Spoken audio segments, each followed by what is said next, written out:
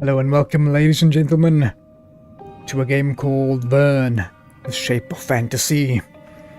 This is a game where you play as Jules Verne, the author, and you dive into his crazy mind of a bunch of different things that could happen. Mostly point-and-click story-based game. I should be reading quite a lot today. So, let's get into it. New game. Played a little bit of it on stream, the demo. We tried out the demo like a month or two ago now. This game saves automatically. Thank you. Let's go.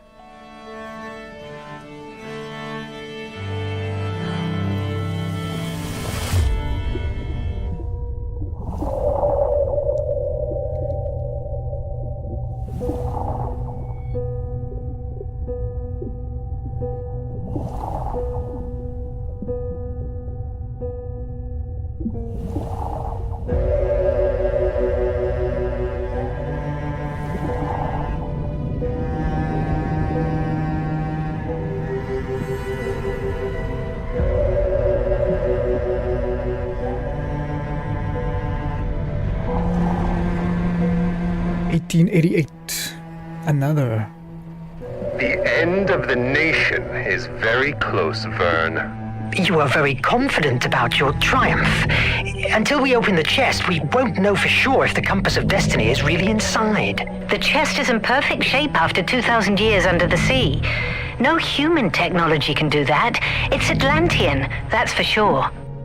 The ship, the inscriptions, all the pieces fall into place. The compass of destiny is inside.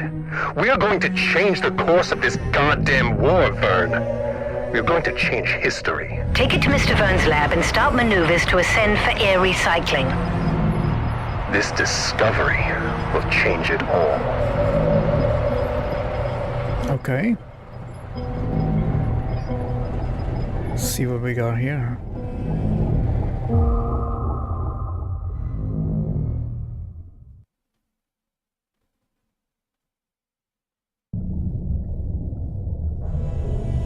There he is, Jules Verne in the flesh. Chapter 1. March 25th, 1888. Scientific Officer Log.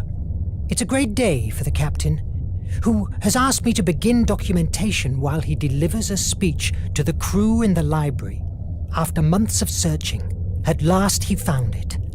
He doesn't have the slightest doubt that the compass of destiny is in his hands. An old artifact that, once released from inside this chest, it is supposed to guide us safe and sound to the flame of Hephaestus, the most powerful energy source in the world. The deadbolt has a complex defensive system, and the... Uh-oh.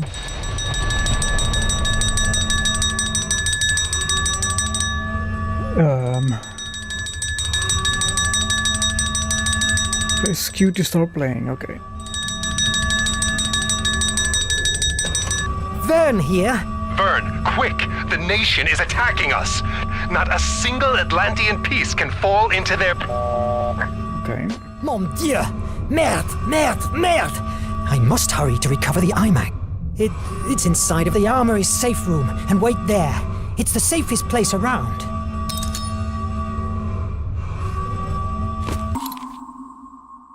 What do you see? The iMag, or the IMAG, Atlantean Reality Altering Device.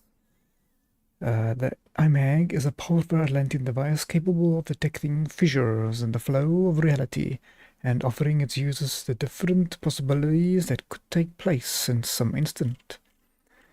The first and unique prototype was manufactured a few months before the incident that caused the destruction of the Atlantean civilization, created with the intention of speeding up the construction and technological development they discovered. However, that the iMag had a limitation. Very few could provide it with the tremendous amount of imagination necessary for optimum performance. Only the brightest and most creative minds could do so. The goddess Placia intervened in its manufacture, inspiring Atlantean engineers and providing ideas for its operation. However, neither she or Primordial could use it, since the emotional influence emanating from the effect of the flame of the Hephaestus disabling it. Whatever plans the Atlanteans had for its manufacture were abruptly interrupted by the Hecatombs that wiped out their land. So the iMag became a unique device on Hemera. After that, it simply disappeared. Its location gave rise to hundreds of theories, the most plausible being that we know now as Greece becoming an object of veneration and giving rise to the pre-Hellenic cult of Planitia, which had a short but tense existence. Alright, if some of the words look like us, we're gonna have a troublesome time today. We have our blog. Okay, nothing we have found so yet. We just start, obviously. See, I know we are running for our lives, but there might be something here. Go to the armory, I guess. What's that? Switch? Ah, perfect.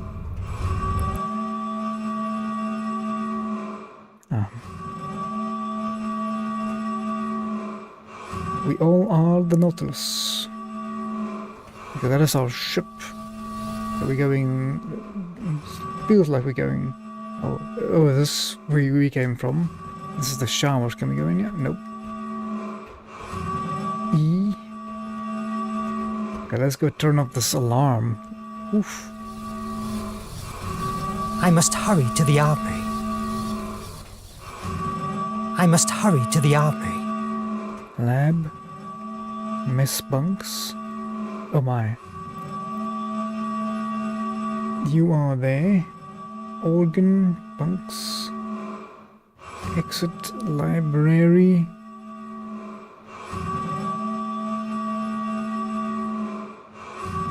Okay.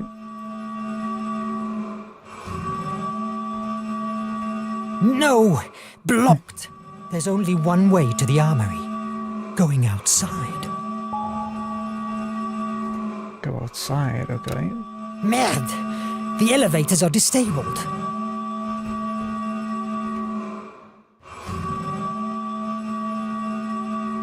Cabin up.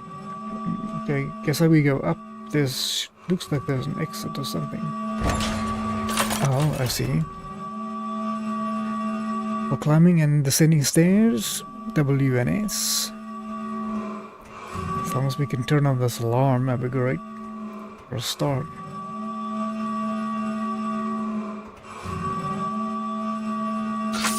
Useless gearball.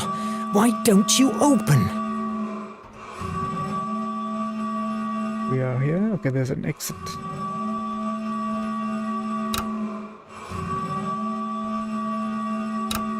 Okay, I can click that, but it does nothing. Okay.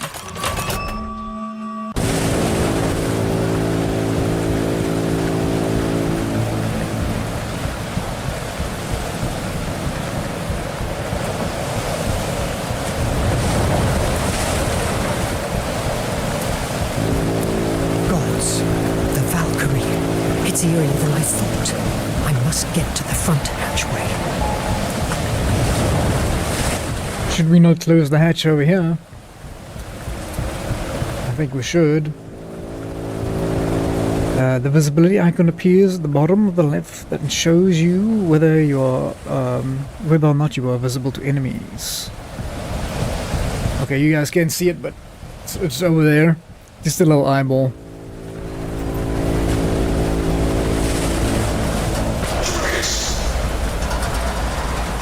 Guess they can see me.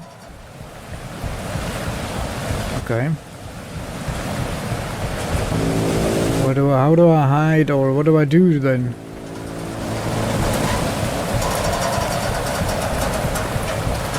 Oh. Oh, there. Okay, there's a shadow. Okay. Doesn't look like you can hide there. Okay.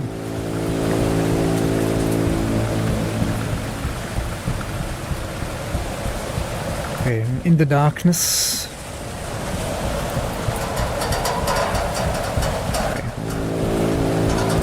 Hide behind this. I think that'll protect us.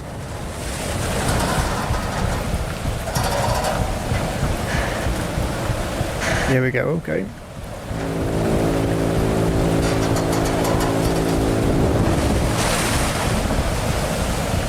Okay, lucky. Let's keep going. Oh, come on.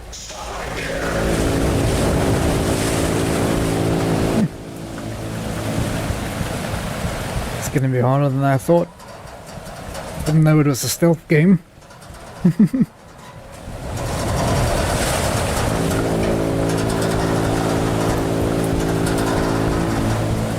let's wait for it to go up again.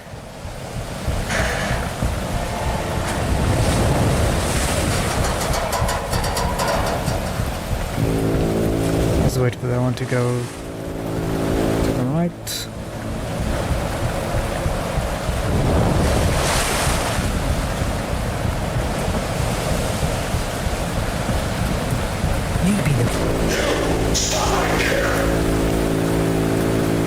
Okay.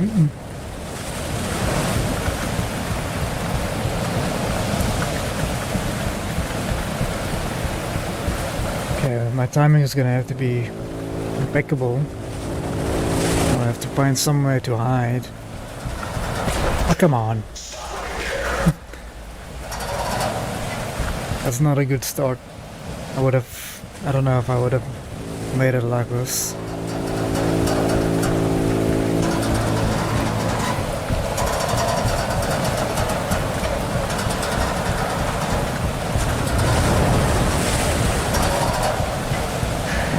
Okay, give it a second.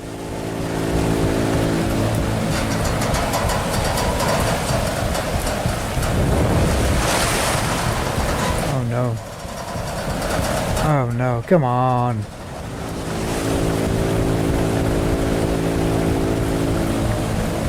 Oh no.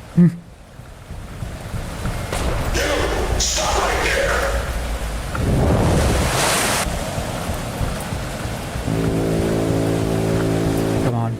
Okay, I'm still safe here, okay. Very entertaining so far. Me struggling. I'm struggling. Why am I struggling so badly? How did that little piece... That's not cool, man.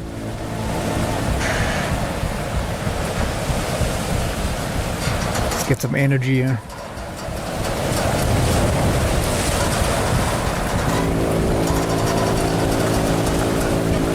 Okay, we gotta learn some patience.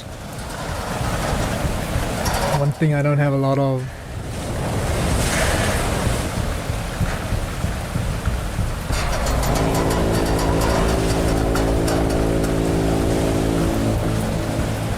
Guess we just wait here.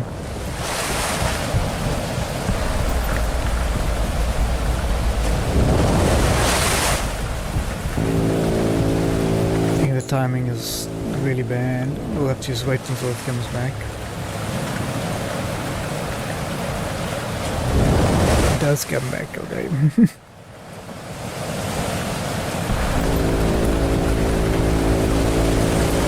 Uh-oh. Oh, there's a hidey here. Okay, that was not obvious. Maybe the main door is not a good idea.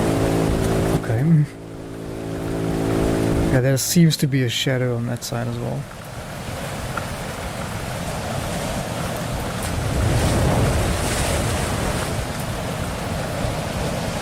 Okay. Do I just wait for the light? Do I move forward? There, okay.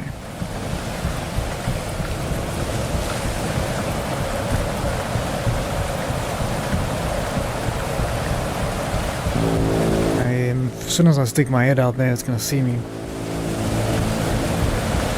But I have to wait until it gets there because.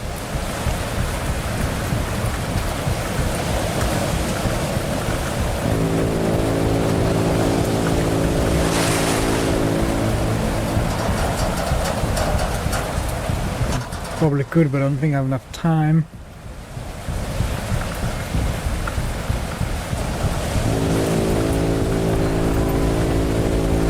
Let's not mess it up this time. Let's see how far it goes. I'm gonna try. Okay, great.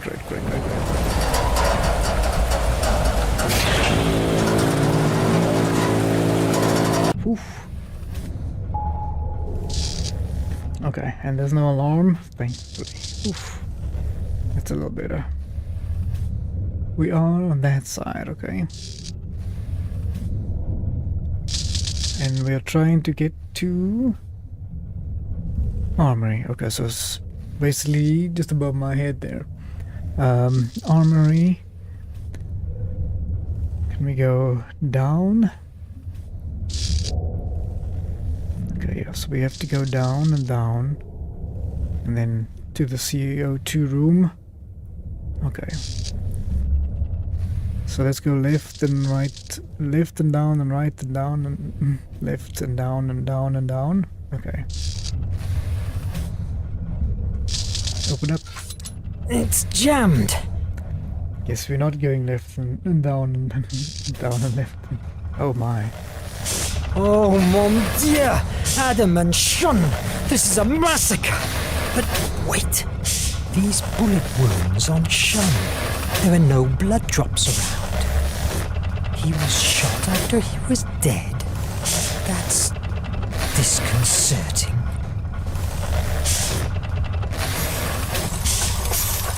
Okay, anything on this side?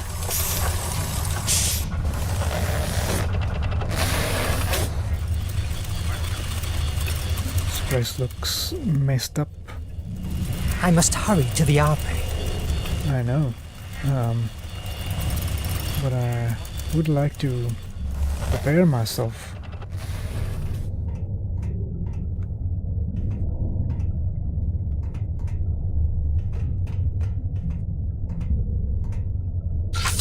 It's jammed. I have to go down to the armory. Maybe I can open the safety hatches from the bridge. Okay. There's always something else. Let's see where we are. We gotta go to the bridge.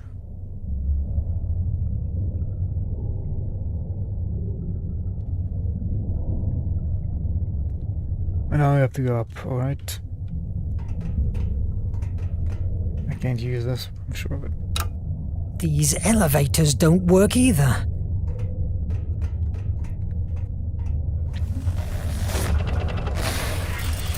Now I can go up here, yep, right. What do we have here? A button? That's useful, if it worked.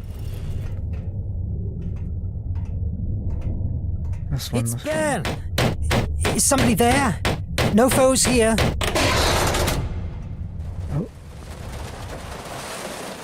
Adriel, where's everybody? And Nadine? The pilot has disappeared. Very likely she has been captured with the others at the library. What happened? How is that even possible that... I don't know. The servo radars didn't work. Nothing has worked. They crushed us. Damn Raven. The Raven? Merde! Well, that's not the worst of all. The captain has activated the Nautilus self-destruction. What? He will never let his technology fall into the hands of the nation. How much time do we have? Less than 10 minutes. Mon Dieu! You are the second in command. Can't you disactivate it? Only Nemo knows the code. He told me to protect the bridge to speed away as soon as we release ourselves. But the engines are currently paralyzed until the captain reactivates the core. That's why we're still outside. Oh my God! What will we do? You are the only one who can do something. What? The only what? I'm not a soldier. Well, now you must become one. I will open the hatches to the armory chamber. Once there, take the IMAG and do whatever you can to save the Nautilus. The IMAG? It's not a weapon. We barely know how to use it or what it can do. What if it sinks us? What do you fancy more? A quick death beneath the sea or a long life of tortures at one of the nation's penitentiary mines? Move!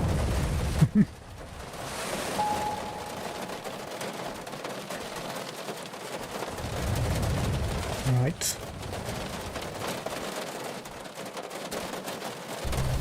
Control room. I still have some stuff to do.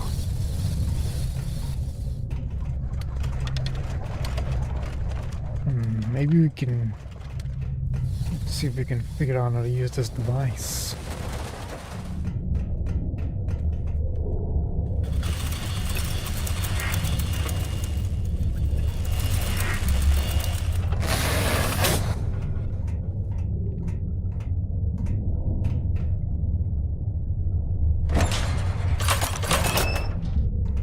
Okay, down we go. 5 minutes for self-destruction. Please go to your safety stations. Mon Dieu! That doesn't sound good.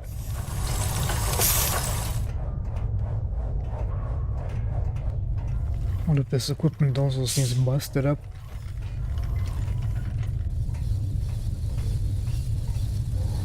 Yeah, even more busted up. He grabbed that paper with his last strength. It's bloodied. Okay.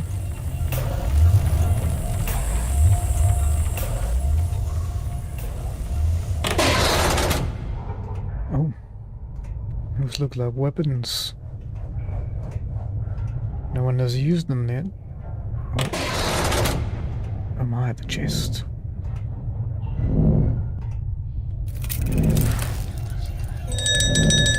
I'm coming, I'm coming! Okay, come on. Armory here. Verne, the opto-recorders show that the Raven has cornered the captain and the engine core. Go there. I will open the hatch. And what am I supposed to do? Think. You'll figure something out. You're an imaginative guy. Merde! Oh no. Well, now we can figure out how to use the iMag. This Atlantean artifact capable of detecting cracks in reality and making small rewrites at specific moments in case things get difficult for me. Activate. The iMag offers logical choices. Explore the world and get more options. Select one, but be careful. Not all of them have a happy ending. Okay. So how do I...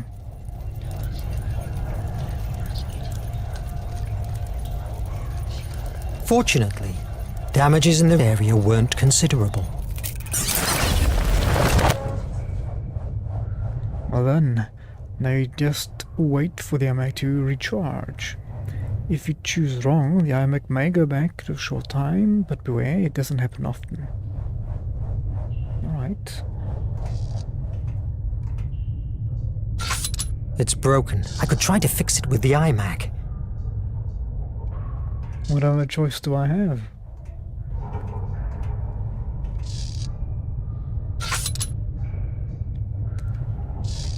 And how would I use it with the iMag?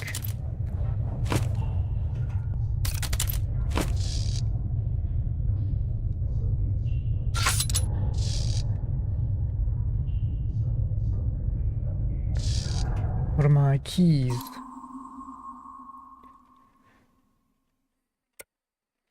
Let's see, what are my controls here? Open iMac C, okay. No spark. The electric board kept withstanding. Okay. Nice, alright. Save Captain Nemo. Can we open a map or only when we... That paper. I could try it with the iMac. Okay. Release paper. Before dying, he released a paper he was holding in his hand.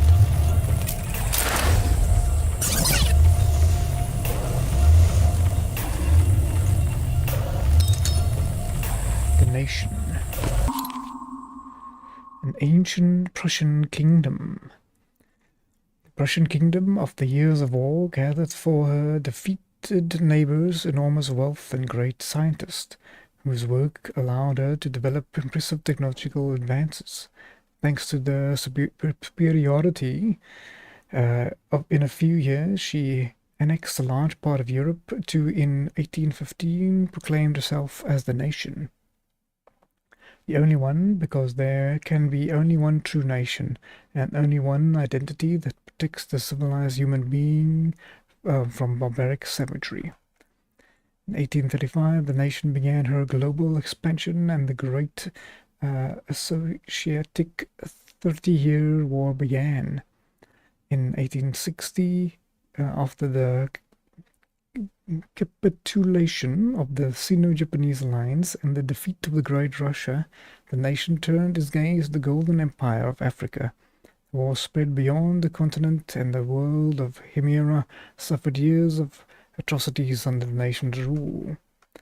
In 1880, after several years of tyrannical peace, thanks to the technology developed by the Captain Nemo, thousands of citizens finally united in a global resistance to fight the planetary-scale guerrilla war against the nation. To the surprise of their military leaders, the fire of the revolution was rekindled throughout Hemera. Today, the nation is led by men of the Curia, a select group of 23 pro-men, members of the political, military, and scientific elite. Each year, amid the great display of patriotism, a member of the Curia assumes power, but it is no more than a formalist, since the nation is merged by more than one head. In fact, one of its foundations can be great power struggles between the various groups that fight to occupy as many seats in the Curia as possible. One can only become part of the Curia by replacing one of its members, so accidents, illnesses, and suicides are not uncommon in its history.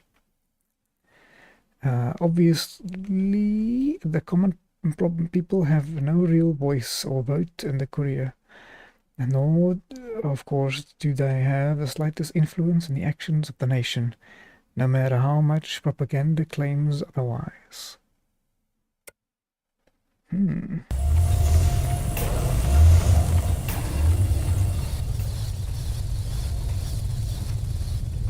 Okay, here's a map. Let's see. We need to get to...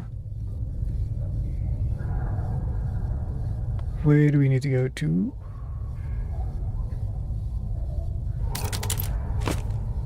Or open my inventory. Or open my...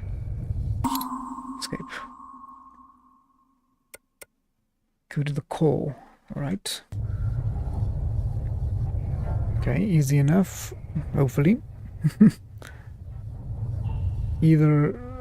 I guess down to the maintenance and then up. Don't see any other way.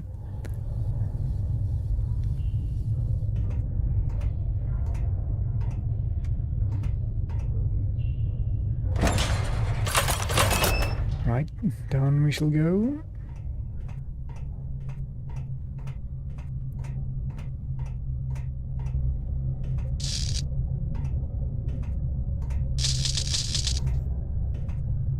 Blocked!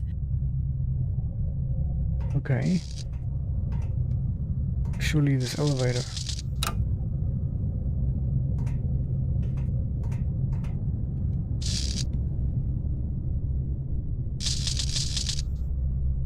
I can only think to use the elevator, but I can try and maybe repair it. No Clorox in the flow of reality. Tidy. How do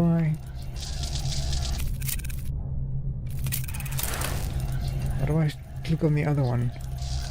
It looks like this R and T. Oh. Bomb proof? Tidy person. Okay. Maddie is so good stacking supplies that not even the bombs could have moved them.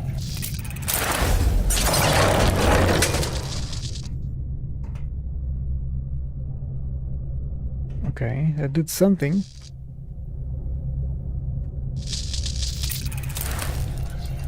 Bomb proof. The explosions didn't affect the room. Oops. I still have some stuff to do. Last action. Before dying, he left the emergency hatch open.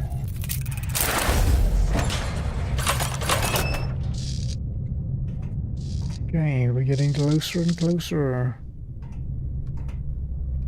The bridge is up, the Nautilus, and the Doctor and the Diver. Down to maintenance? I think it's maintenance. Fire at will! Watch the flanks!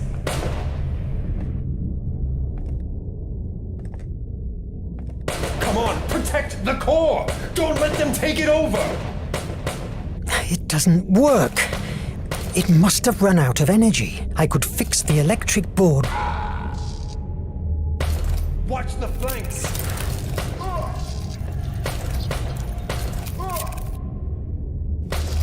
Oh, okay. Fix the electrical panel by removing the melted part, which is now on, okay, and I have to move it out this way. Alright. Select. Fire at will! Okay. And I'm just gonna move these over here.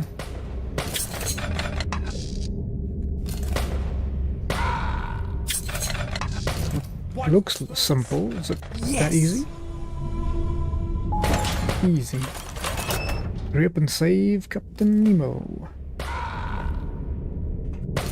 Watch the flanks!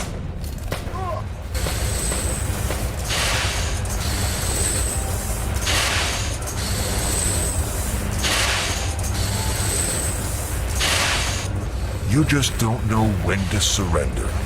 Isn't that so? Of course not.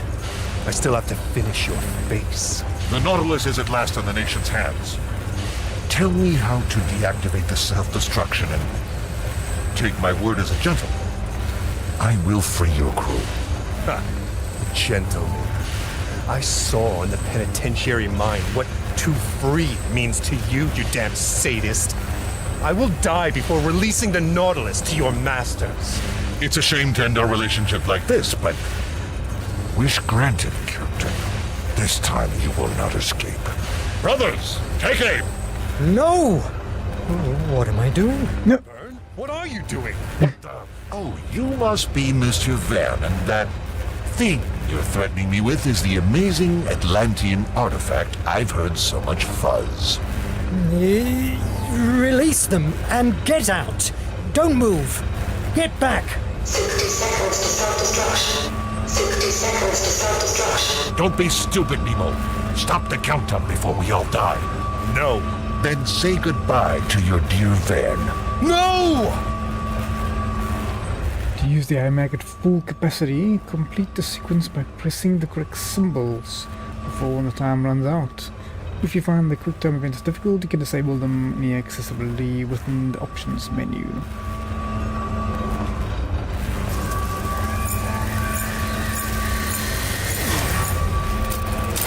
That one wasn't too difficult. Again? No!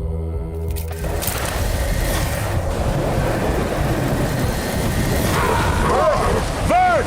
I will find you! The iMac had never displayed that amount of power before. My mind was dragged again to the bridge, an image that was torturing me over the last months. I didn't wake up until a few hours later, a time that surely Nemo felt was like an eternity.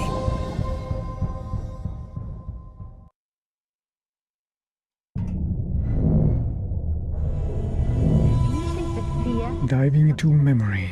and hopelessness don't exist? Captain, my take is that the only way to open it safely is exposing it to the iMac. Are you sure? This deadbolt is a piece made by Phobos priests. Their devices were famous for being impenetrable, forged with the remainders of a meteorite. If anyone messes with it, it will launch a discharge of an energy that will cause a deep, infinite terror to whoever receives it. An energy that causes terror? That's preposterous. Maybe for you, but for the Atlanteans, the power of Phobos was real enough. Do you think that fear, destructive imagination, and hopelessness don't exist?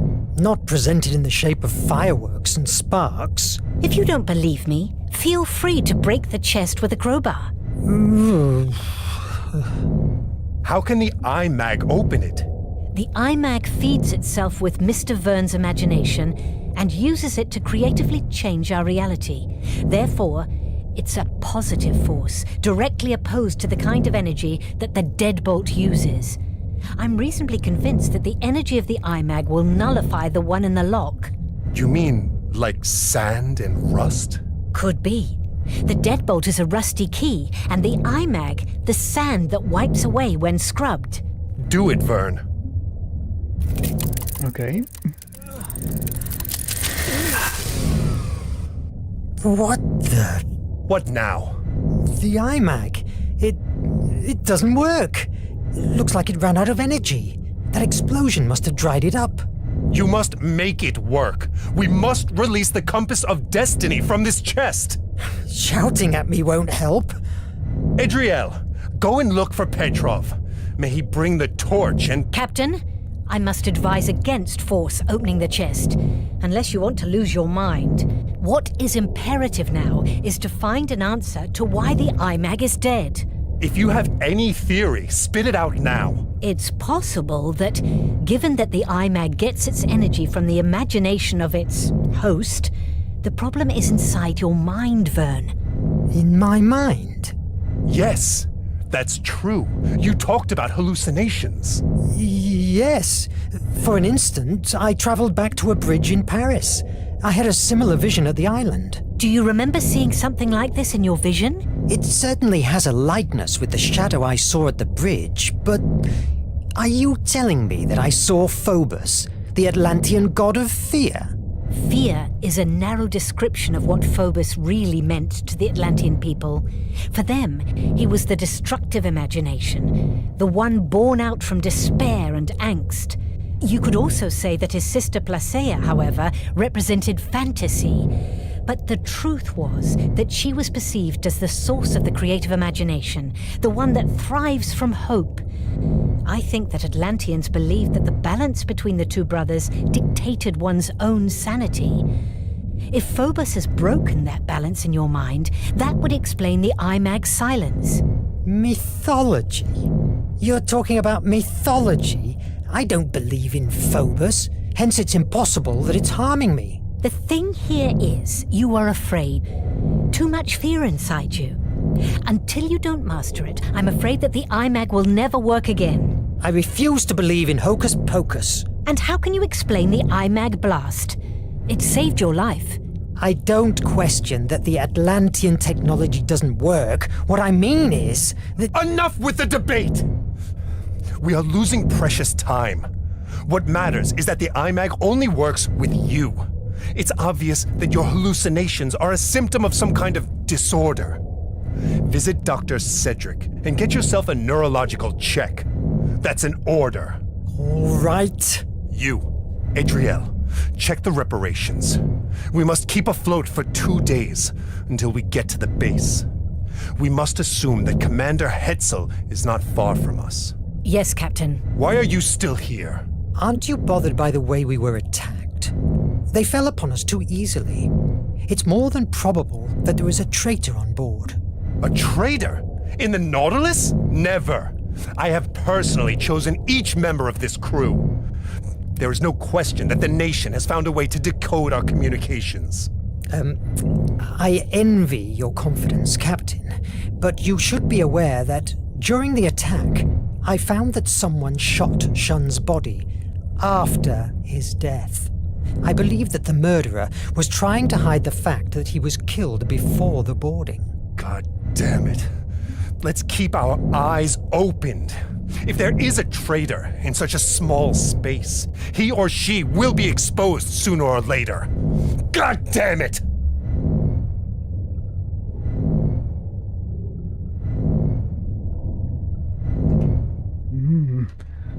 Chest.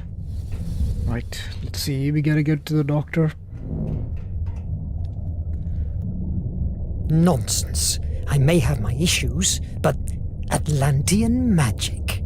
Come on. Let's go to Deck 3 to see Doc. Can I access any of the other rooms? Doesn't look like it.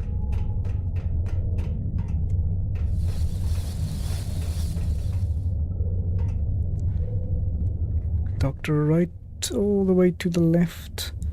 Okay, I guess we can go down to the core and to the left. That might be the easiest.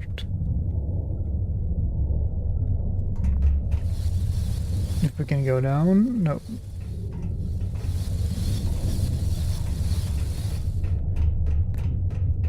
And I don't think we can use our... Doesn't have juice. Yep, not available. It's fine, we'll go through the library. Nemo's organ has always fascinated me, and also gives me chills, just like the captain.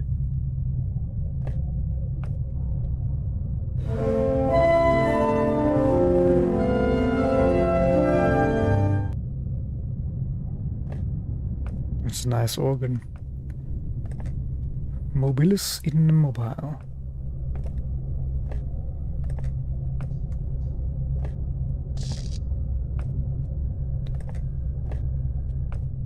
Okay, let's keep going left. It looks broken. To the bridge.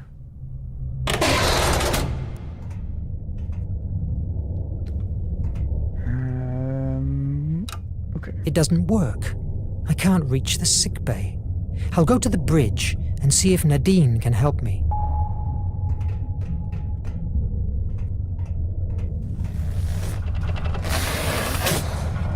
Mr. Verne, don't come any closer. These carbo exhausts are quite damaged, and you could breathe polluted air. I will, but what about you, Sue? Don't worry, I'm used to it, and it takes a big deal of carbon dioxide to knock me down. Will they hold until we reach the base? I'm working on it. Oh, they must hold. Without them, we couldn't breathe. I'll stop bothering you. Good luck with that. Thanks. I will need it.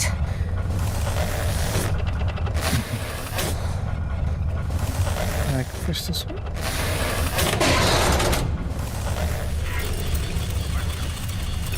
Yeah, this is the way to the deck.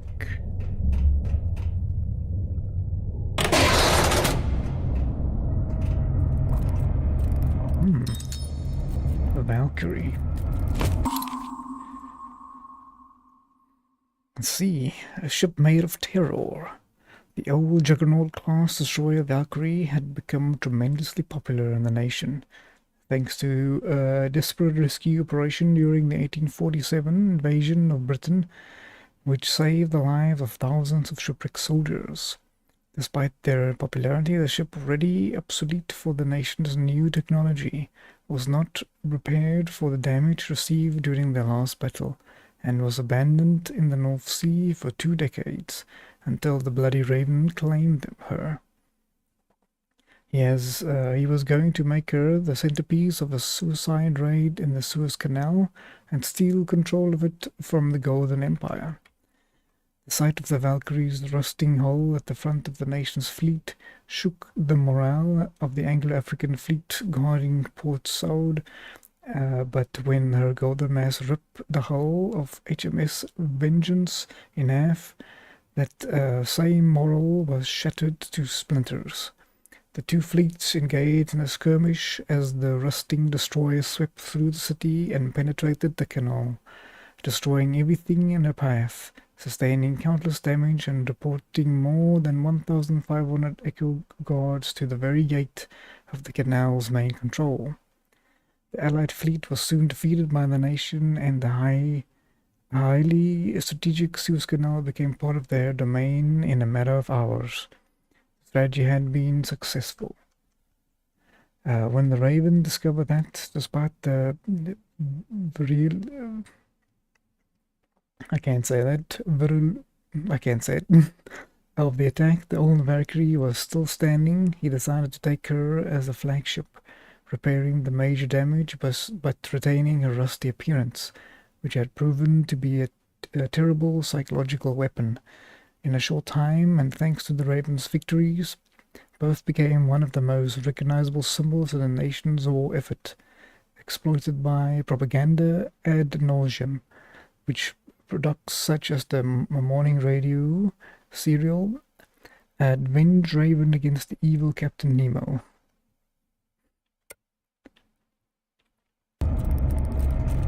What else do we have here? Nadine is always reading these penny dreadfuls. Awfully boring literature, so to speak. Jules, good to see you. Nadine, I'm glad you're alive. I have a big headache thanks to a rifle butt, but I'm in one piece, not like this melting piece of junk. It is still a striking piece of junk. That's because I'm the one who steers it, babe.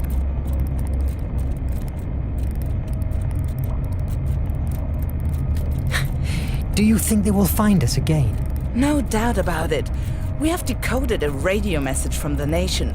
The Raven is still alive and it's behind us at full throttle. Your hocus-pocus stuff only sent him 200 miles away from us. Sooner or later, he will fall upon us, and that's for sure. If we keep ourselves underwater, he won't find us. We have been 2 days without recycling air, and the oxy-recyclers are quite damaged. If we don't emerge soon, you will discover what it's like to want to puke with every breath. Wonderful. Wonderful. The ambush. The attack has been more of an ambush, don't you agree? They were waiting for us. Did any radio message come out the days before? You must have seen it.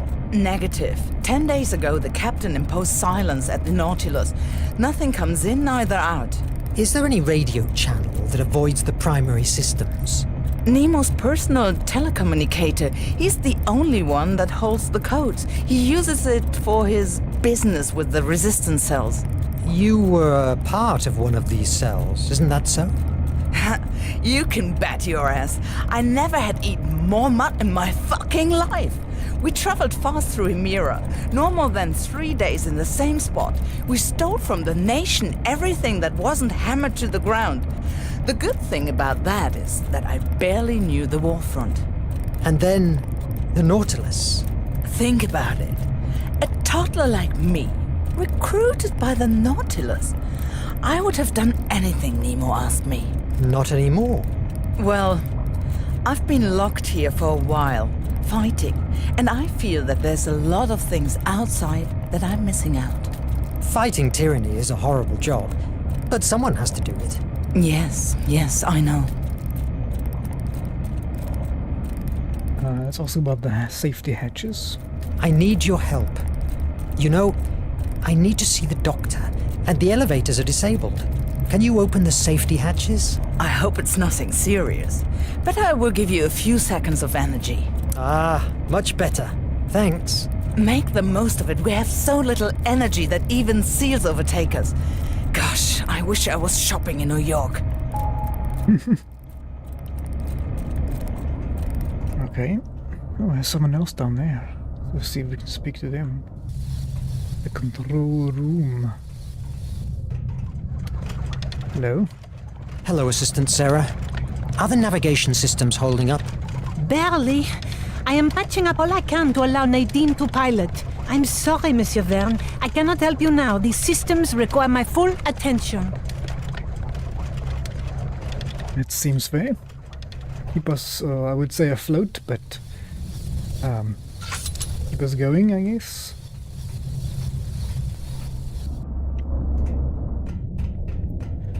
Right, so which way are we going? Can we go through here?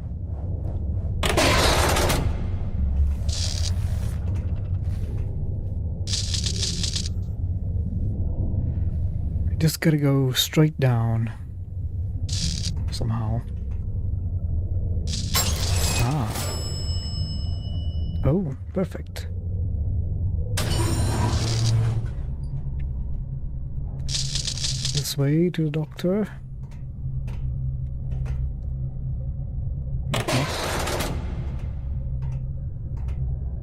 Verne, you were here.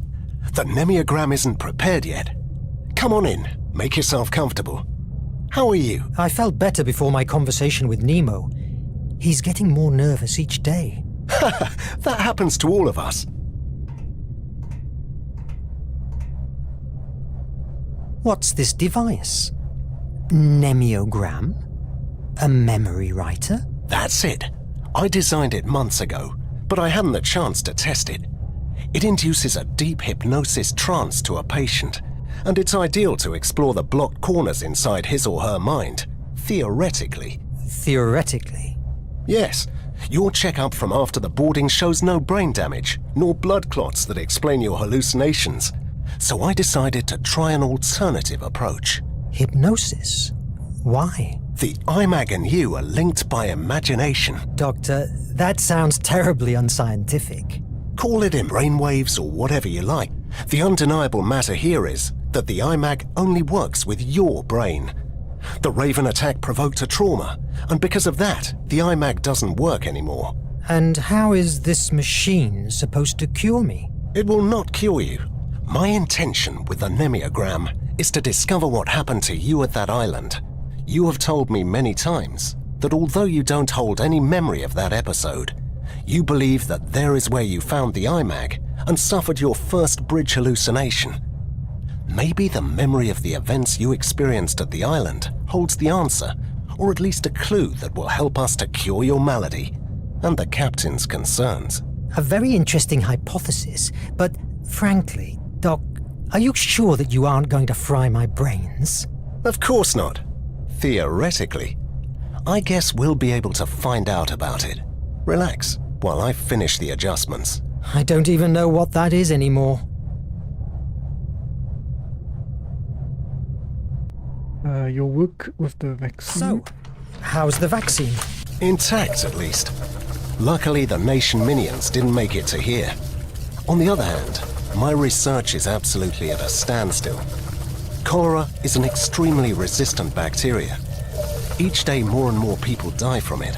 For what I've been informed, the horror I lived in India is nothing compared to what is going on right now among the workers of the Nation's factories. You know you have me here for whatever you need. In the event I survive this machine, of course. The Bloody Raven. Someone around here has told me a story about you facing the Bloody Raven years ago. I don't know who has told you such a stretch of the truth. I just have seen him once, from away, and he still froze the blood in my veins. It was a long time ago, in India, in a village in the middle of the jungle. We the Brits were holding our position in front of the Nation's advances until the Raven and his Echo Guards arrived. How do you think they have found us? We didn't emerge for 3 days. I've been at war too many years to still believe in coincidence. When do we start? When do we start? It's ready. Let's begin. Focus. Tell me about the bridge. It's a bridge. In Paris, I believe. Mist surrounds me. I have a strange feeling, because there is someone else here with me. I have felt that very same presence before, at the island, before the Nautilus. Focus on it. Let yourself go. I'll try. It's difficult to focus. Everything began 6 months ago, the day of the wreck of the AES Annabelle Lee.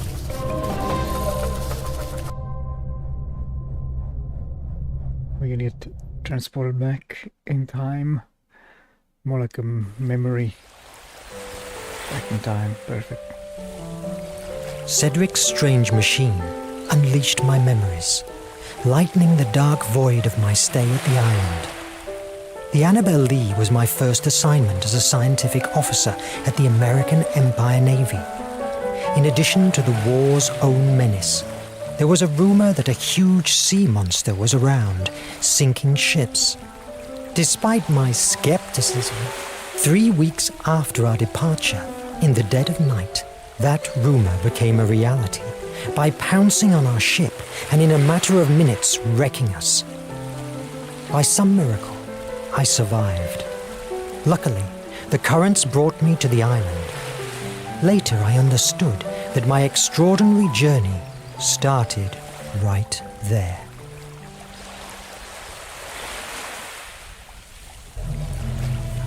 Wake up, Mr. Verne.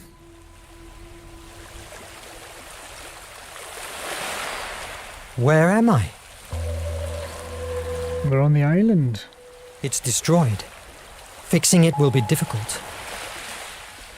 Alright, so this seems to be the same as what was in the demo, so I'll try and do this. Oh God. The attack. The monster. That sea beast came out from beneath and rammed the Annabelle Lee, ripping apart the hull like a rotten fruit. Why is it so hard to recall?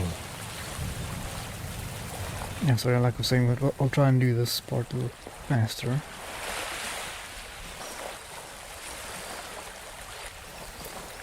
There's no sign of life. Maybe I will find someone inland. Oh, I need food.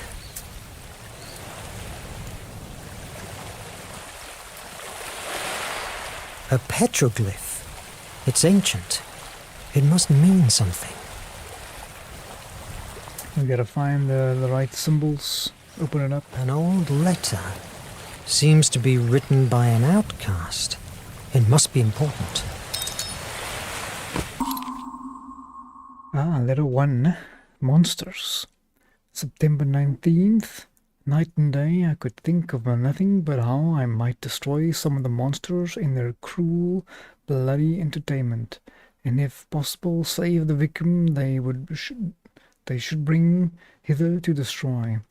And what could one man do among them, when perhaps they might be 20 or 30 of them together, with their darts or their bow and arrows, with which they could shoot as true as a mark as I could with my gun.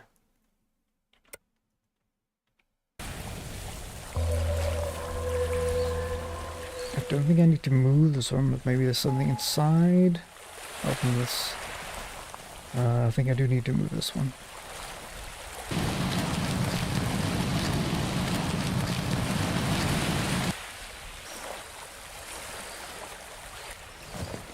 Up we go. Gotta look at this view though. It's still impressive. Very nice.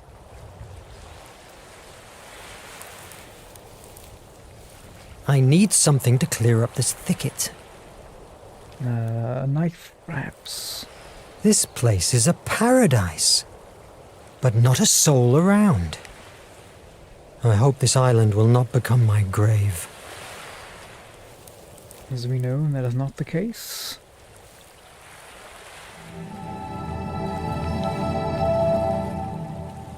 Oh, the first time I saw this now, that's a skull there in the on that mountain. I didn't see that before. I didn't realize it. But it's overgrown with leaves and stuff, but that's definitely a skull. Alright.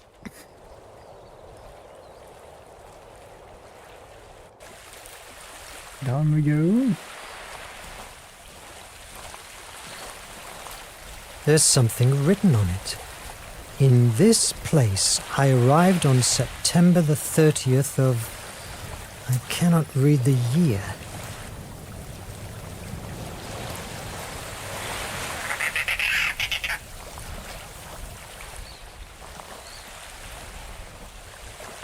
Another petroglyph. The symbols are different. A lift. A former inhabitant made it. I hope that if he's still around, he will be friendly. However, it's been a long time since this was built. It might work, if only I could find a tackle. I'm sure there's somewhere down this way. I need to break the lock.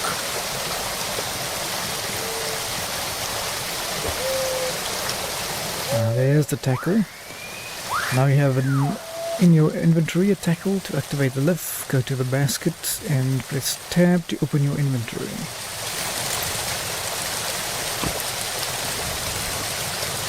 Double check on this side. There was something here if I remember.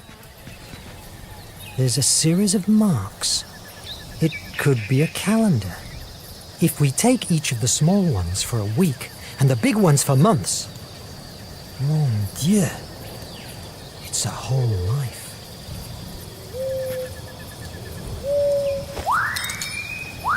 And letter number 2. November 27th. I was so much amazed with the thing itself, having never felt the like or nor discoursed with anyone that I was like one dead or stupefied, and the motion of the earth made my stomach sick, like one that was tossed at sea, but the noise of the falling of the rock wakened me. It was where and arousing me from the stupefied condition I was in, filled me with horror, and I thought of nothing then but the hail falling upon my tent and all my household goods, and burying all at once, and this sunk my very soul within me a second time. After the third shock was over, and I felt no more for some time, I began to take courage, and yet I had not heard enough. I had not hot enough to go over my wall again for fear of being buried alive, but sat still upon the ground, greatly cast down and disconsolate, not knowing what to do.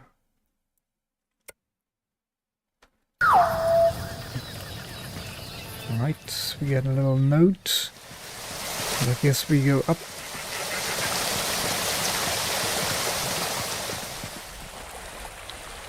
Use the inventory, use the tackle lift. Great, remember you can use any item from inventory by pressing the action where the use is required, but it can only work with items, the right item.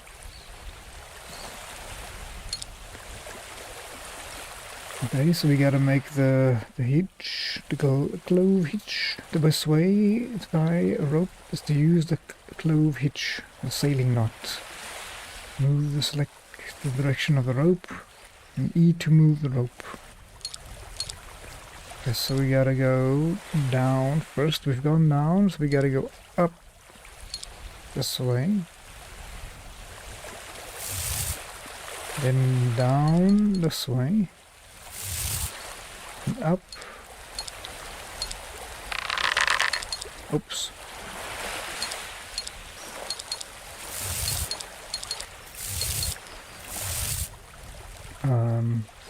Over like this, I guess. Yes!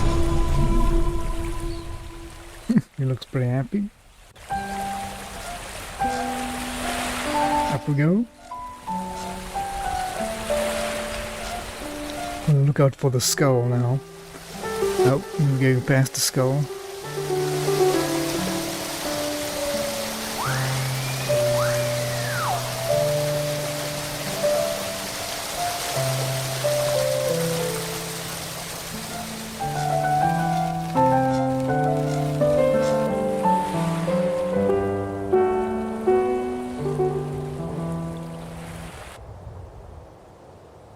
This will have another view.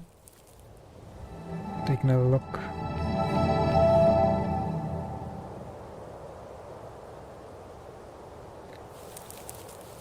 If I was up there, I would have definitely stand a second and have a look at the view.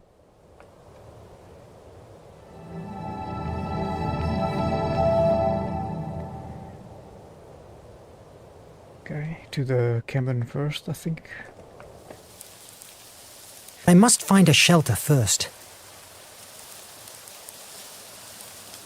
Spaces in the trees.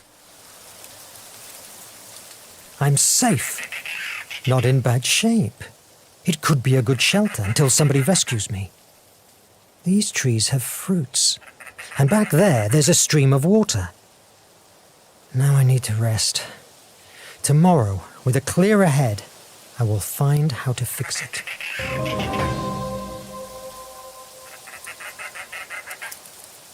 Right, rest I up, buddy. spent 2 days completely alone. Despite that, the island was familiarly comfortable. It was a beautiful place. All my life, I dreamed about freedom and exploring the world. Maybe that was the way destiny had to give me the chance to fulfill my desire for adventure. What the hell? I wasn't wrong.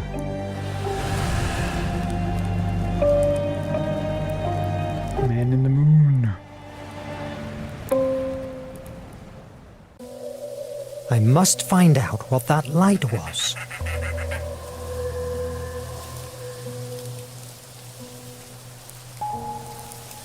Investigate the hill. I need to break the rope.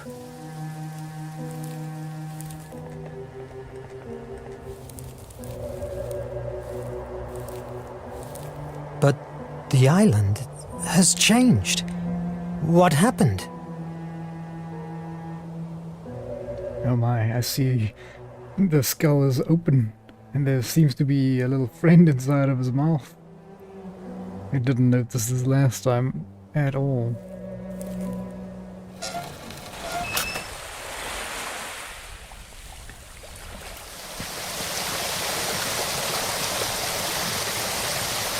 I just want to check here quickly. Don't think there's anything there.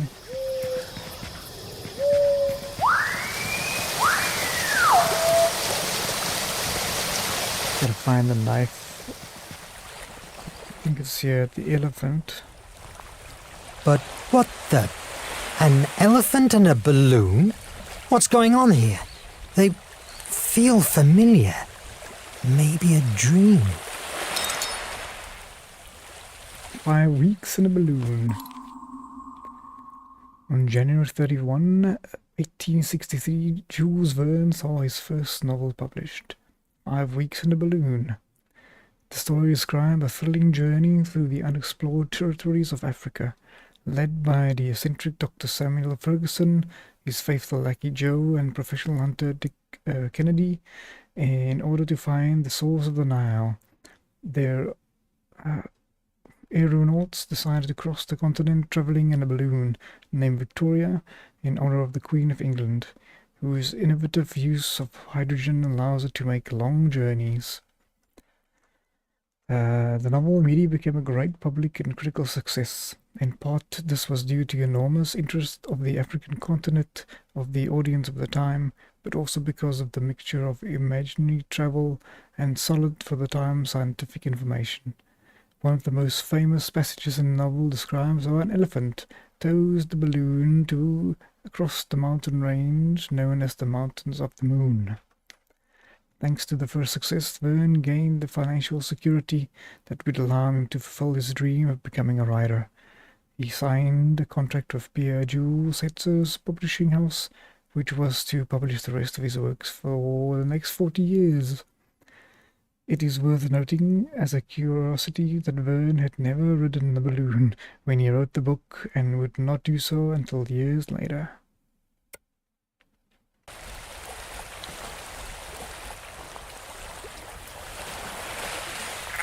Edgar Allan Poe, Alexandre Dumas, Victor Hugo. Never heard these names before. How strange. They don't look like they have been dragged here by the sea. Where do they come from? They're from your mind. What's going on here? Compagnie Parisienne de l'Électricité? That can't be. How does a streetlight get here? And this writing desk? Again, it's weirdly familiar.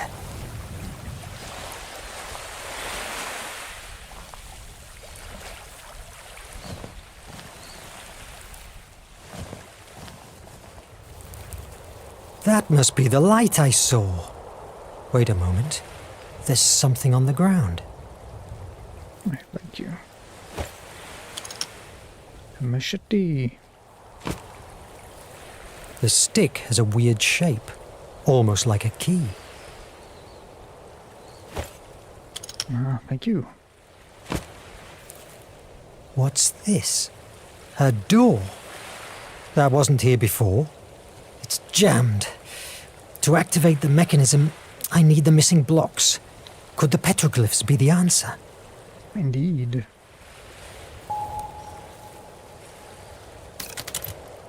Here's the machete. I need something that can help me. The key, yes.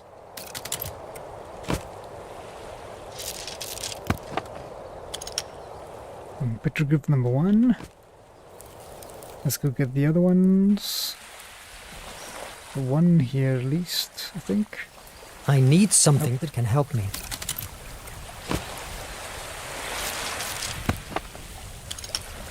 Number 3. Let's just check the boat. I don't think we're able to use the little boat yet. It's destroyed. Fixing. Oops. Yeah, we need to get the flame before we repair it. Roll it back in time.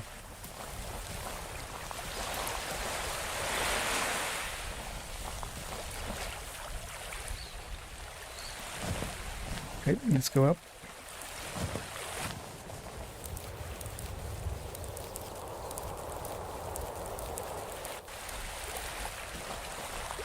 Okay, this one on the ground is easy enough to get.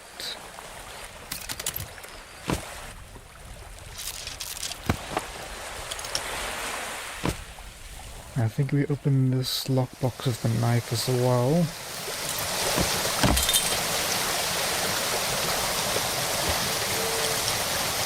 tools. There we go.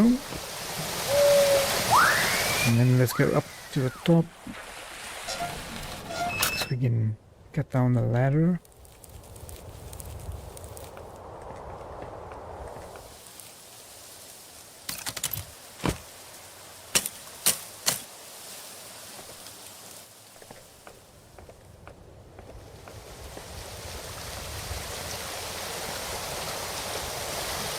This puzzle was also not very difficult. It's just moving and stopping the ladder at the right spots.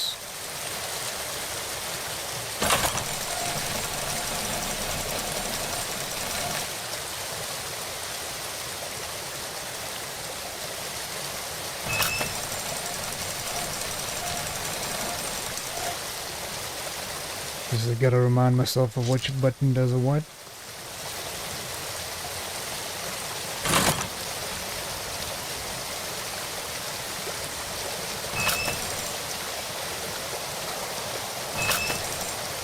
Can we do some more?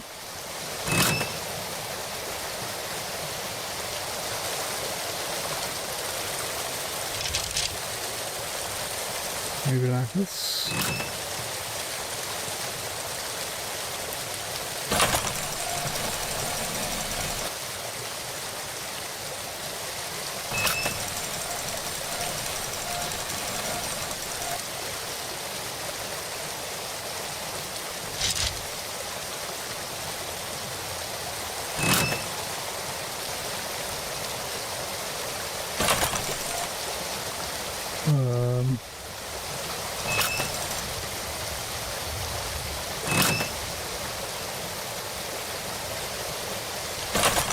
Yeah, I forgot how to open this. We'll figure it out.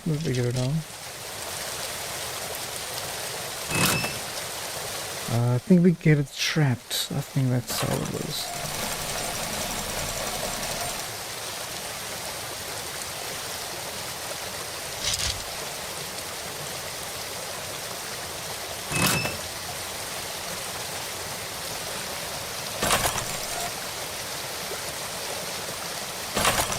There we go.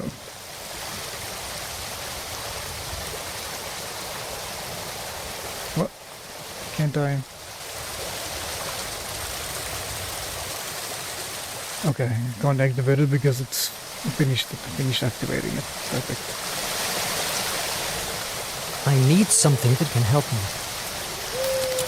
Get some more tools. Fix that up, buddy.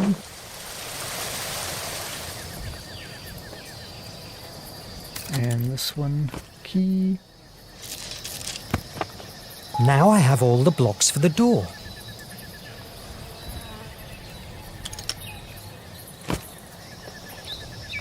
Another note. A third letter. January 8. He has no sooner landed upon the earth, but he moved forward towards me, with a long spear weapon in his hand, to kill me. And when he came to a rising ground at some distance, he spoke to me, or I heard a voice so terrible that it is impossible to express the terror of it. All that I can say, I understood what it was. Seeing all of these things have not brought three to repentance, now those shall die. At which word I thought he full lifted the spear that was in his hand to kill me. No one that shall ever read this account will accept that I should be able to describe the horrors of my soul at this terrible vision. I mean, that even while it was a dream, I even dreamt of those horrors, nor is it any more possible to describe the impression that remained upon my mind when I awoke and found it was but a dream. Scary dreams we got there.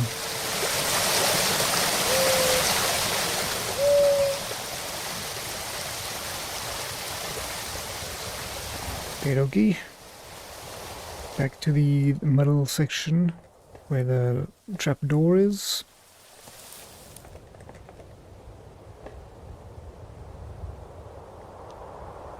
Just wanted to check on that skull again.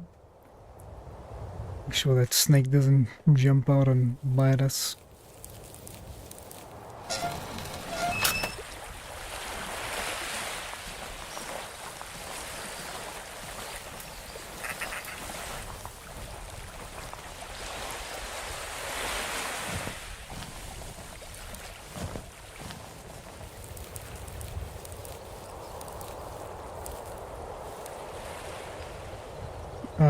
We just gotta rotate them so they fit into the right spot, so...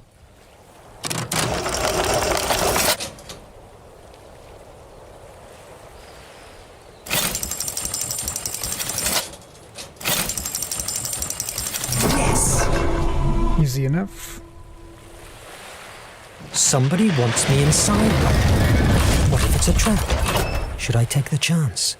However, I could probably find inside an explanation for what's going on.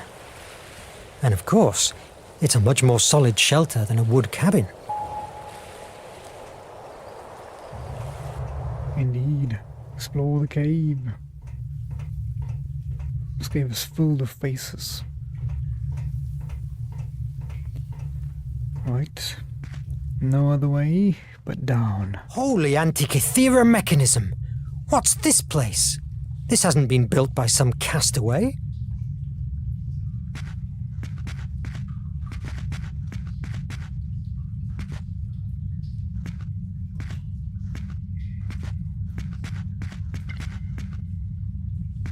Don't remember there was something down here. Oh, there's some writing. Runes? Something enigmatic they hold. This gallery could lead into the center of the Earth.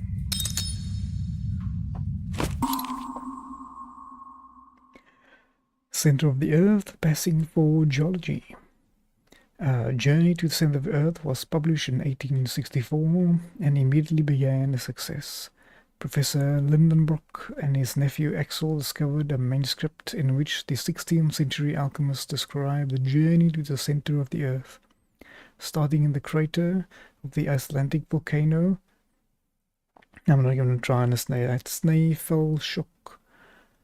Following the directions of the trail of runes engraved in stone, they traveled through the fantastic subterranean kingdom, in which among their amazing discoveries they discovered an inland sea the size of Europe, a battle between Jurassic creatures, and even an encounter of primitive hominoids.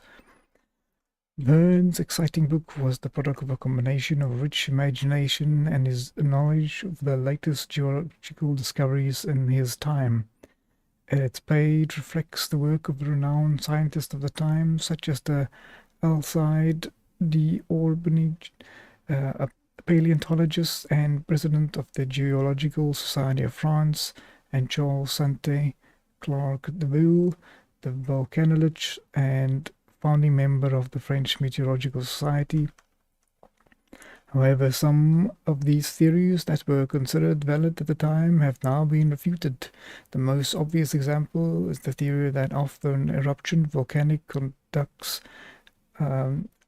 conduits remain hollow, and that for this reason a worldwide network of interconnected subterranean caverns was possible. Modern scientists have shown that these conduits are too small and clogged with small rocks, making them unfortunately impassable to humans.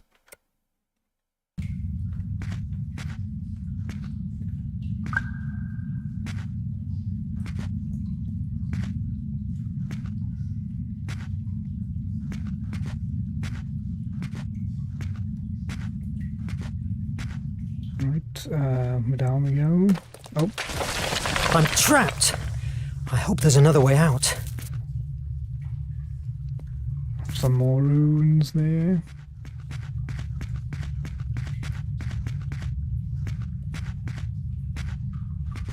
Mon Dieu! What's going on this island? The Life and Incredible Adventures of Robinson Crusoe by Daniel Defoe. Wait a moment. I remember that.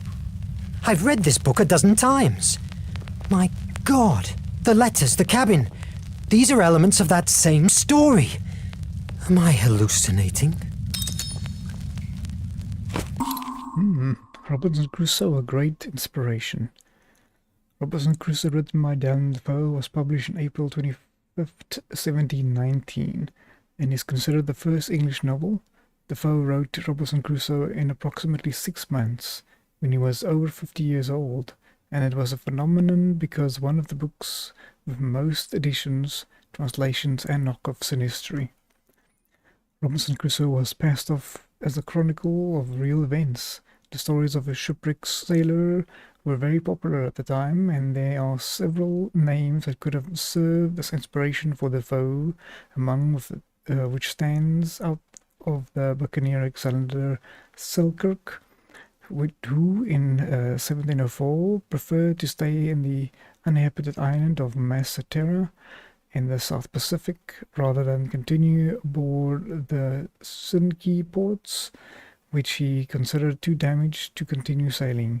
After 4 years and 4 months of solitude, he was rescued, safe and sound, by the Duke of another privateer ship. Upon the return to London, his story of survival made him a celebrity. In 1966, the island was renamed Robinson Crusoe's Island. Jules Verne was a great admirer of Defoe Robinson's, something that is evident in many of his works, such as The Mysterious Island, although the cave which leads the protagonist to the island in the title was not a shipwreck at sea, but the fall of a hot air balloon. In 1882, he published A School for Robinsons, which he shipwrecked his characters on an island where they had to survive all kinds of dangers and threats, such as the inclement weather, tribes of cannibals, and even wild animals, with the only help of an apogee of their own hands. By the way, the full title of the works was The Life of a Strange, Surprising Adventure of Robinson Crusoe of York, a mariner who lived 28 years all alone in an uninhabited island of the coast of America near the mouth of the great river of Urangi, having been cast on shore by shipwreck, wherein all the men perished by themselves, with an account how he was at last as strangely delivered by pirates, written by himself. Beautiful, beautiful name for a book. Wait a moment. There's a note here. What mystery is this? All the books have my name on them, but they're all blank. No titles.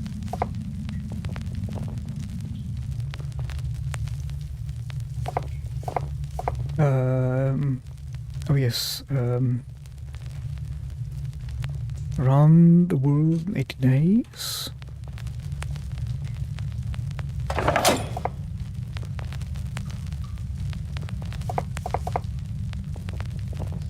Oh, we'll do number 1 first. From the Earth to the Moon. Around the World. Green Ray. And the Golden Volcano. Yes!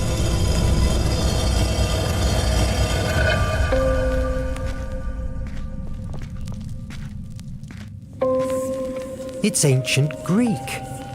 The gift of Placeia will help you to change pieces of the world. Only if your imagination is as brilliant as her flame.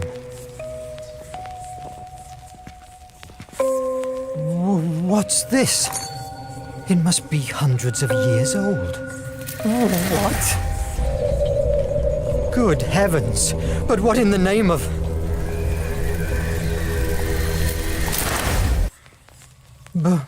But here again? What's going on? Did this artifact do it? What is this?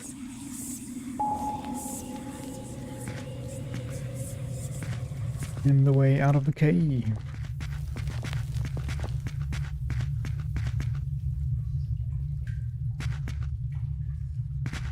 Wait a moment. The inscription. The gift of Placeia will help you to change pieces of the world. But maybe I could fix them with this devilish artifact. Go back in time. Oh, very strong. Very strong? Fortunately, stones resisted and kept withstanding.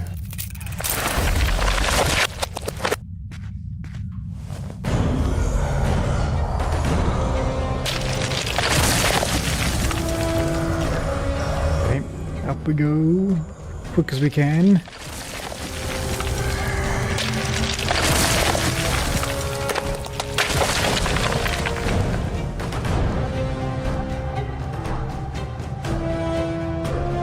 Alright, let's go fix that lifeboat. This is a nightmare! I must run away from this island. Maybe I could fix the boat with this devilish artifact. I'd rather face the dangers at sea than stay trapped in this madness.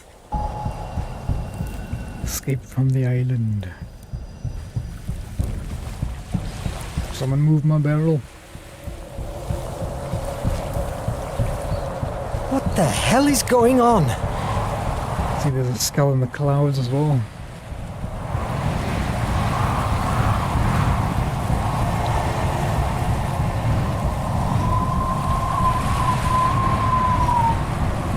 Right, this is about as far as the demo went, so it's all new from here.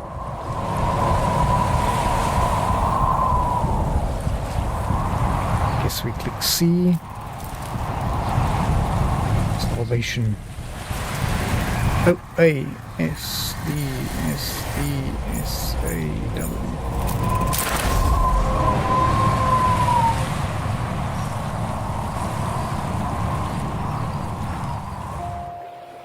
Hours later, while I was drifting away, my head still boiled with questions. I could never imagine that my salvation would come in the form of the monster that destroyed my own ship. Scared to death, I discovered a new truth. It was a monster, yes, but made of steel. Nautilus. Of Captain Nemo. The aftermath of the inevitable. I could never imagine that my salvation would come in the form of the monster that destroyed my own ship. What a tale! If I hadn't seen the iMag working with my own eyes, I would truly believe that you, as we doctors say, were as mad as a March hare. Does something of this make any sense to you? Not at all, but it's not me who has to find it. However, it's obvious that everything, your hallucinations, your amnesia, the books, even the island, draws lines that link your mind with the iMag. Any clue of how we can fix that? Have you considered that your status inside the Nautilus could be the reason for your, let's say, disconnection? It must be hard for you to live together with the ones responsible for the attack that sank your ship. Months ago, I would have told you yes, and that I hated them for it. But I understood that war is war, and I must recognize, much to my regret, that the captain has opened for me the doors of an incredible world that without the Nautilus and his technology, I could never dream of reaching. Am I a prisoner? Well, there are much worse prisons out there. We're all trapped inside the Nautilus one way or another, my friend. A similar dilemma afflicts myself since I began to be part of this crew. I consecrated my career to save lives, and now I'm a piece of a ruthless war machine. On the other hand, my cholera research is only possible thanks to Nemo's technology. He's an extraordinary man, but fearful. His current condition is unsettling. History will judge him as it will do with us, and whoever writes it will park us in the place he believes we deserve. Now, go to your quarters and get some sleep. Doctor's orders. I think that's a good idea. We're able to even get back.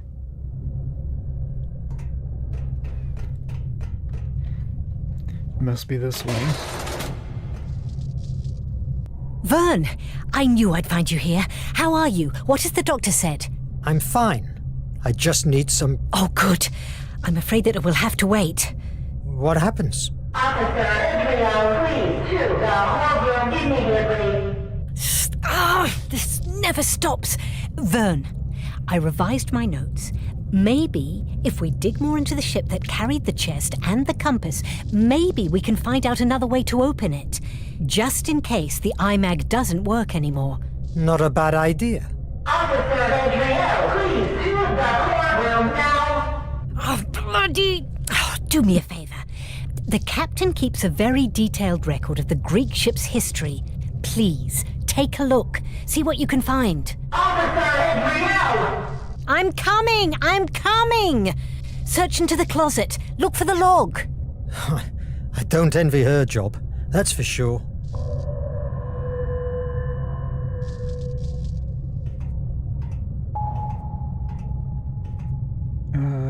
So it's log in the chart room, right? Let's see, where's the chart room? Oh, right at the bridge, alright. This should take us up. Thank God, the elevators are still working.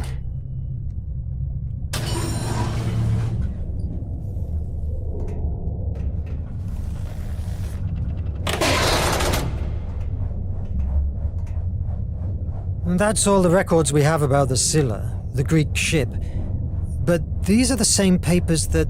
Wait, what does this mean? This note. Important info in audio cylinders 399, 244, and 219. Okay.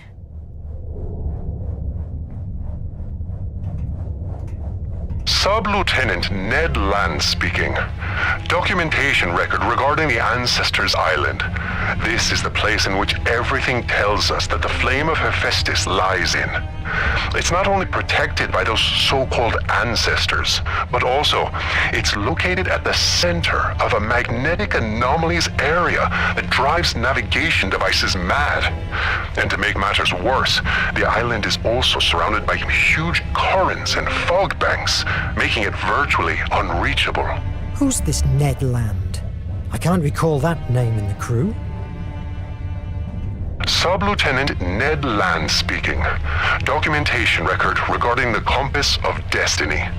According to our research, this compass, crafted with a mineral only found in the Ancestors Island, always points to it, as if it was its own north. This, combined with a coordinate system, was used by the few ships that still traded with the island. Nothing new, but what happened to this officer? And where are these final notes? Oh. Hemera Orbis, is this the map of the world? The Sea of Darkness, okay.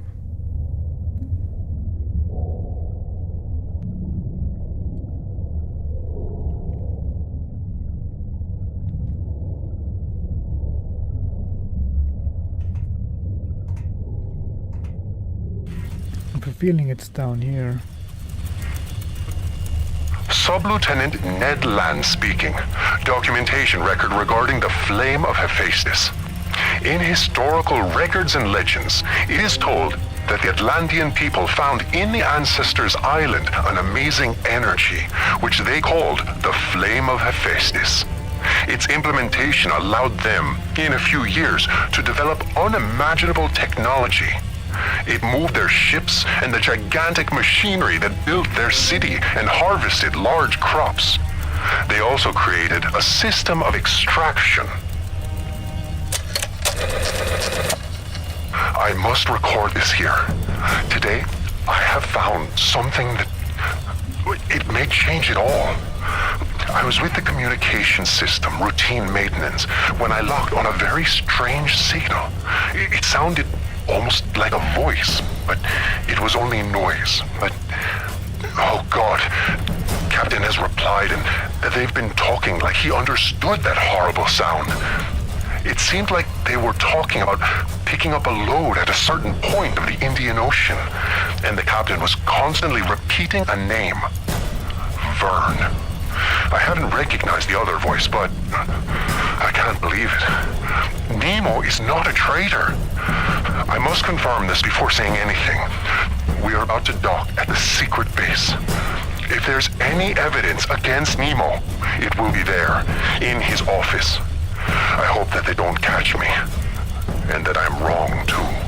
What? What have I just heard? Was Nemo waiting for me in the middle of the sea? Yes, Mr. Jolly. My brothers, I'll speak to you now. know you are afflicted. Shame fell on us because we failed in our mission of capturing terrorist Nemo. I know,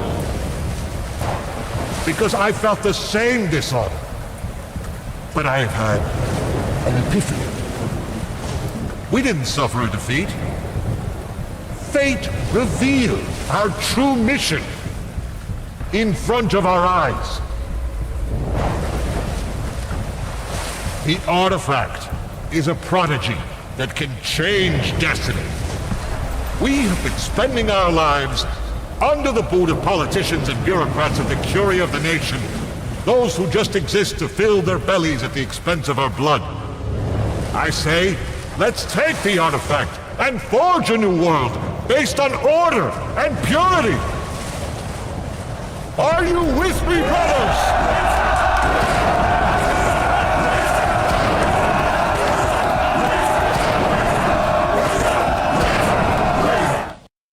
I kinda like them. Alright, Those days, my sanity felt like walking on a glass floor. I discovered that no one in the crew had ever heard talk about Officer Ned Land. If that was not enough, the recordings disappeared and left me with no other evidence of it than my damaged memory. Somebody was pulling the strings of my fate. What did they want from me? I had to find out before it was too late. I could just follow Ned Land's advice. Search into Nemo's office and bring the truth to light. Whatever it was.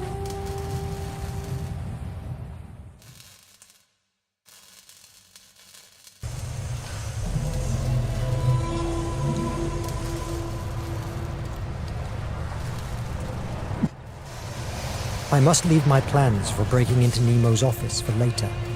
The captain and Edriel want to meet me. there we go. I think we have a minute.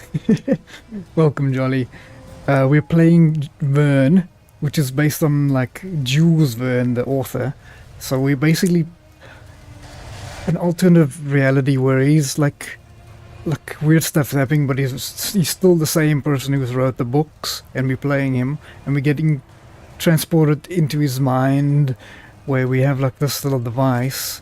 Okay, we can't use the device now, but it can like rewrite parts of history or like fix things or move time.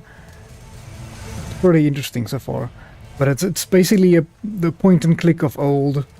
So if you're looking for any combat, then you're in the wrong place there, buddy. It's not the time to go back to the Nautilus. I still have things to do here. Alright, let's get to it then. We docked somewhere. Ah. My first trip outside, and it's inside of a dormant volcano in the middle of the ocean. I have to admit that Nemo has a talent for mise en scène. There's also skulls everywhere. If you look in the background, there's always a skull to find.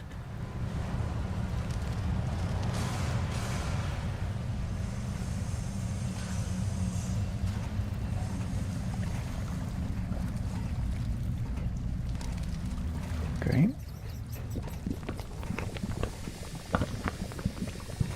Alright, what kind of machinery is this?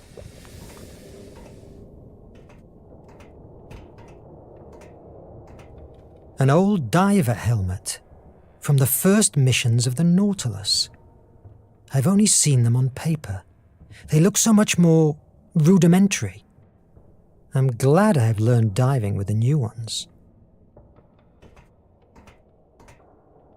Hello. Mr. Verne! What obscure sea law have I transgressed now, Officer Turner? More than one, probably, but I don't want to talk about that, sir. I didn't have the time to show my gratitude for saving us from the nation. When we rescued you, I thought you were a spy. If it were up to me, I would have returned you to that boat and let the sea judge you. Oh, I'm glad you weren't the one who decided my fate. But look what you have achieved with the captain. Solved Placea's temple puzzles, found the compass of destiny, saving us from the Raven himself. It feels like centuries ago since you came from that island. I'm glad that you're aboard, sir. Oh, well, thank you. Each day it's harder to recall my past life. That's something we all share in here. Captain Nemo slowly absorbs our lives and blends them inside the Nautilus's steel. The captain. Do you know where the captain is?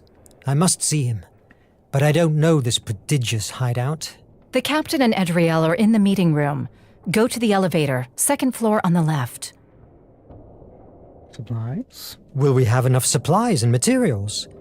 It will take a lot of time until we can put foot on a harbor. Enough, don't worry. Where does Nemo take all these supplies? May St. Elmo's fire burn me if I know. His web of smugglers reaches all 7 seas. When we need something, he provides. 0 Nemos out of 10. I'm gonna have to tell the people. Move around the base. Do I need an access card to move around the base? In the event that you'd need one, the captain will tell me about it. We are on alert. The use of them is now restricted. Oh, sure. The traitor. You may now leave, Mr. Verne. I have a lot of things to do. The captain and Edriel passed by here not too long ago. Go to the elevator, second floor on the left. Thank you, officer. Okie dokie.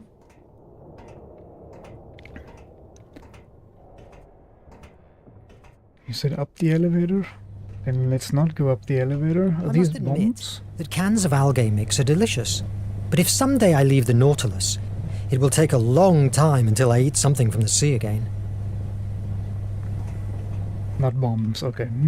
Thank you, buddy. Yeah, I'll be popping back at Baldur's Gate tomorrow. Enjoy it. Don't murder everyone, alright?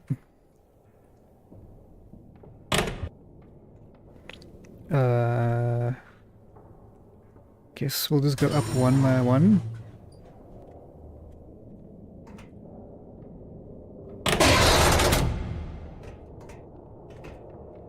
A hatch. Nemo and safety hatches. It must reach the lower floor.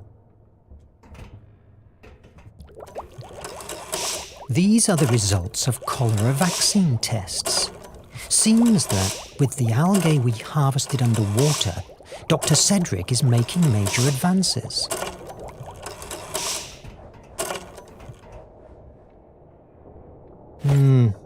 It looks like a piece of a diary from the builders of the base. The volcano. An exploration report from the volcano. 12:27 p.m. Before us opens a deep hollow. It is the rugged mouth of the crater by which the eruptive liquid matter had escaped by the periods when the volcano was still in activity. Hardened lava and crushed scotia form a sort of natural staircase of large steps, which will greatly facilitate the ascent to the summit of the mountain. As to the volcano itself, it cannot be doubted that it is completely extinct. No smoke escapes from its sides, not a flame can be seen in the dark hollows, nor a roar, nor a mutter. No trembling even issues from this black well, which perhaps reaches far into the bowels of the earth. The atmosphere inside the crater is filled with no sulphurous vapor. It is more than a sleep of the volcano. It is its complete extinction.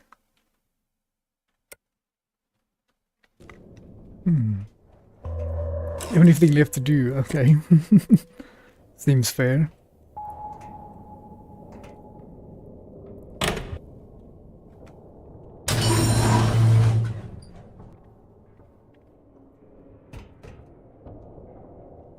This one seems locked. Let's see if there's anything interesting this side. This machine looks interesting. Fuck! Fuck! Motherfucker! Fuck! May I help you? It seems you have problems with whatever that is. It's an Illumian. Towers that distribute blue blood through the decks of the Nautilus. And no, you can't help me. But thanks anyway. It's okay. I'll leave you working.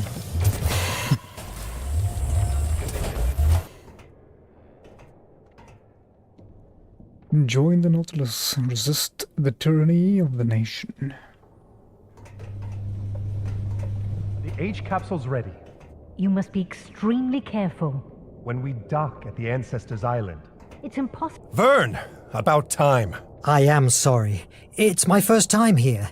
What do you want from me? Are the H capsules ready? Not completely. We still have to fit some details.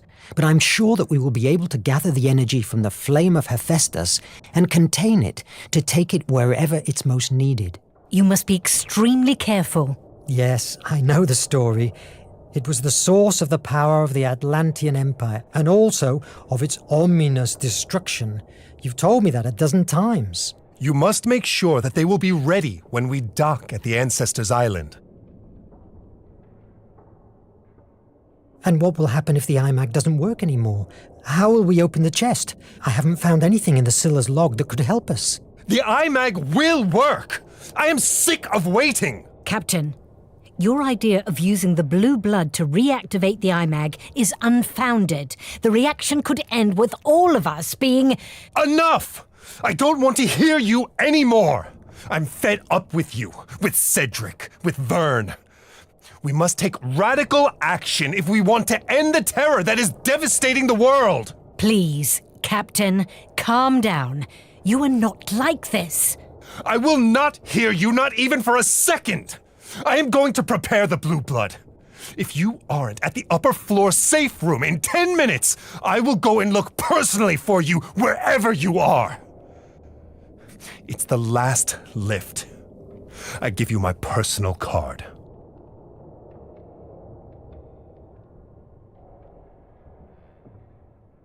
What should we do? Adriel, what do we do? It's not very wise using... Mr. Verne, the captain has given you an order. There's nothing more to be said. I hope we don't blow up. I'm more worried about the flame of Hephaestus. I need you to analyze the only map of Ancestors' Island to find the safest way to the flame. But this map is... Do it, Verne. I must go back to the Nautilus. Don't keep the captain waiting. Elevator card. Perfect. But this map is weird. Exactly. Doesn't look right, eh? Merde. Obviously, it's closed. If I could get an access card... Well, it's got the... It doesn't work. Okay, so the elevator pass is different from the access card, okay. What about these logs? Anything in here? Numbers. Ooh, there's one. Wait a moment. There's a note here. It's from land. At last, I found the way to break into Nemo's office. These stains, it's like they hide something written or drawn. What?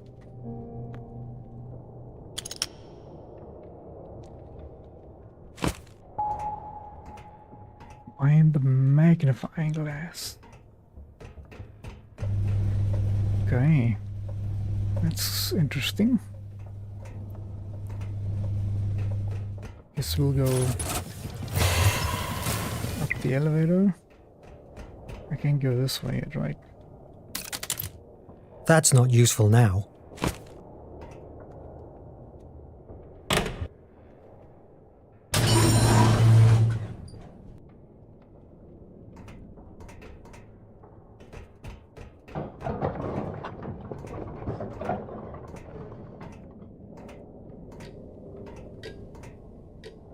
Showers.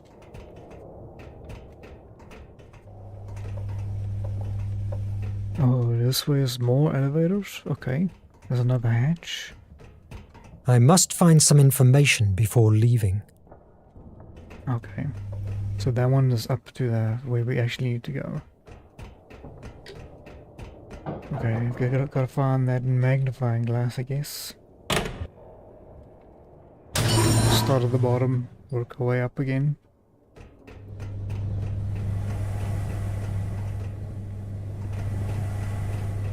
We did. I must admit that cans of algae mix are delicious.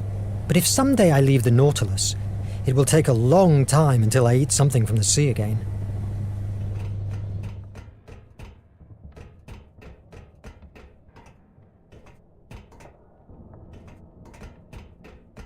Mr. Verne, I have a lot of things to do, and you shouldn't keep the captain waiting.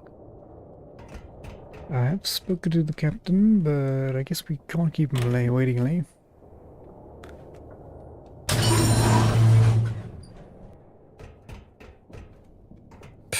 Nemo and safety hatchet.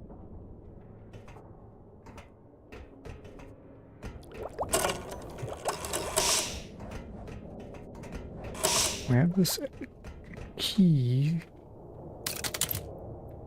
Access chamber elevator. That must be the top.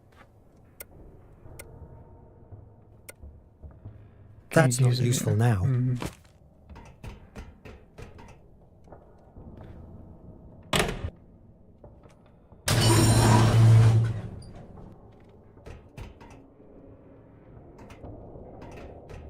There's gotta be a way through here somewhere. I've told you before, don't bother me, please.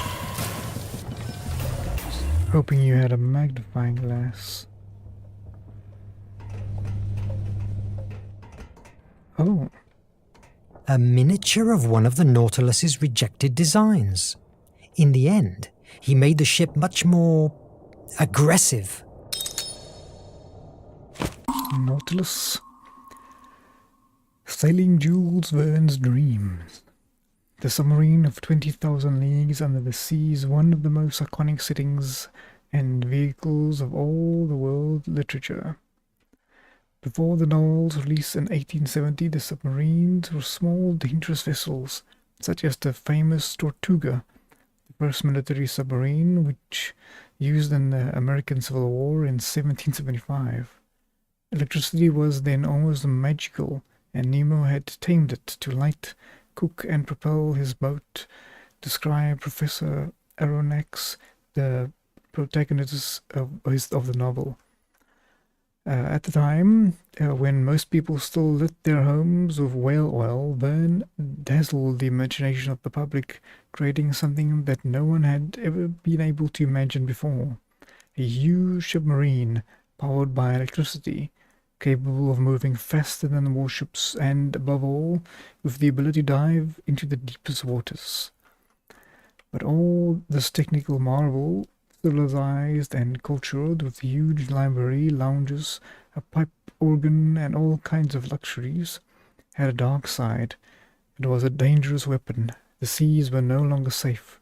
If an unseen danger could rise from the depths and spill ships into two, moreover, under the iron rule of Captain Nemo, the Nautilus was a golden prison, not only for the protagonists of the novel, but also the entire crew that accompanied him, because once aboard the ship they never set foot on dry land again. 20 years after the publication of 20,000 Leagues Under the Sea, humanity caught up with Verne's imagination, and in 1888 the first electrical submarine was launched. The Peril, designed by Spanish engineer Isaac Peril, but thanks to his envious superiors in the Navy, this revolutionary device had an incomprehensibly short life.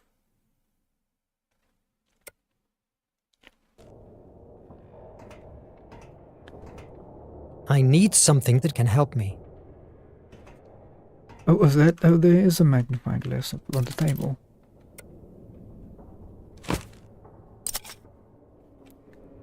Find the secret clue. Alright, there's a red, green, blue. Activate the lenses, alright? Okay. Some puzzly things going on here. Okay. So let's maybe make some notes here. I'm gonna write some notes here. So if there seems to be like when it's like a 6 1 dot and there's a V times 11 or two lines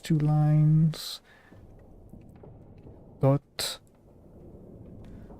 that was at a 3 5. Okay, try the green lens. Okay.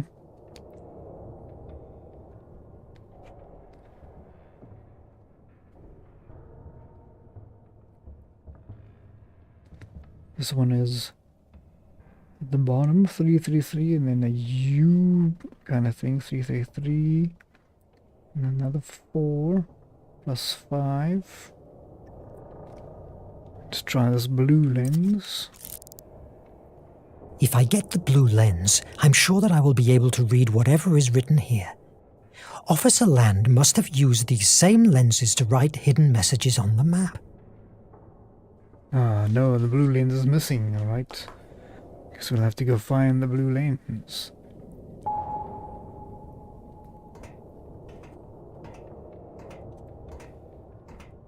Merde. Obviously, it's closed. If I could get an access card.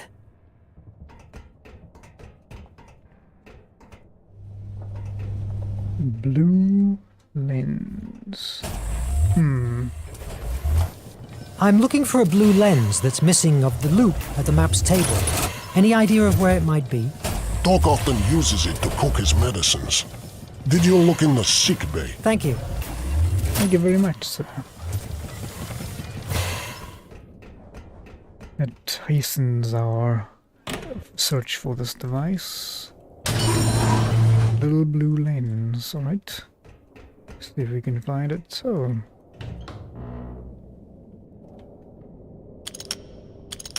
there we have it.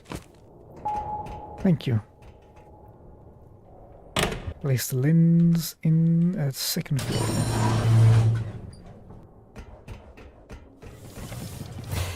I must hurry with the blue lens. I'm just curious about that device.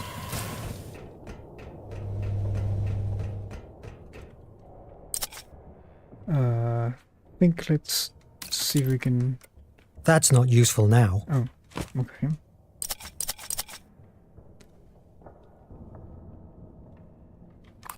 Oh, there we go. These are numbers and access card combinations. I can forge one with the tools available at Akos's workplace. I had to take note of these codes. Yes!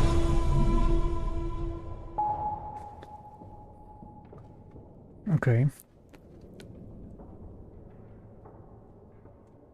You can see the real details in the notes in the inventory. Where do we see those? In the notes. Bios.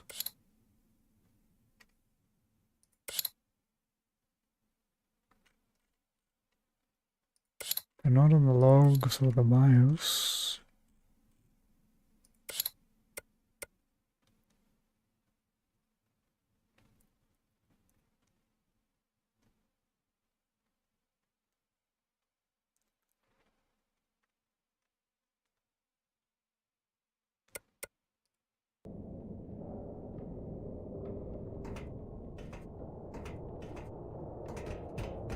I guess that device over there, that don't activate it. I need something that can help me. Oh, there it is, the stamps. Okay. It doesn't work.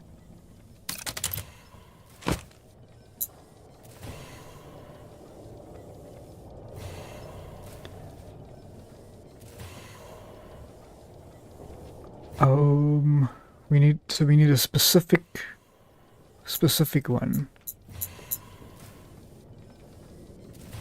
Set or remove button. Okay. Is it something like this? How did it look like? That's Nemo's one.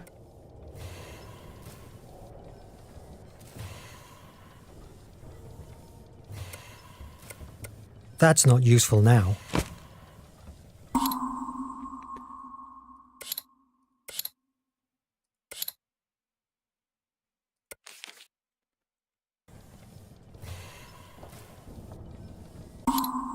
Let's see, is there any other buttons? Inventory.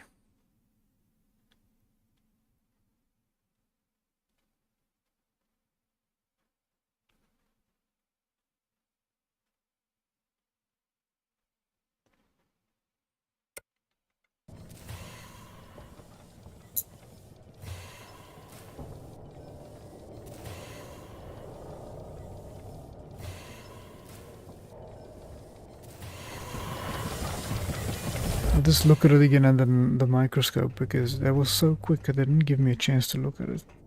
Oh, you can't look at it. Okay.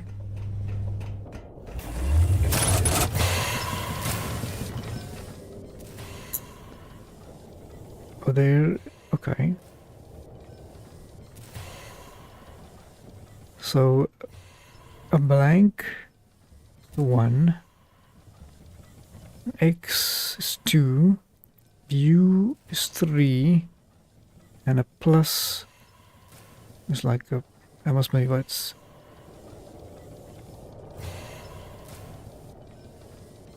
oh, that must be 3 and the other one must be 4. Okay. The U must be 4.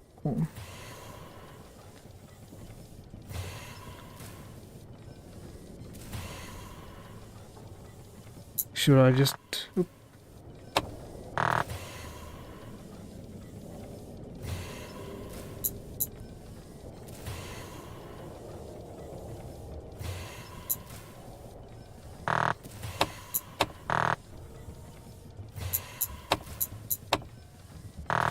What am I missing? Am I missing?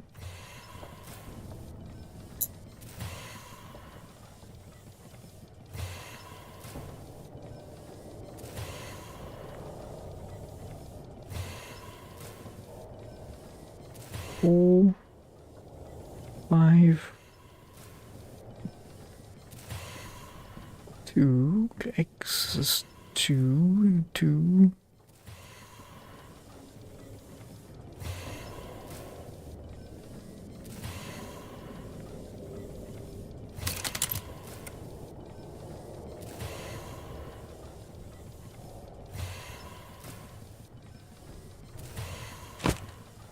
Maybe... Yes! Yeah, that was something too obvious. There's Nemo's office access card. Alright, let's go see. Open her up. I need something that can help me. We got it, we got it. Oh my. Look at all these artifacts. I've never seen Nemo with a turban. He's always in uniform.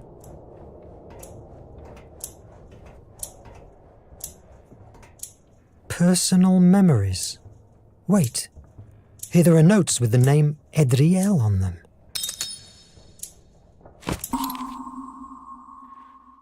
Meeting Adriel from Captain Nemo's diary. Macau, March 12th, 1856. Now that construction work is underway on the Nautilus, I have time to reconstruct the diaries of the nation destroyed after I was arrested. Today I want to record the events that transpired on June 27, 1851. At that time, the war had brought me to the only village in Gongju Island in the Chime Sea on a mission to train new recruits for the resistance. The desire to advance the death of my beloved wife and daughter spurred me on. That day, news reached me that the Western woman had arrived on the island. Tired of spending the day surrounded by recruits, I went to see who she was. I found her in the living room. There was something about her that struck my soul instantly. Not in a romantic way, but a kind of connection. We struck up a conversation naturally, like lifelong friends. When I tried to elicit from her what she was doing on this lost island, she replied that she was making a stopover to get to Shanghai, but nothing more. As we said goodbye, she told me her name, Vitriel. During the days of waiting, we took walks, shared meals, and had very interesting conversations in which we imagined that the depths of the ocean could offer the humanity and how this could change the world. I was amazed by the depth of her knowledge and the wisdom that belied her age. To my surprise, she also revealed herself to be an expert on Atlantis, one of those everythings.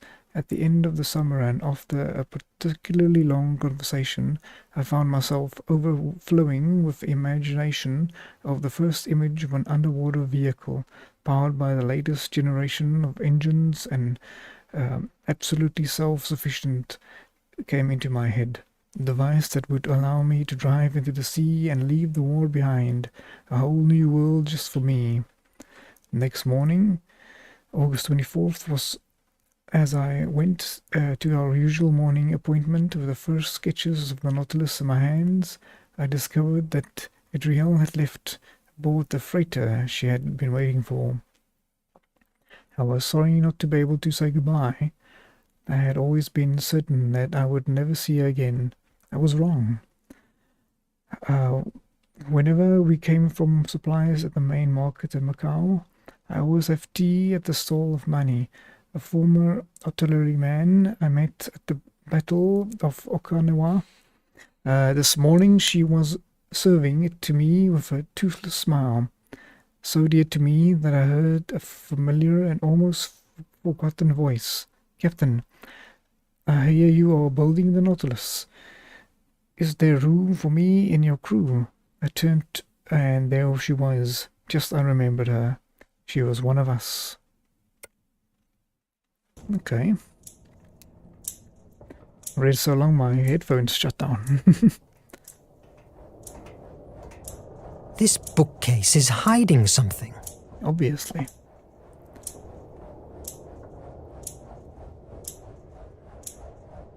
Okay. Oh, okay. Let's see, 3, 4, 5. 5 times 2.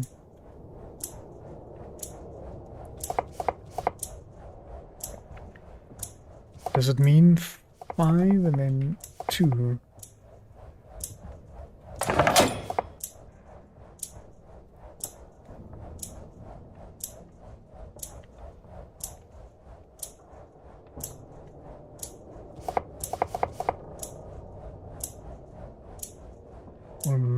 Doesn't matter what order, I guess. 2, 4. Okay. 3, 3. 2, 4. 4, 5. 4, 2. Now either 3, 3. Nope. So it's 4, 5, 3, 3. Yes! Okay, now the puzzle makes sense. My headaches don't stop even for a minute. I believe my body rejects the ideas that lately boil inside my mind. I've conceived a god-awful plan to give the world a second chance. The war and the nation are going to end the future. Project H, as repugnant as it may sound, is the only way out for mankind. I am aware that if we take the flame and activate the aerial torpedoes, thousands of innocents will die, and I will have to carry on in my conscience with their deaths. But after the tragedy, a new and fairer world will thrive from it. I hope that will ease my pain. Just like... It's cut off, but it can't be. His true objective is using my capsules to bomb the nation with the flame of Hephaestus. He wants to unleash a genocide. Oh my God! What am I going to do? I must stop him. But how? Captain Nemo, captain of the Nautilus. Oops. The only certainty about the past is one of the most famous resistance leaders is that his wife and daughter were killed during the nation's invasion of the English Raj. His name rose to fame when at the command of a small rebel group, and against all odds, he thwarted and blew the plans of the nation to conquer India. After that first victory, he traveled around the world, organizing resistance cells and thus complicating the nation's advances. During those years, he realized that no matter how much military strategy the resistance developed, without modern technology, they could never win the war. Thus it was that the seed of what was to become the Nautilus was planted in the head one night in China Sea. Unfortunately, his plans were interrupted in 1852 when he was captured by the nation's spies and imprisoned in Hemera's most terrible penitentiary institution, the Terror. The warden was an ambitious officer known as the Bloody Raven, who spared no hunger, labor, and torture to succeed in breaking Nemo, but to no avail. With patience and the help of those who would later join his crew of the Nautilus, on August 15, 1855, Captain Nemo led an escape that not only won his freedom, but also the destruction of the mine prison. Such an affront would not be forgotten by the Bloody Raven. After escaping, Nemo resumed the construction of the Nautilus, and a year later set sail. Fed up with war and human cruelty, he debated whether to hide in the sea and immerse himself forever in its mysteries, or devote himself body and soul to the resistance.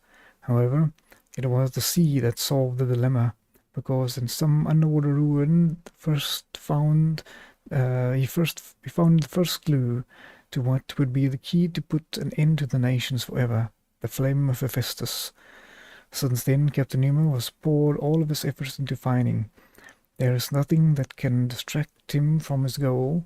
No crack in the way of the seeing of the world is planning his actions. He is without a doubt one of the most intelligent and cultured people in Hemera, and therefore also one of the most dangerous. Yo, Super Mace, welcome! We're playing a little point-and-click game called Verne. And we've discovered some secrets about our captain.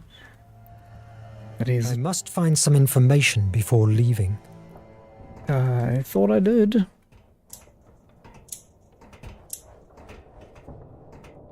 Oh, there's some more. What's this? A record of every member of the Nautilus crew since it was built. Here, no doubt, I will find information about Officer Land. But there's nothing here about any Ned Land. That can't be. Maybe it's been manipulated. No, it certainly doesn't seem to. Am I really losing my mind? I must get out of here and reach the safe room before the captain comes after me. Let's get... Oh, he's gonna stand right in front of me now. Okay, goodness. The safe room. Even up to the top. Alrighty, let's go have a look. I think it's up here. Yeah, it's a very interesting story. It's like based on Jules Verne, the actual writer, and some of his books and stories, like the 80 Days Around the World and the Hot Air Balloon one, and like all those kind of stories are like influenced by them, yeah. I need something that can help me. Okay, so we're not going up there. Okay. But basically we're just gonna look and poke at things and try and figure out where we need to be and what to do. Start at the bottom again. I need to? What did it say?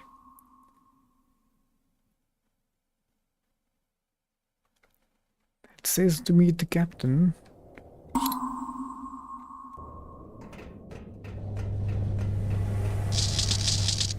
Okay, we've already discovered what's down here. Mr. Verne, I have a lot of things to do, and you shouldn't keep the captain waiting. Yep, that's what I thought as well.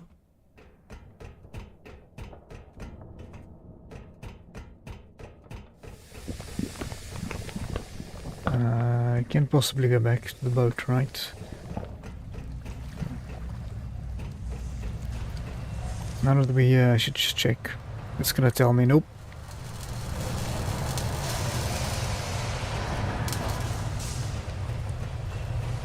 Okay, at least we know it's not at the bottom. Gloop gloop. Let's get back up top.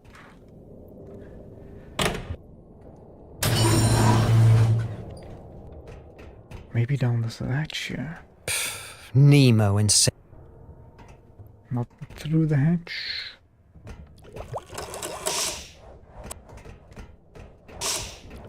These are the results. Dr. Cedric is making major advances. Yeah, that we have already seen.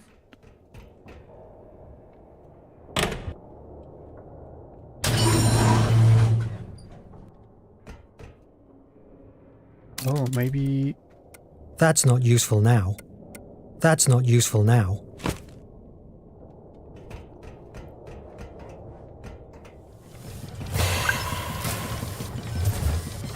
I've told you before, don't bother me, please. Okay, I'll try to do my best. I don't think there's anything else back here. There's a whole bunch of...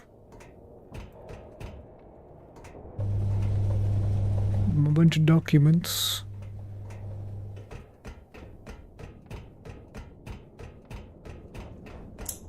Okay, now we're back here.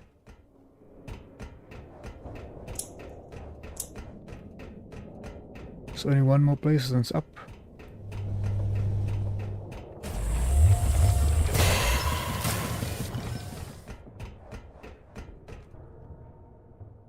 Or do I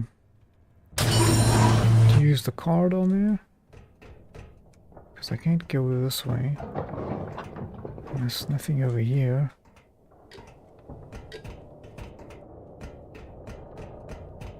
I'll try and use the card machine over here. Oh, I didn't.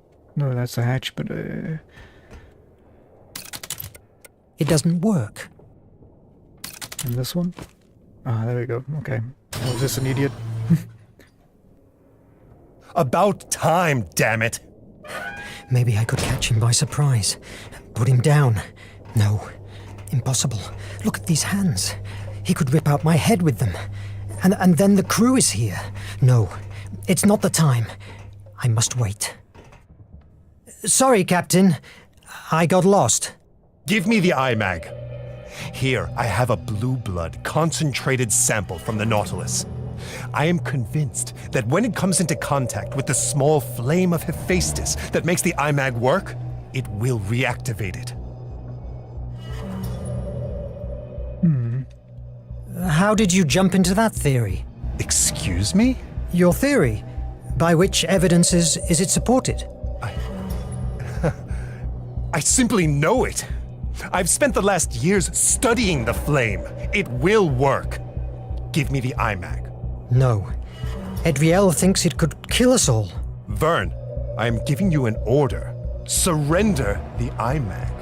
I don't have to take your orders. I'm not one of the crew. You are alive thanks to me. Give it to me! Nope. No! How dare you! I should throw you overboard! Give it to me now! I can't allow that somebody in your condition gets hold of such power. Are you better suited for controlling the flame? The nation has found us. God damn it! I must prepare the evacuation. We need to carry the blue blood with us. Adriel thinks it's vital to find the flame. Take it to the Nautilus, but be careful. It's highly unstable. Use the chemical compounds on the table to stabilize it. But this card will give you access to the emergency hatches and all the doors. When the blood is stabilized, run to the Nautilus. Don't leave without me now, Captain. Oh, he's got a gun. Security card.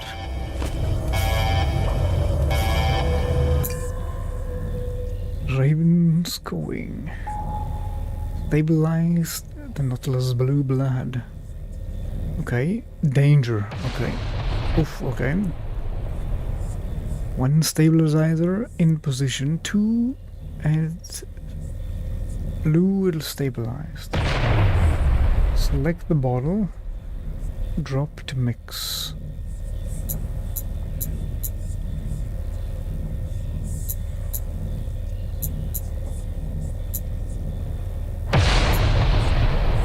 Select bottle. Okay, I have no information. Maybe there's something written somewhere. I can't leave without stabilizing the blue blood. Yeah, that makes sense. I just trying to see if there's any information. The island.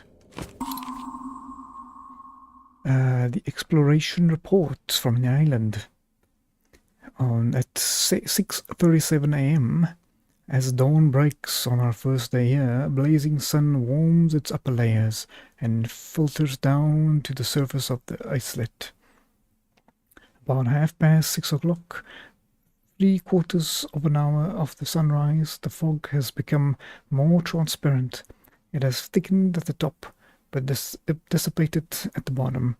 We now see the whole islet, as if it had descended from a cloud. The sea appeared in a circular plain, infinite on the east, but bound on the west by a high and steep coast. Is this barren, rocky, bare islet a desolate refuge for a few seabirds, part of a larger archipelago? I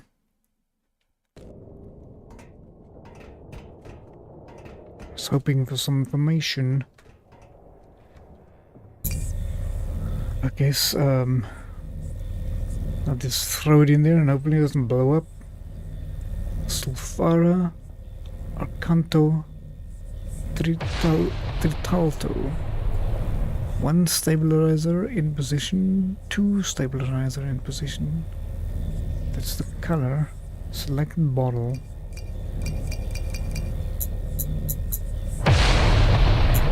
Up, down, up. Oh.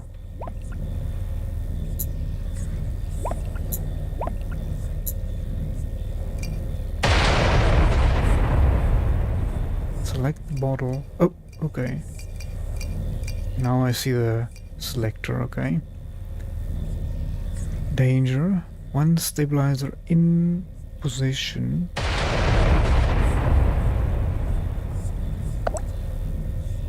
Green. Oops.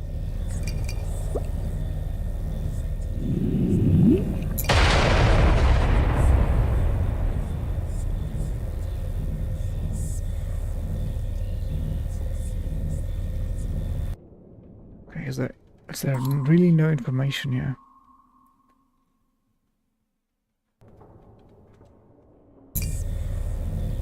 Sulfura. Okay, the color will change if there's 1 in position. It'll be green if there's 2 in position, and 3 blue if it's all correct. Okay. Okay, so let's. I guess we'll try. What if we've all.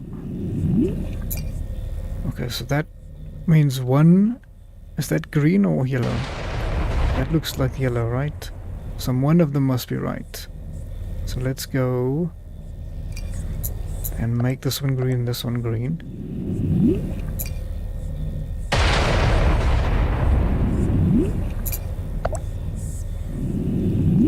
Two in position.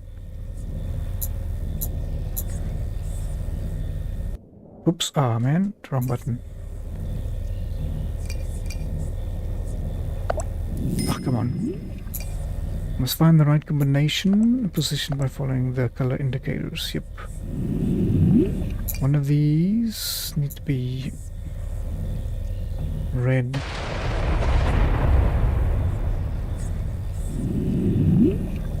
Yes! Easy. There we go. Okay, so we have the blue blood. We must escape Verne and energy. The importance of energy in his novels. Jules Verne, based all on his scientific and technological knowledge of his time, wondered in many of his works that sources of energy could power the amazing machines he imagined. For him, the development of any civilization was only possible by the means of the energy available to it. For example, the Black Indies of 1877, the story of the Dockard coal well, exploited and then closed down, served to express his fears about coal as a source of energy. Coal will fail one day, that is certain. A forced shutdown will be imposed on the machinery of the whole world. If some new fuel is not found to replace it.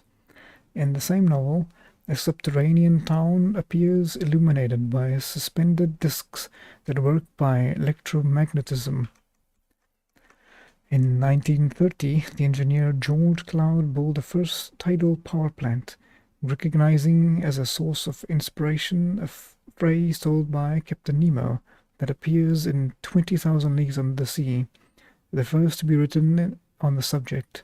By creating a circuit between two cables submerged at different depths, it should be possible to contain electricity from the difference in temperature to which they would have been exposed. But one of Verne's most prophetic visions appears in The Mysterious Island of 1875. I believe that one day water will be a fuel, that the hydrogen and oxygen that constitute it, used alone or together, will provide an inexhaustible source of energy and light, with an intensity that coal cannot. That since coal reserved will be exhausted, we will be heated by water. Water will be the coal of the future.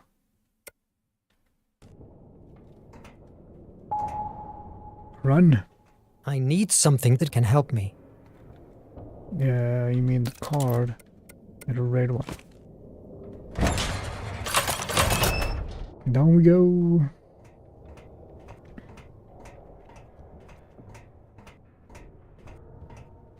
Soldiers! I must hide. Oh, look at those fancy guys. The Guard, Echo Guard, the nation's elite corps. The nation's army is the most fearsome in all of Hemera, both for its fierceness and its cutting-edge technology. Over the years, it has fought multiple wars, crushed everything in its path. Among all its units, the Echo Guard stands out, a team of special forces, created to lead with an iron fist by the fearsome Bloody Raven. Their name, according to their own tradition, comes from the fact that they considered themselves to be the echo that follows the croaking of the raven. This elite guard is responsible for the security of the crucier and for carrying out the most important actions, such as invasions of the Jaw Peninsula and the Dragon Sea, where faced with the fierce resistance presented by the inhabitants of the city of Shakau, they chose to exterminate any trace of life using mustard gas. This corpse can only be assessed by those who survive a ferocious training, such as the brainwashing to which they are subjected during this period, that the Chosen One, in addition to being transformed into a killing machine, worships the Blood Raven as he was a god of war. There are two types of units, Echoes, infantry troops, and the Pyromaniacs, the shock troops, specializing in explosives and attached to their flamethrowers like a river to the horse. Oh. Well now. This is gonna be tricky, I guess.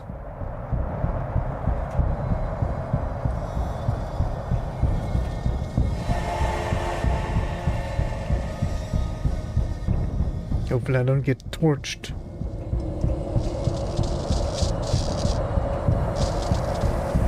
Okay. Hopefully if I'm hidden like this... Oh, frick. Hopefully he walks in the front. Yeah, okay.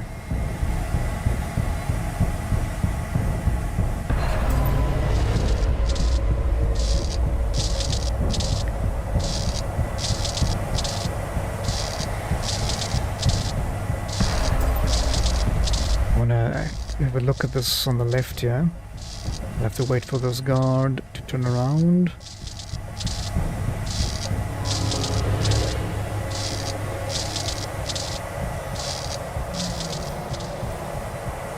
Okay.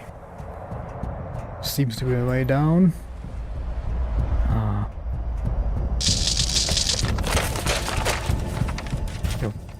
They work fast. I want Verne and I want him alive. Do you hear me? If I see even a little scratch on him, the person responsible will answer before me. Merde. It's bloody Raven again. I must pass unseen.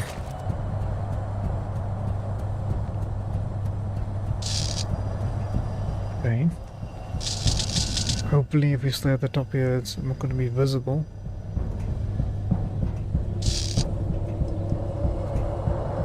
Here he is! Take it! Yeah, man! Oh! Hands up! Missed the QTE. Oh, I wasn't ready for that. Okay, we have time. We don't have to go too fast. I'm not great at remembering what buttons... Oh, come on. Surrender or die! You have to be a little faster than that. ADS. Surrender or die. Hopefully I don't get... I thought they wanted to capture me alive. Oh, man. Stop right there! Both times it was A, now it deceived me. I thought it was A again. We can do it. We can do it. Let's get ready.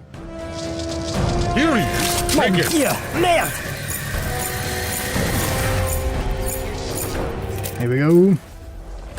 What the hell? Damn it to hell! Faster! It works! Get rid of this debris! Verne! You chose the wrong side! Join me! Forget Nemo! His days of piracy are over! I will never work for murderers! Listen! Come with me! I give you my word as an officer and a gentleman that you will have everything you can desire to make your research about the artifact and the flame of Hephaestus. We can change the world together. Lately, I've heard too many times the words change the world to still believe in them. Good luck with it. Verne! Verne! I will find you! I swear it! Faster! Why am I just walking so slowly? Come on. I need to pick up some pace. Akos! Good heavens! Wait a minute. I'm sure the Illumium will be important.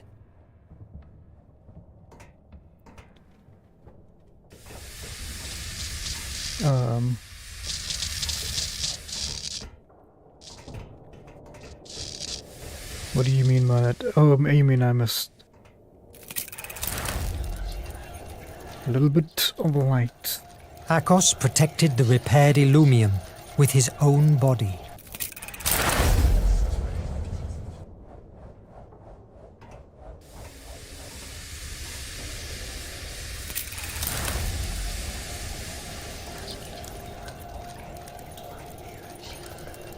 Oh, I see.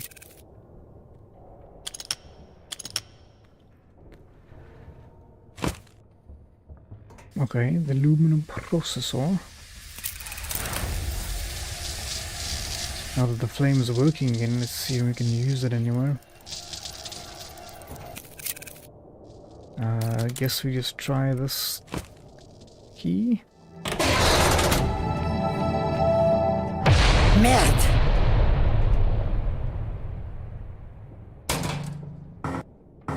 Oh, a hook.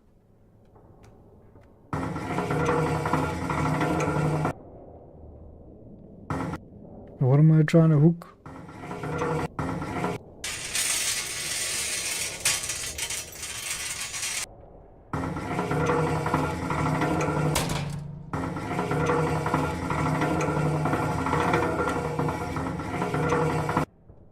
I can't even see what it's... Maybe I can bring whatever... Ah. Exactly.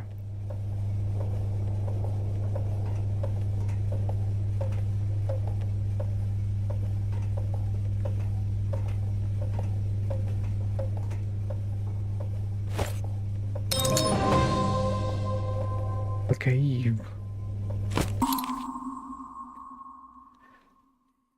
The cave exploration report. At 6:05 p.m. At a height of 100 feet rises a vaulted roof supported on the basalt shafts. Irregular arches, strange molding appear on the columns erected by the nature in thousands of the first epochs of the formations of the globe. The basalt pillars fitted one onto the other, measured from 40 to 50 feet in height, and the water, calm in spite of the tumult outside, washes their base. A brilliant focus on light touches every point of rocks and floods the walls of light. The enormous cavern is empty. We have explored it in every direction. There is nothing here, not an animal, not a human being.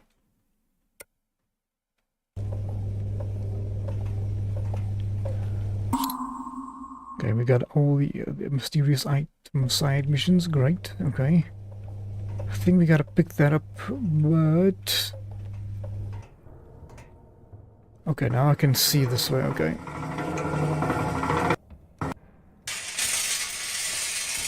Okay, there goes the one.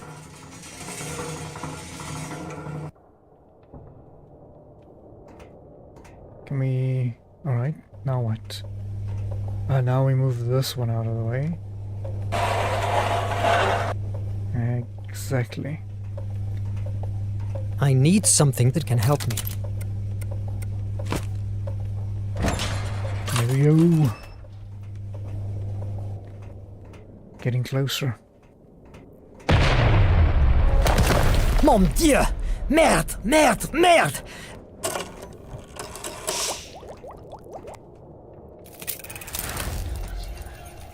Overheated.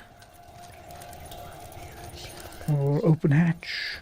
Just do overheat it. The cannon overheated and took a bit longer to spew its deadly charge, impacting a few seconds later.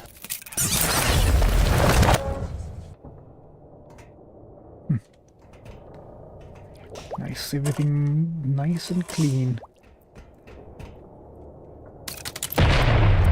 Oh!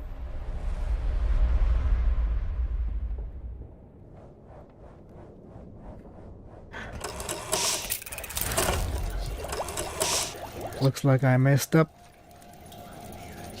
The cannon overheated and took a bit longer to spew its deadly charge, impacting a few seconds later. You say we have only a few seconds.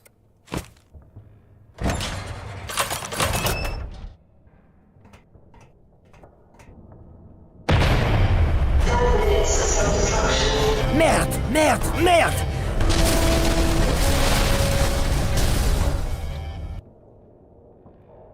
The coldness Nemo displayed when he sacrificed his sanctuary shocked me.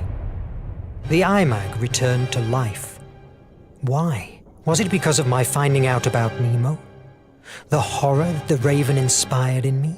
All these questions throng inside my head, unanswered, but one of them tortured me. How could a bookworm like me stop the most intelligent and boldest man in Hemera?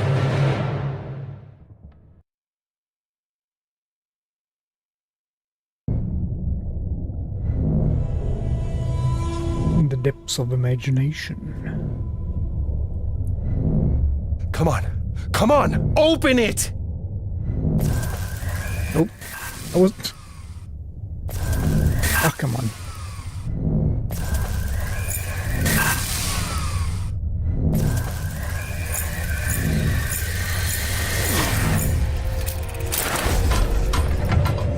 Incroyable!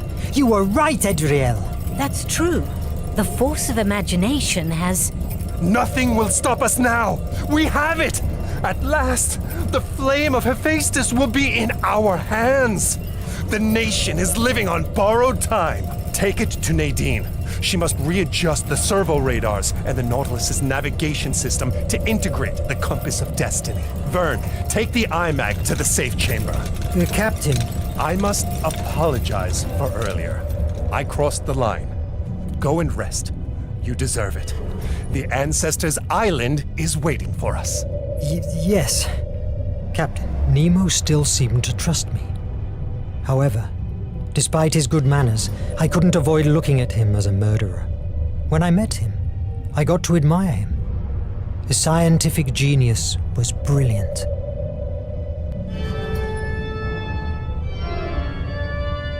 6 months earlier.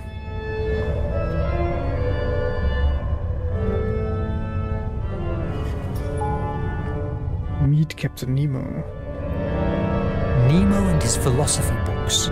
Schopenhauer. It's a shame that the nation killed him because of his ideas.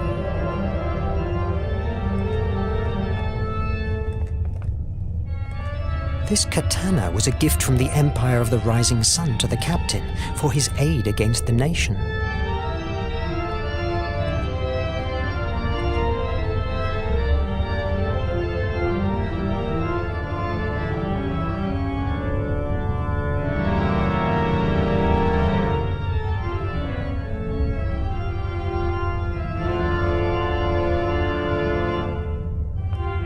Mr. Verne, I am glad to see you in better shape.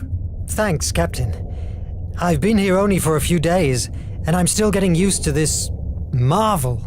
I'm glad you like it. I've been thinking. The Atlantean priests from Placea's cult believed that there were individuals blessed by her who were more sensitive to her influx. Perhaps you are one of them, and that's why you were able to find the artifact of imagination. Atlantis? I thought that was a myth, a tale for children. You have had evidence of their existence in your hands. How do you make it work? I'm not sure that I make the iMac work. Rather, I would say it reacts to events. That's interesting. Do you fancy an underwater walk? I have a job for you. A walk? Under the sea? Of course.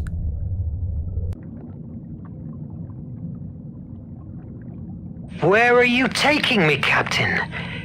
I can see ruins in the distance. You are going to witness a great milestone of my journey. Follow me. Right, that's cool. Unlike other locations, you can't run under the sea. Seems fair. I was gonna say, for the... that oral, that would have been, like, really impressive if you would stand next to it. The steam oxygenator of my back allows normal breathing. Lead soles keep me on the ground, but they slow me down.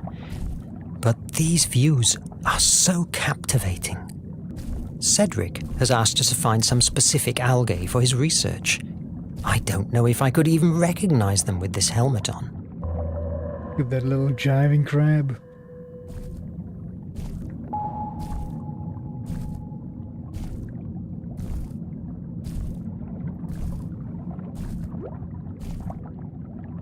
Oh, wow.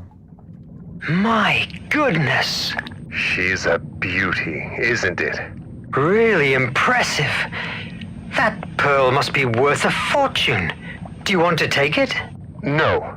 I just wanted to show it to you. Who are we to interrupt a life cycle that has been growing for years, creating layers with each secretion it produces? Why? To sell the pearl? To write a book about the discovery? By chance, is our fame more important than nature itself? Let's move.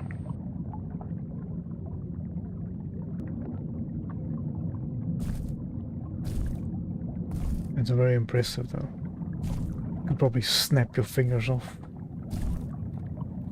Oh, hello. Algae chromosa. I hope you helped Cedric with the vaccine. Okay, let's get a couple more of those. Hello, Mr. Crab. Up.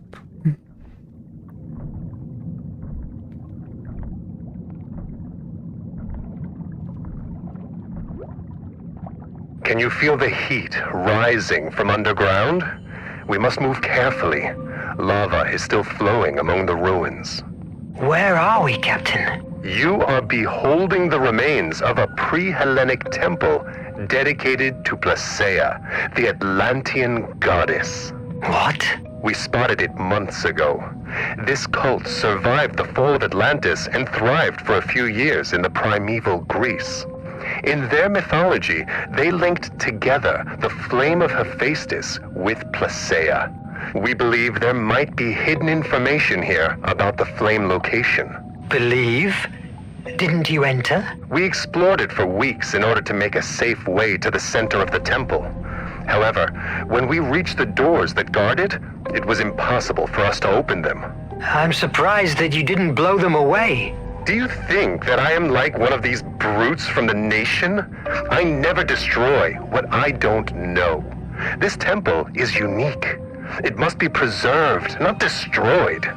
At that moment, we couldn't stay any longer.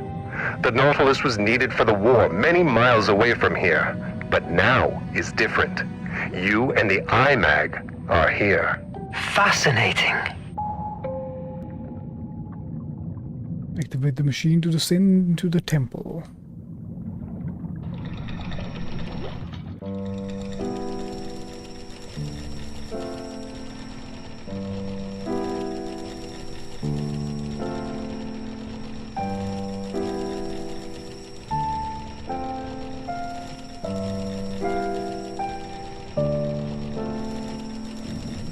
It's amazingly terrifying. True. In some cultures, the octopus and its tentacles are linked with the spiral of creation and creativity. Fascinating.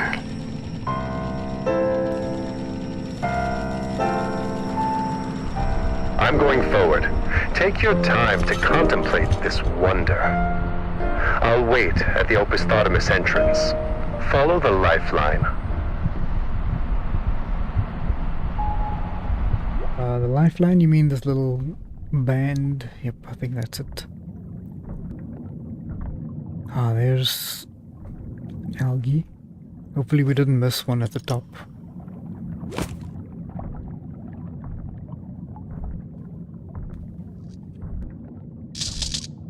The wire has been cut by the nibbling of some sea creature. If I had the tools, it would be easy to repair. Oh, we got a flame.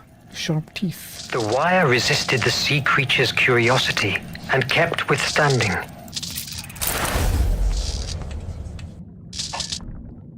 Seems like some object on its way to the moon? What kind of place is this?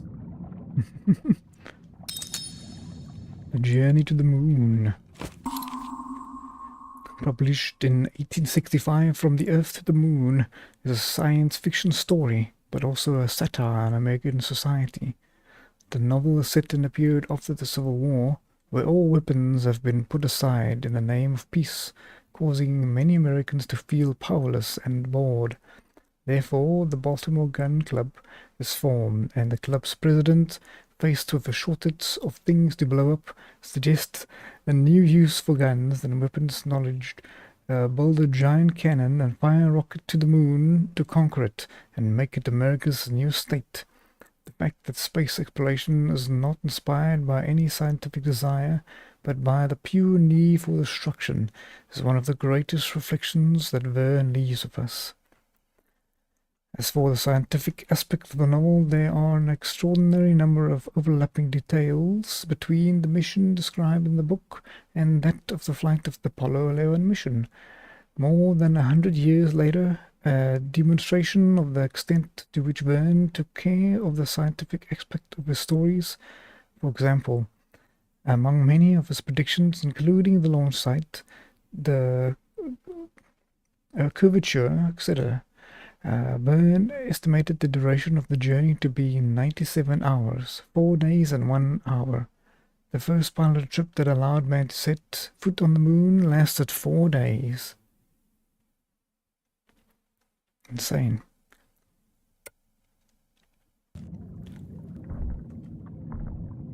Right, let's get back. It's a shame when we can't run on the water. Hook yourself to the safety line there, buddy. You don't want to be drifting off.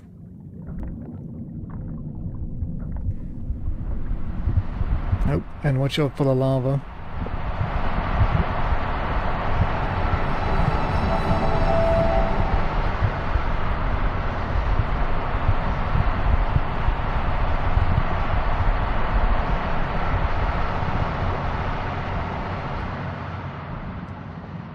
What is this? This ancient Greek tests my knowledge. But I can read that this is the first part of 3 of the Primordials' story. Okay. Among the people of Atlantis, there was a small group that underwent a mutation caused by an exposure to the flame of Hephaestus, which gave them extremely long longevity and the ability to influence the emotions of others. In turn, that influence fed back. The more individuals were influenced by it, the stronger it became, and that, in turn, allowed them to reach more people.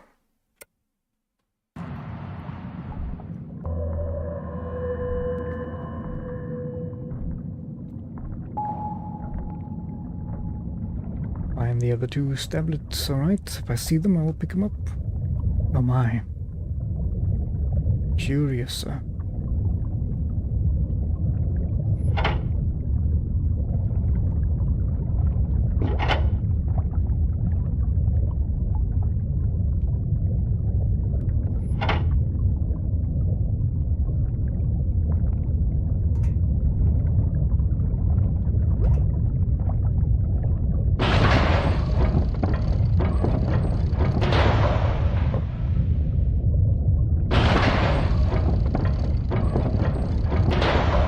I'll just use this one.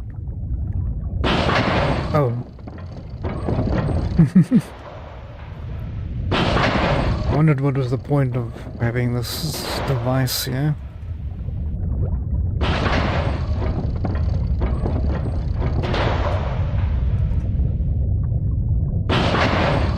Up we go, and then across and down. Do we have a nice vision here? Yes, we do. This is magnificent. Aside from Nemo and his crew, I'm the first human being that has rested his eyes on these views in thousands of years. If only I could explore them.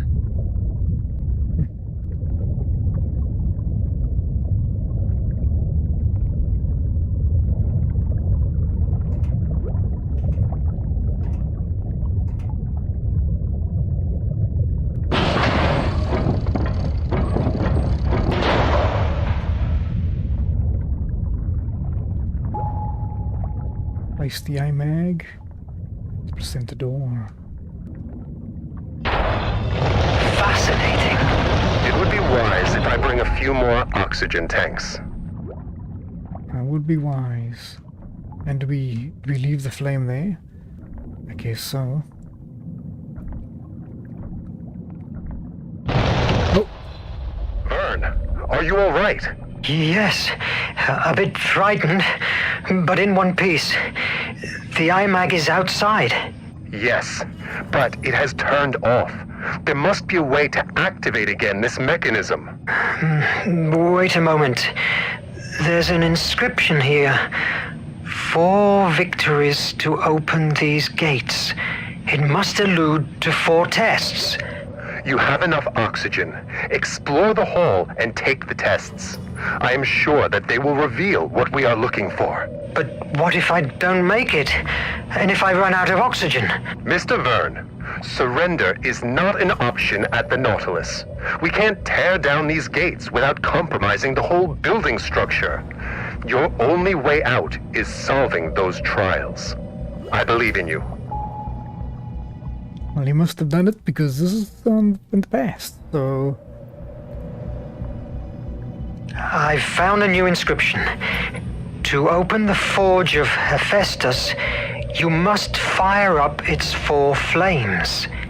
It must allude to the 4 doors in front of me. Forge of Hephaestus? Mr. Verne, we are on the right path. Go on. Okay. I feel heavy in this wetsuit, and it begins to be hard to breathe. You are making a great effort in your first underwater walk. Did I tell you when I faced the Kraken? Don't patronize me. It makes me sick.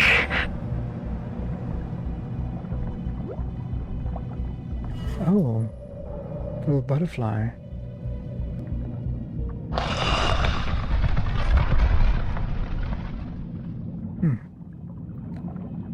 Okay, so the first trial seems to be open.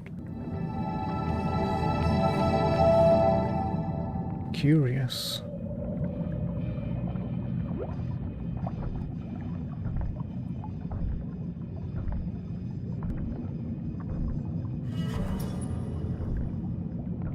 Okay.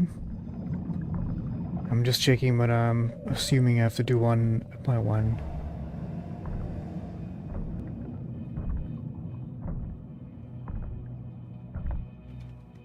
Ah.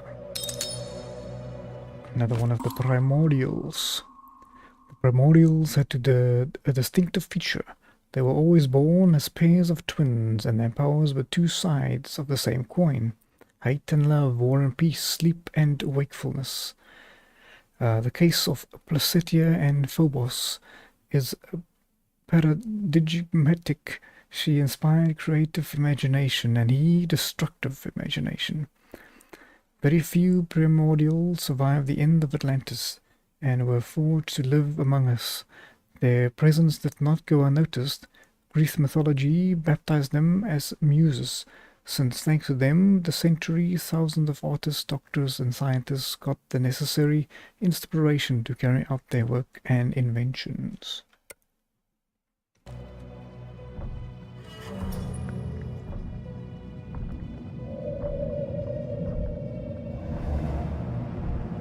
Okay, I'm gonna walk to the end there quickly. I just want to take a 2-minute break quickly. Just gonna use the little Digimon's room and get some water or something, and then we'll be right back and we'll continue on our adventure trying to solve the puzzles. Yeah, cool. I'll see you guys right now.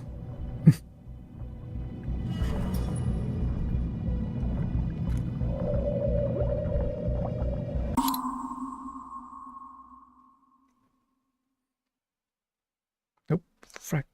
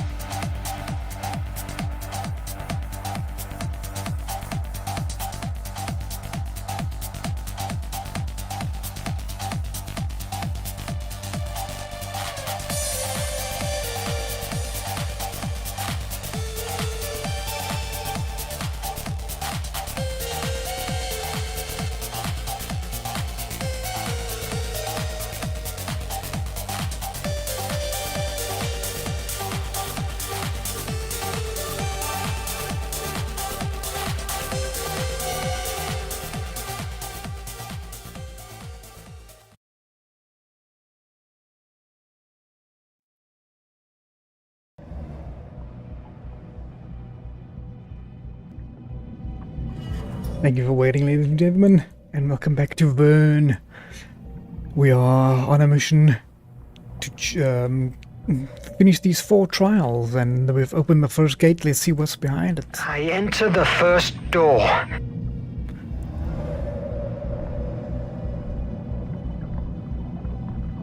What did you see inside? Wonderful things. Great description. A volcano on an island. Hephaestus's place, I guess. It reminds me of Prometheus's tale. The one who stole fire from the gods to favor mankind. Nevertheless, here is Placia, the one that steals the flame. This is Placea's myth. We don't know for sure what Atlanteans believe in, but the descriptions that have made it to us associate the flame of Hephaestus with Placea's ability of arousing imagination, being that the origin of Atlanteans' great power. Arouse imagination? You mean like muses do? Exactly. All right. Let's carry forth. Some kind of maze. A labyrinth. I must rotate it to link the lines with the flame.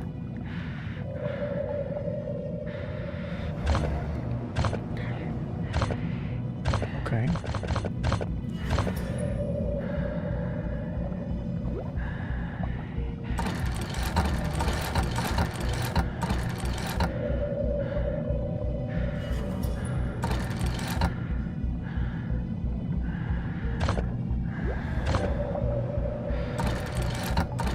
Yes! Oh. Much easier than I thought. Most of these are. First trial is completed. A liquid has appeared on the walls. It looks like the Nautilus's blue blood. What I'd give to see what you are seeing. Make haste. Oxygen is not endless. Your paternalism will suit me quite well now. Tell me about the Kraken. I made it up. Krakens aren't real. That's what you're telling me now, okay.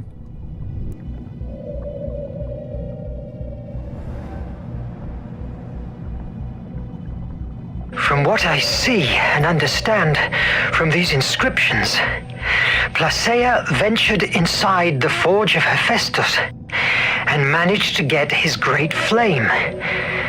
With its power, she expected to free mankind, providing them with the gift of imagination. Nice.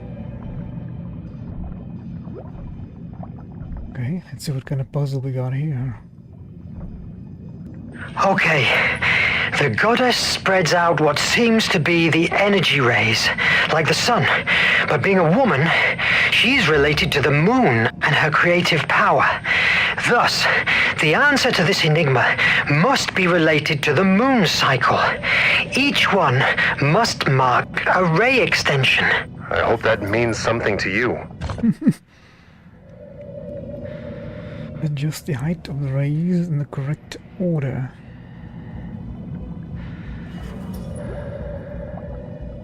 Increase. Decrease.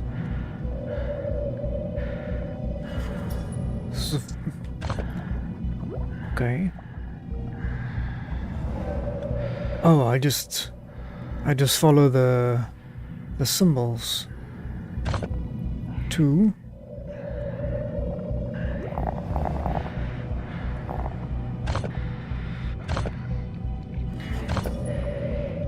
2.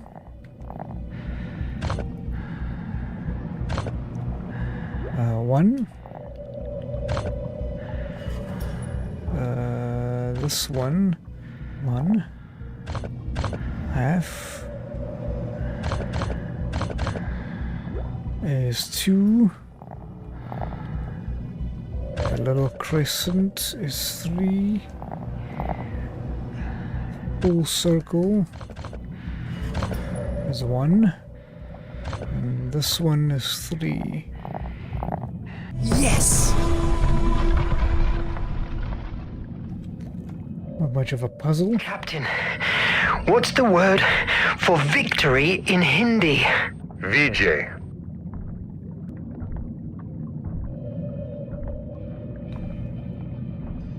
Okay. Right, 2 of the 4 are done. I can see them light up on the left there. So 2 more. Big cracks in the walls. Let's see what's down here. Nope, I don't like these things on the roof, on the ceiling. Looks like faces again. Placeia diced with death for us, facing ruthless creatures released by Hephaestus to stop her.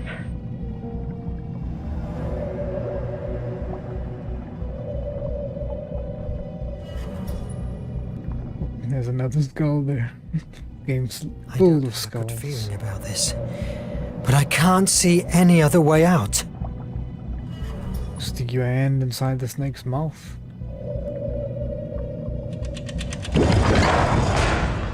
The door!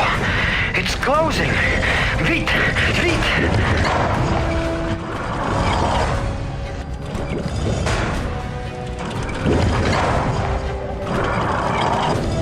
Gotta run, gotta run. Uh-oh, uh-oh. Youch.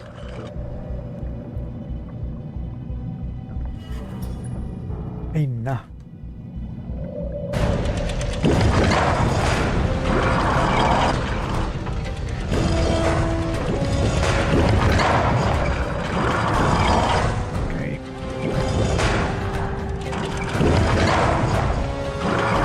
Keep going.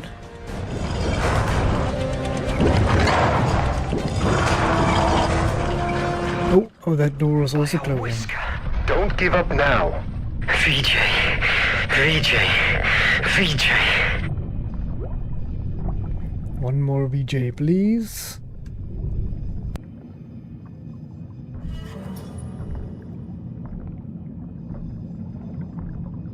After receiving the flame, mankind began to benefit from the power of imagination almost immediately.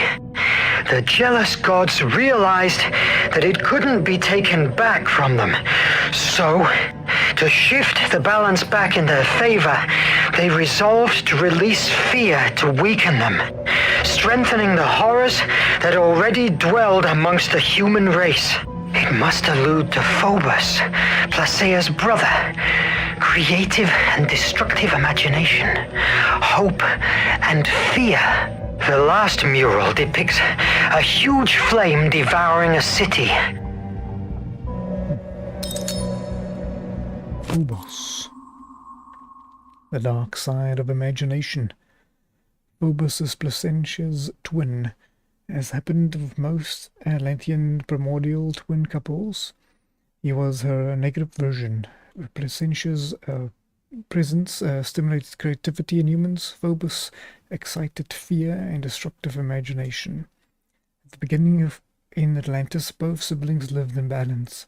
Creativity is necessary, but also is fear, since it drives us away from danger. Nevertheless, when Atlanteans began to fret about supposed alien invasions that wanted to steal the flame of Hephaestus from them, Phobos began to acquire an unimaginable power. Atlantis transformed from being a center of cultural and knowledgeable exchange to an impregnable castle due to Phobos' influence. Even his sister was subdued by him, and was forced to inspire the creation of new weapons to defend their culture from the barbarians. Fear became horror and tyranny, and in the last term, Phobos' influence on the Atlanteans was responsible for the destruction of their civilization, since it blinded them through fear and forced them to spill all their resources to protect themselves, instead of continuing to build for the greater good. Like his sister, Phobos was always from Atlantis when the explosion of the flame of Hephaestus took place. They and other primordials became orphans all of a sudden, pushed to sort their lives without a home to return to. As time went by, primordials and their influence on mankind was identified with the Muses. Although we think of them as auspicious creatures, dreadful Phobos is also one of them. Throughout history, Phobos inspired the worst horrors that humans had ever witnessed: invasions, genocide, revenges. Now his influence models the destiny of the human race, while his sister Placentia remains hidden and weak under his unstoppable march.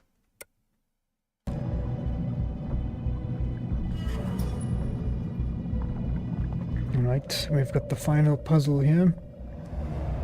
Now I see a mural of a great snake biting its own tail. It seems I have to decode some symbols. The tail-biting snake is an Ouroboros. It symbolizes the cyclical nature of the world, the eternal return, the wheel of creation and destruction in which mankind lives.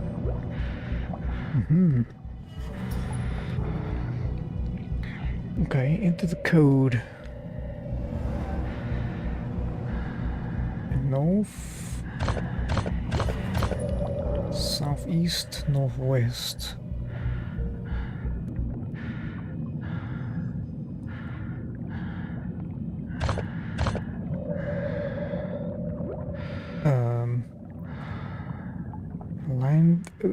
Line the snake. Okay, okay. Line the snake so that that circle is on.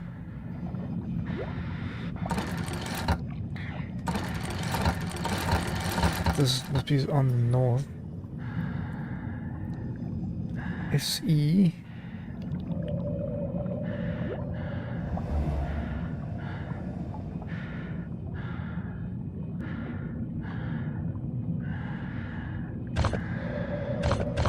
Oh, okay. Okay, wait. This must be select code block. Select symbol. Ah, yes. Okay.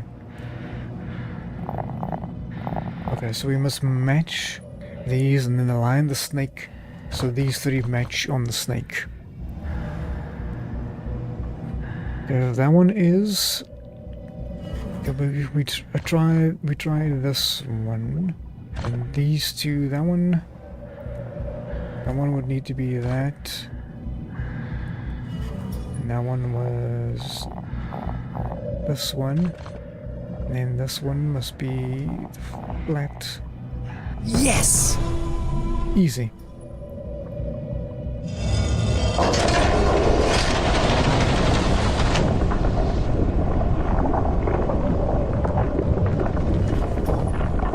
Kinda looks like wings.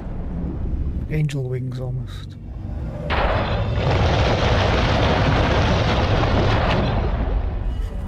Don't go in.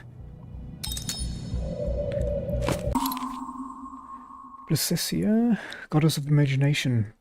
Actually, she's not a goddess, she is a primordial. This is how the Atlanteans knew those among them who were affected by the mutation, influenced emotion and ideas. Placentia's presence inflamed the curiosity and creativity of those around her. In the golden age of Atlantis, their influence reached almost the entire planet. The spectacular Atlantean technological development would have not taken place had it not been for her. In those years of splendors, Placentia lived as a celebrity, like her other primordials. The most prominent Atlantean personalities of her time longed to have her as an advisor, and ordinary citizens worshipped her as a goddess. Her public appearances were always highly celebrated. She received all kinds of gifts, which she always donated to the most disadvantaged among the Atlanteans. When the cataclysm that devastated Atlantis took place, very few primordials survived. Placentia and her twin brother Phobos were two of the lucky ones, since they were both outside of Atlantis when it happened. After that, Placentia spent years in deep sadness. She had lost her home, the cradle of her civilization, and hundreds of years of knowledge and technology. Completely disheartened and orphaned, she wandered the world until she reached Mesopotamia, where her trail disappeared. Centuries later, in pre-Hellenic times, her cult momentarily resurfaced, probably created by the few descendants of the ancient Atlanteans. The primitive worshippers of Placaea associated her with the power of imagination and therefore with the fight against fear. It is the period that she is represented with as a butterfly, as a metaphor of creative thinking, which takes a small idea, a worm, and transforms it into something better, the butterfly. With the establishment of the classical Greek pantheon, the cult of Placaea became archaic and primitive, and eventually disappeared. However, Placaea herself and her powers weakened, continued to wander Hemera in search, albeit with little hope, of those few humans who were willing to make the world a better place.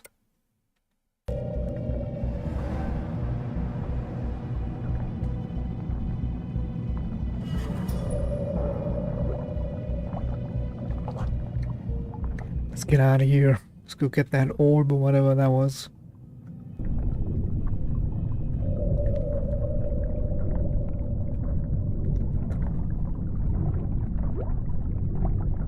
It's not the time to go back. I still have things to do here. I can't go back that way though. Just saying.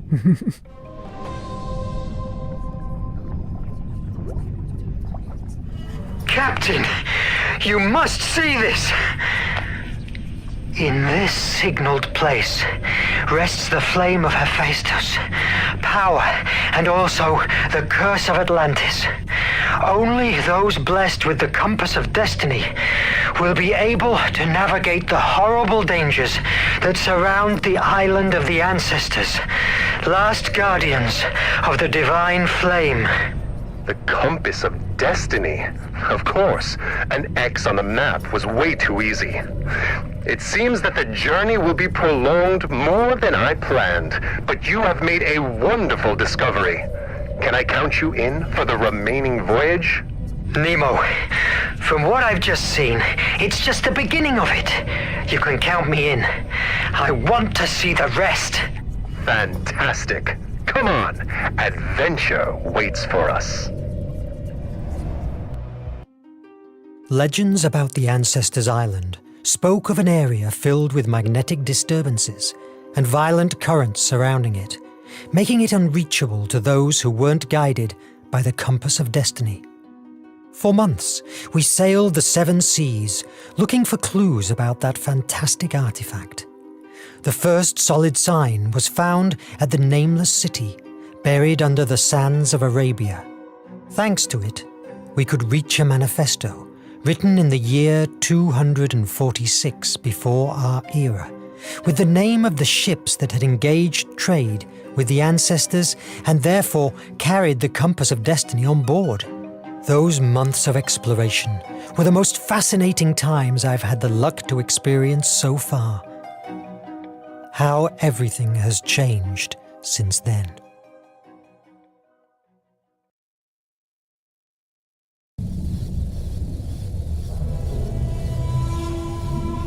Slippery truth. Somewhere in the Must stop sea. Nemo. Whatever it takes. Maybe I can win some time by sabotaging the Nautilus. It's already ruined. Nobody will be suspicious of me. I hope. Yeah, we're still looking out for a spy. There's still someone, or might that person be the Nemo? That's no, you wouldn't say. Nah, that makes no sense.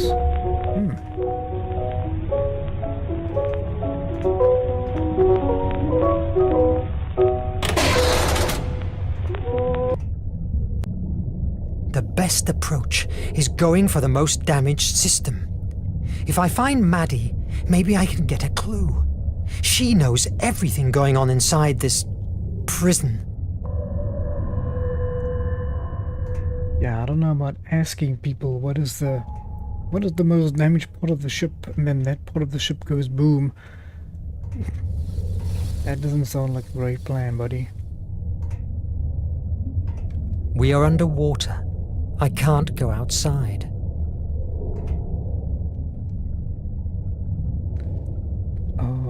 Okay.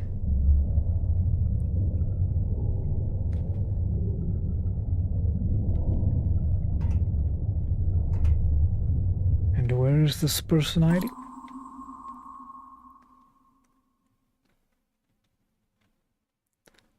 Find Mary. I don't think we've been down to the mess hall in the bunks yet, so let's try there.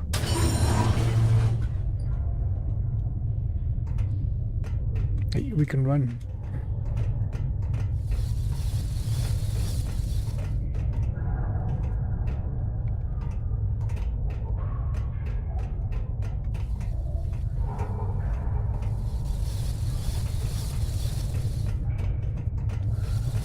Doesn't look like we can go into any of these. Ah, there's the Nautilus. About the energy of the Nautilus. There is a powerful agent, obedient, rapid, easy, with which conforms to every use and reigns supreme on board my vessel. Everything is done by means of it. It lights, warms it, and is the soul for my mechanical apparatus, the agent of electricity. My electricity is not even everybody's. Your readers may know that seawater is composed of, in 1,000 grams are found 96.5% of water and about 2 2/3% of chloride of sodium. Then, in a smaller quantity, chlorides of magnesium and of potassium, bromide of magnesium sulfate and of magnesia sulfate, and carbonate of lime. You see them then, that chloride of sodium forms a large part of it. So it is this sodium that extracts from the seawater, and of which I compose my ingredients. All the ocean, it produces electricity, and electricity gives heat, light, motion, and, in a word, life to the Nautilus. The Nautilus' soul.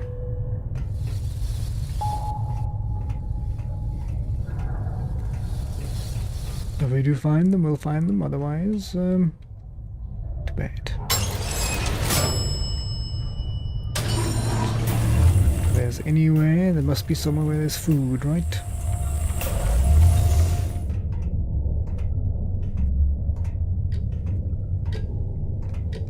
Salut, Monsieur Verne. What do you fancy? No, thanks. I was just passing by. Thanks for gathering the aluminum from Akos. We have power in these quarters thanks to him. I wish I could have saved Akos, but I arrived too late. A toast for Akos. May he be in a better place.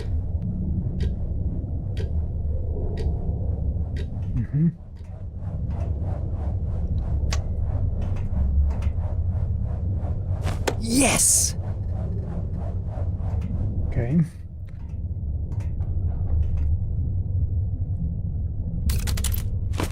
I don't have any keys or anything. Resist.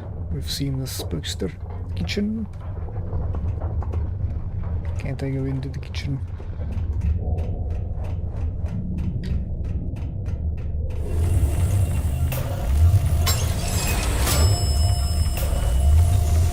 So, right to the top.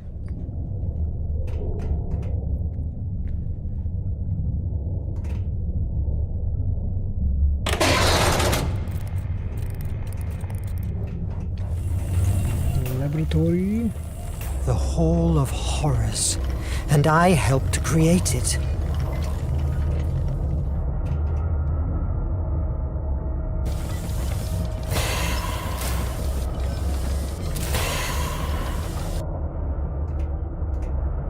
I guess I'll turn it on, whatever it is.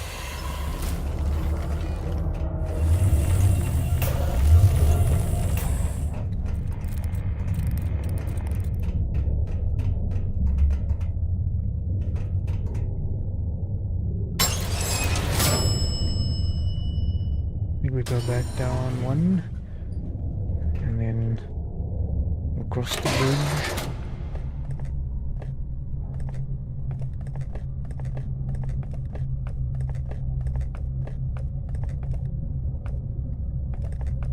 Don't remember. Maybe that opens that. That's cool. Is that even a whale? What is that? Some kind of sea beast.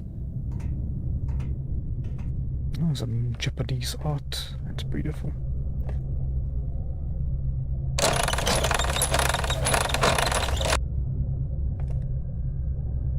Can't say what that did.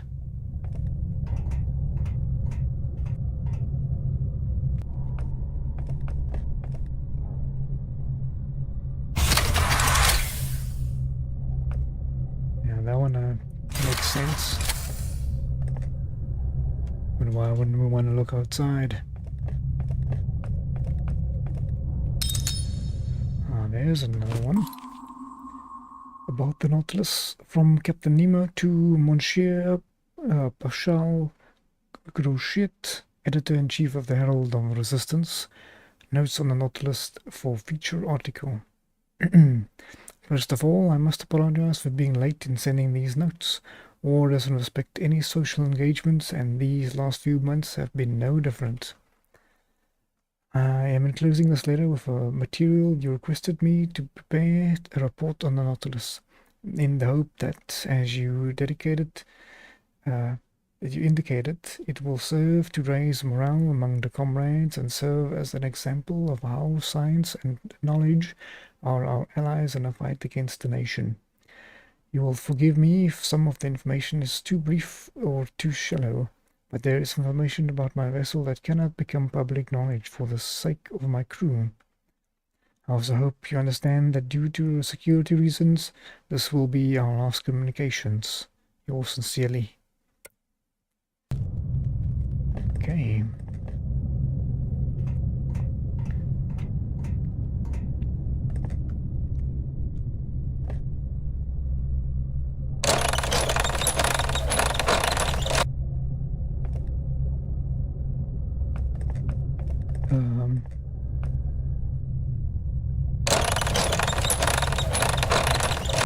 How is this? Oh, okay.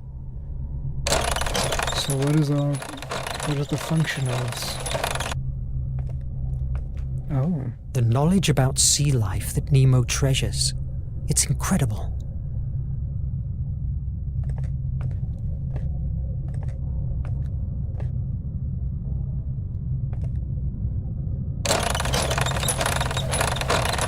Let's check if these are all. Nothing on this one.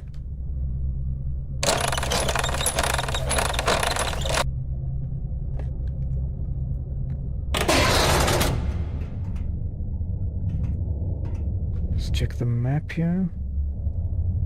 Guess we go to the bridge. To whoever this is. These pipes will not fix themselves. I can't be with you now. Okay, no problem.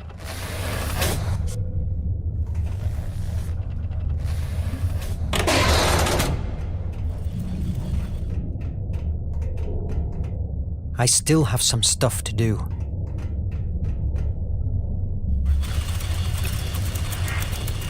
Wonder. Nope.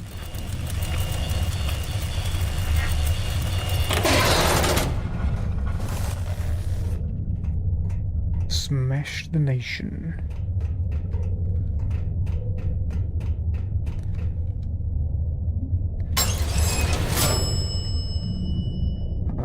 Let's go one down.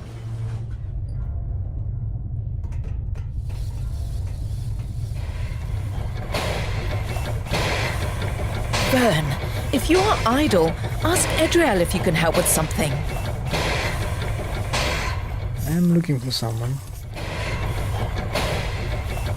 So I don't think I'm idle. What did I see here?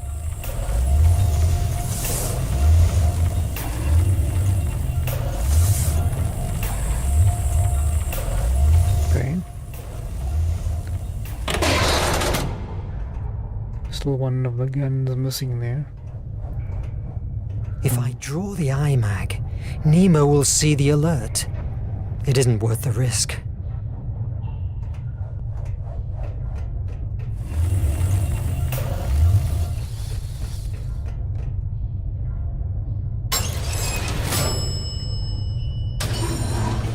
into the supplies then.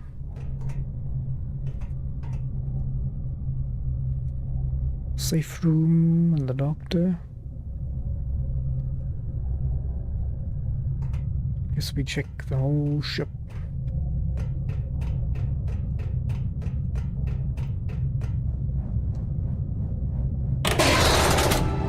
Mon Dieu! The riches he amasses are spectacular! Ultimately, Nemo is a man, and his heart beats when faced with the power of wealth. Is that? That's the Ark of the Covenant.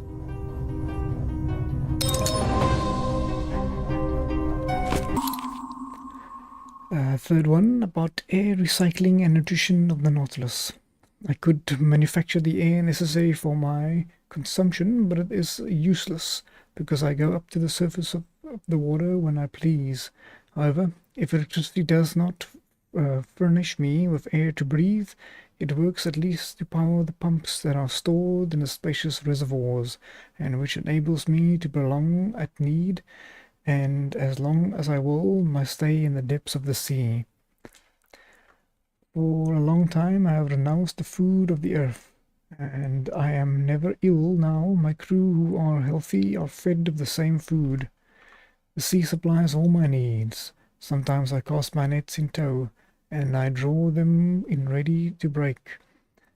Sometimes I hurl in the mists of this element which appears to be incredible to man, and quarry the game which dwells in my submarine forest. My flocks, like those of Neptune's old shepherds, graze fearlessly in the immense prairies of the ocean. I have a vast property there, which I cultivate myself, in which is always sown by the hand of the Creator of all things. My cook is a clever fellow, who excels in dressing these various products of the ocean. Here is a preserve of sea cucumber, which as Malay would declare to be unrivaled in the world. Here is my cream, of which the milk has been furnished by the cetacea, and the sugar by the great fucus of the North Sea. And lastly, some preserve of anemones, which is equal to that of the most delicious fruits. Note to recheck Monsieur recruit's credentials before sending.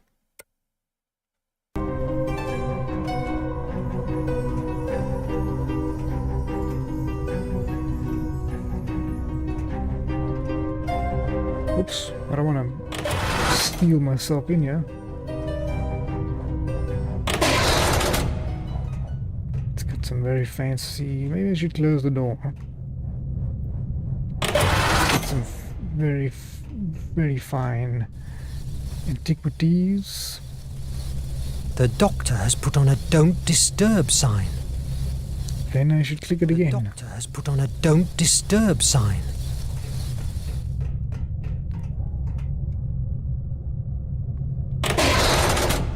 This one goes. That one might be the one I'm looking for.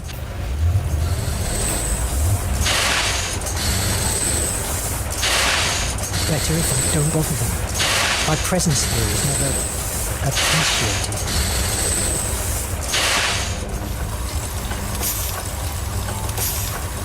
We can go up, but sure, why not?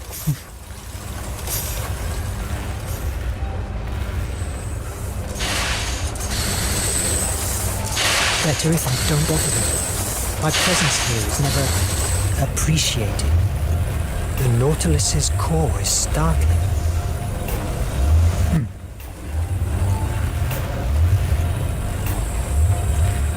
Okay, let's get down.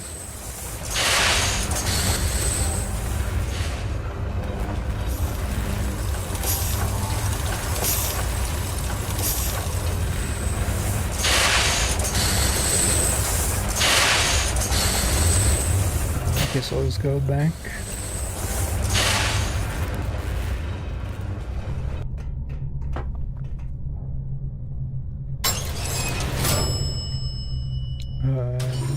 Down here.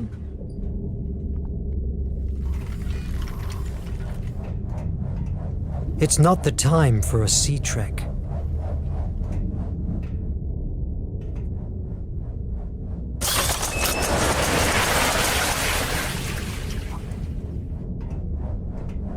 It's not the time for a sea trek.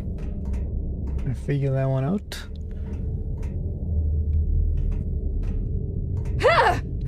It's me, Verne! Sorry, Verne. We're on edge. Repairs. Don't worry about me. I understand. How are the reparations going? It's slow. Oxy recyclers are the worst part, but Suni is on them. The most critical issue now is finding that damn traitorous rat. And where is Suni? Why do you ask? I just wanted to offer my help. You don't distrust me, do you? Right now, I distrust everybody.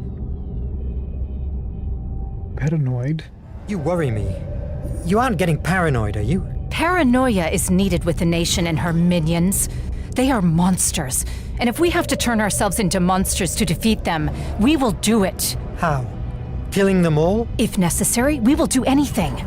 I've seen them assassinating, mutilating, and devastating whole cities, contaminating the seas. The horror of the exploited prisoners of the penitentiary mines. Have no doubt, Verne. One must be willing to do everything it takes. But doesn't that make us the same as the nation? Maybe in your world of books and theories it does, but reality is what it is. If the nation prevails, she will enslave us all. And listen carefully, Verne. I will kill anyone, and if necessary, I'll die before being subdued again. We are the good ones. Sometimes, I think that we forget we are the good guys. I'm very aware of who my enemy is. What about you? Oh, go back to your quarters and let us work. Okay. Thought I was supposed to find her. Get some information, but... Isn't that Maddie? I found her. Go back to your quarters and let us work. Oh, I found her. She doesn't seem very happy to see me.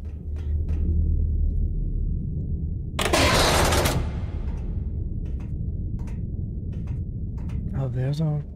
Although recognizing it brings me chills, Nemo's mind is astonishing. The design of these suits looks like something from a fantasy. I don't know why they have fish gills on top of them, but it is cool.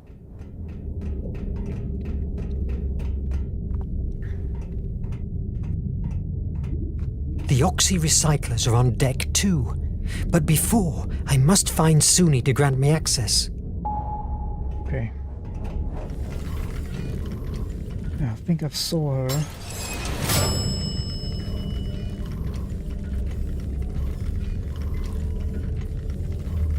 Don't remember. Let's start at the top.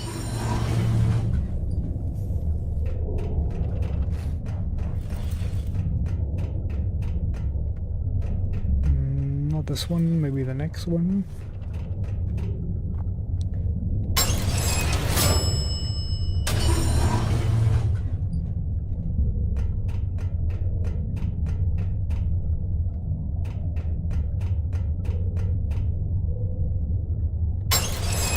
Carry on until I find her. Sure, I saw her. Ah.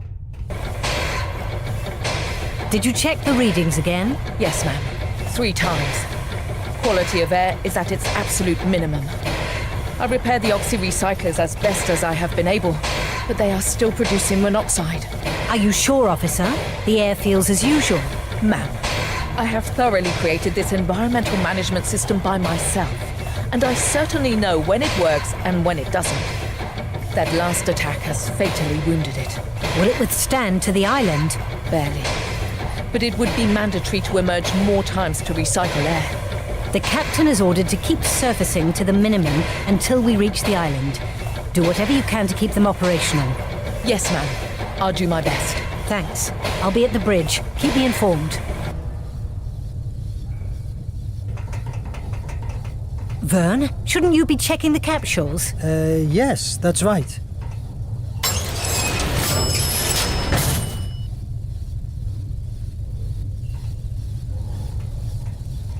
I think we've figured out what we need to do. Hello, Suni. Maddie told me you're struggling with oxy-recyclers. I learnt a lot the last time I helped you. Do you need me? No! No one but me can touch my oxy-recyclers. God, stop distracting me! Look, Verne, I appreciate your offer, but I don't need your or anyone else's help. Leave me alone, please. Rude much? God, they're losing their minds. If I manage to sabotage the oxy-recyclers, I will slow them down. Nadine! She's the only one that can grant me access. I hope she didn't get infected by this collective madness. Right. Now who is Nadine? And where do I find you? Bridge? I think it was the bridge.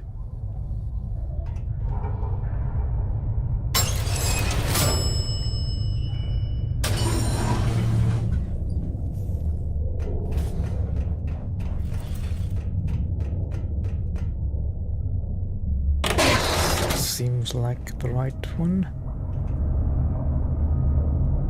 I can't do more. How long will it take to get to the island?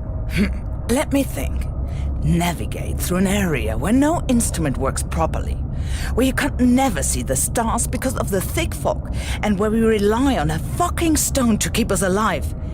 It will be a miracle if we don't end at the sea bottom.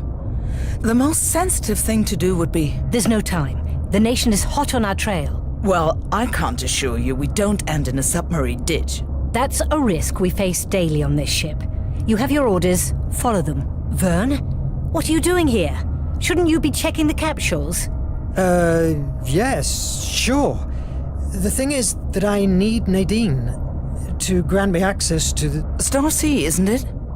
Yes, that's right. Very well, go on. Thanks for watching my back. You're welcome. I can't stand Adriel, walking around like she had a stick stuck up into her ass. I'm exhausted. The milieu here is quite tense. Even Nemo seems deranged to me. Nemo was already deranged. Look at the Nautilus. Something tells me you are chewing the fat. What do you want? Me? Well, I need access granted to the oxy-recyclers. You have already discovered Project H, haven't you? Truth or the lie? Truth is always better. Yes. Nemo must be stopped, at any cost. If we destroy the oxys, we will win time to think of a solution. Being caught by the nation doesn't bother you? One problem after another. Please, will you help me? You can count on me. Really? Seeing that you are different from the rest of the crew is a relief. I haven't slept for months because of that dreadful Project H. Everyone else accepted it without a second thought. It's a living nightmare. I'm so glad I have finally found an allied. And even more if it's you. Braving Nemo will not be easy. Are you ready? I was born ready. You know I'm a curious bird, right?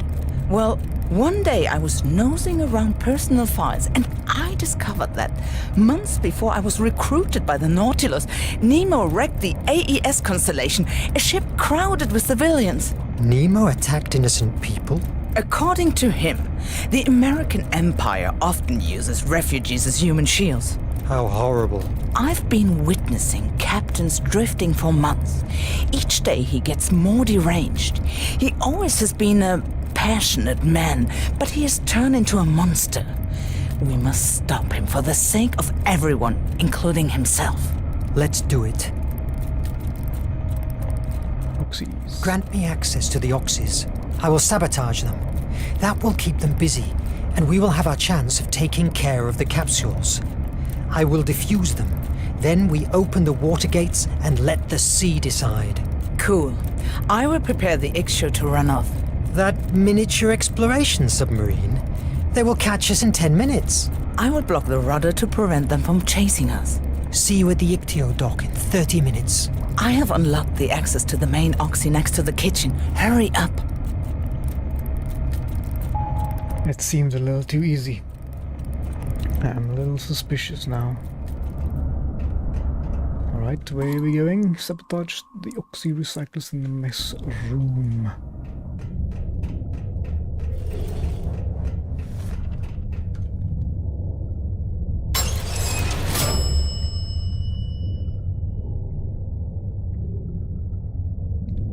Is it over here?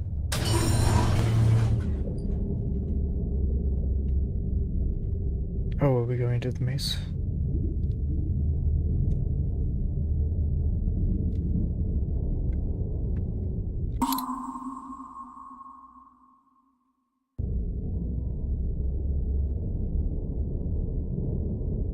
Don't think from this section we can get there.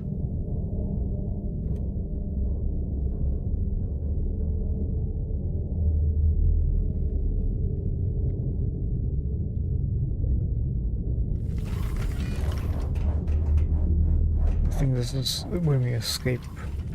Let's go right to the top, then to the right, and right to the bottom. I think that'll work. Nope, too far. Let's go. Is it? Well, one down, I guess.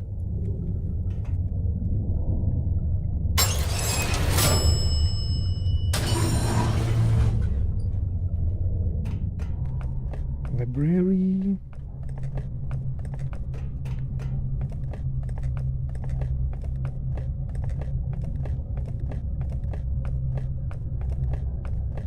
Well, we've been through the whole ship.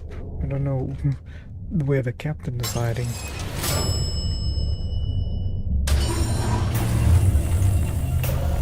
Did we say the mess room? Sabotage the recyclers.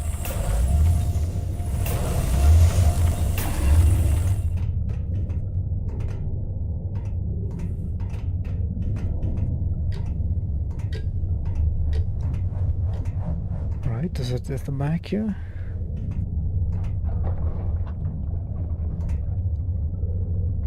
Oh, it must be down here.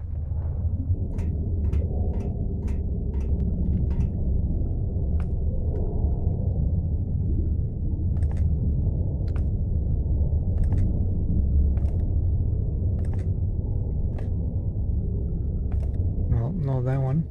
Try the other side.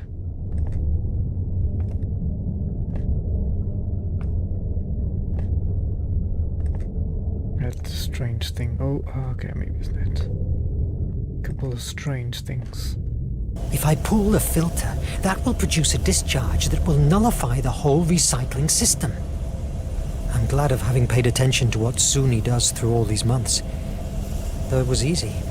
She only talks about her job. Okay, this one's easy enough. We just gotta move.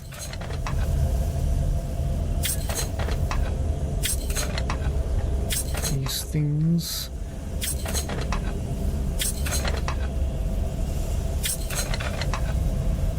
Let's move these out of the way.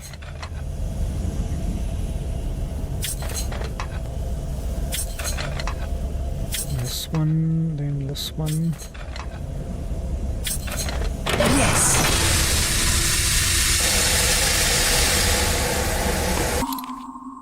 Suni Kyon, atmosphere specialist. Orphan after the nation's invasion of Korea, this young girl grew up under her oppressive's yoke.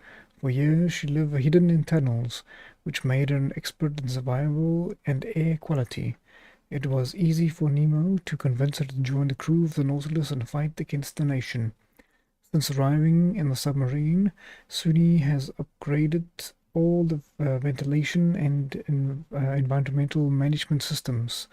She lived obsessed with the air purity. A study of algae is crucial to maintain the environmental quality the crew needs. She is rarely seen relaxing or enjoying life. She always has something to do.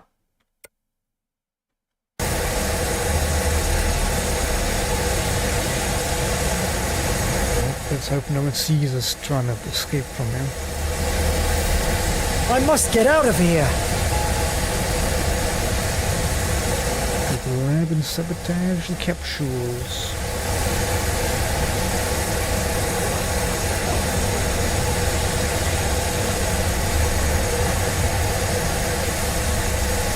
Verne! What the hell has happened? I don't know.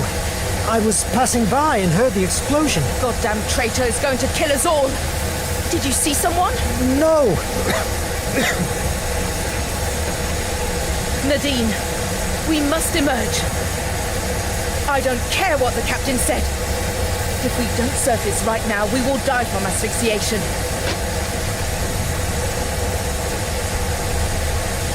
Now that they are all busy, I have my chance of sabotaging the capsules. And the capsules is the lab. Right, let's find ourselves on the map. Back where we started, just above my cabin, which means we just go up and up and up from here.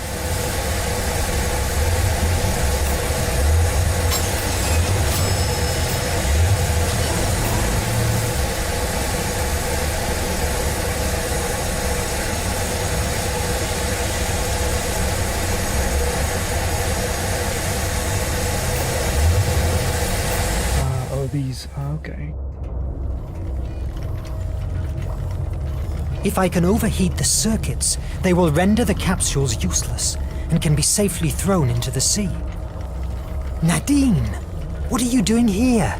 We agreed to meet at the Ictio. Don't you realize yet? What? I got you on the opto recorders while manipulating the oxys. Sorry for cheating you, but war is war. Mon Dieu. You are the traitor. Why? But why? Do you remember the Constellation? The ship crowded with refugees that Nemo wrecked? The same. My parents and siblings were among those refugees. How can you betray us to the nation? The nation is war! Verne, I'm sick. I can't stand being locked in here anymore. All these years, what have been good for? We achieved nothing. Only betrayal and death. It's time to try something else. Look at France. She's way better under the nation's rule. Economy, security, technology.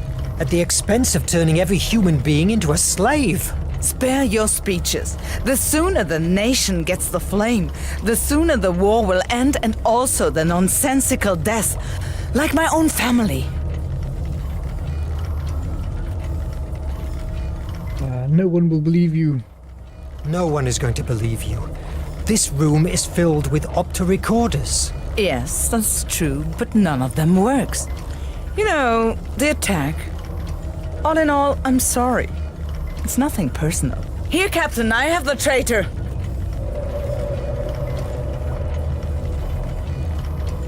Is that true, Mr. Verne? No!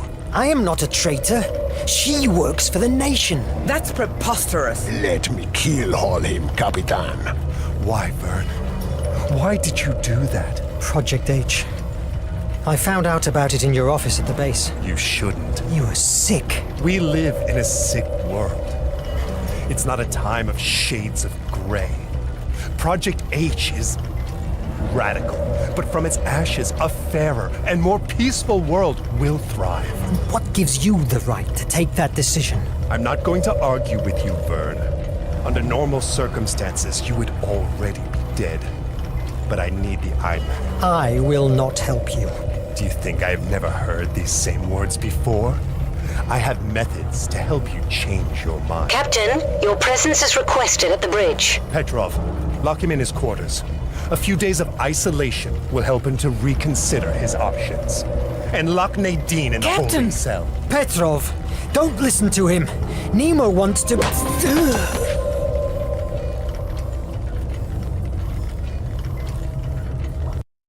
Mech.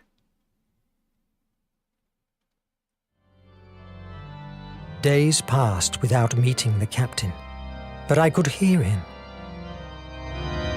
The violence he displayed while playing gave me a hint of how madness was overtaking him. As we were getting closer to the flame, it was more and more obvious. There was barely anything left of the Nemo I used to know and admire. Finally, after navigating through the turbulence area, we reached Ancestors Island. I wasn't prepared at all for what I was about to meet there.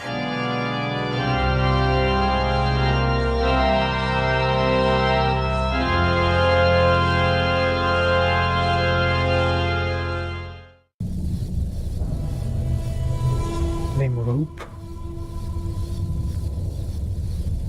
I must get out of here, and before the captain comes after me.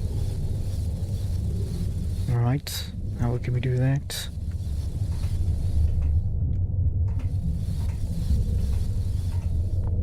Let's see if there's anything. This is a nightmare! I must get out of here!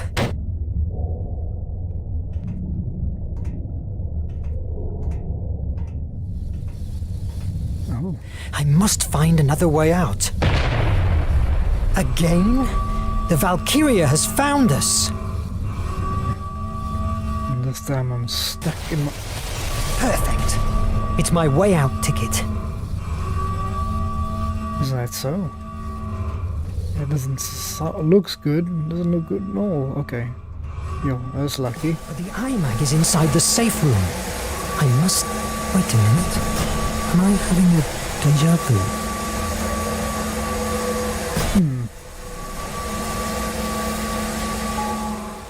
Cover the iMag. Mon Dieu! Merde!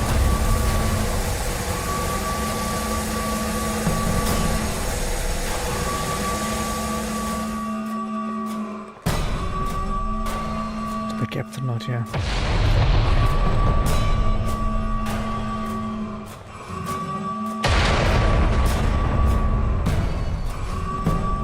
Ooh. Merde!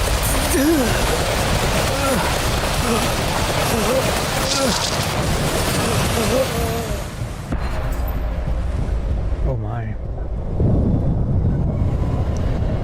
Ice Sphinx Volcano Journey Cavern Captain Paris Island Moon.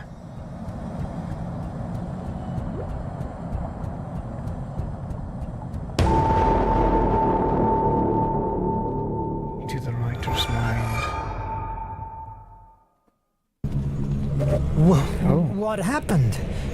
Why am I not dead? This damn bridge again. Search the bridge. Okay. Oh.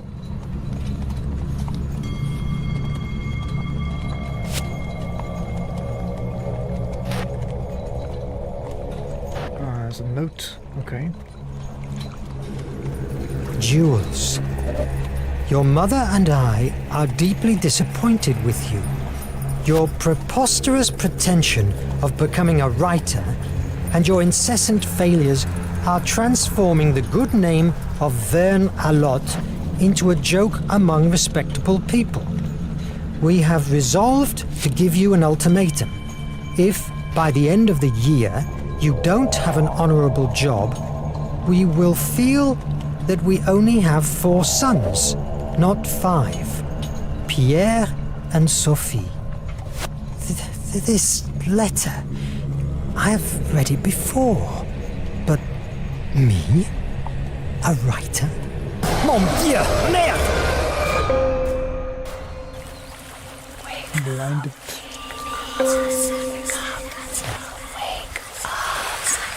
Wake up.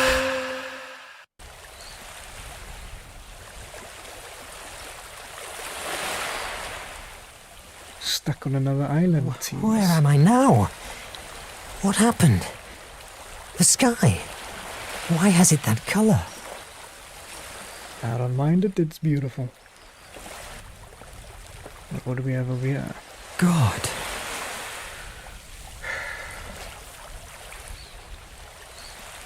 What is it? God.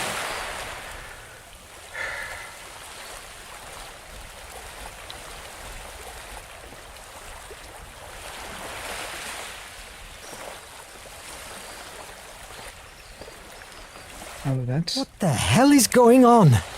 Have I finally turned insane? This light. Oh, my head is killing me. But I must continue. I can't allow neither Nemo nor the Raven to take over the flame. I must stop them. But what can I do? I know. I will look for the ancestors. They will know what to do. Maybe.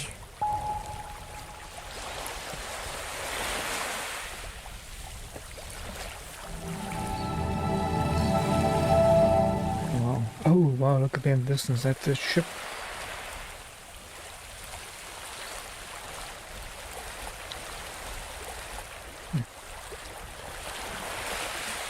Okay. Nadine! Oof.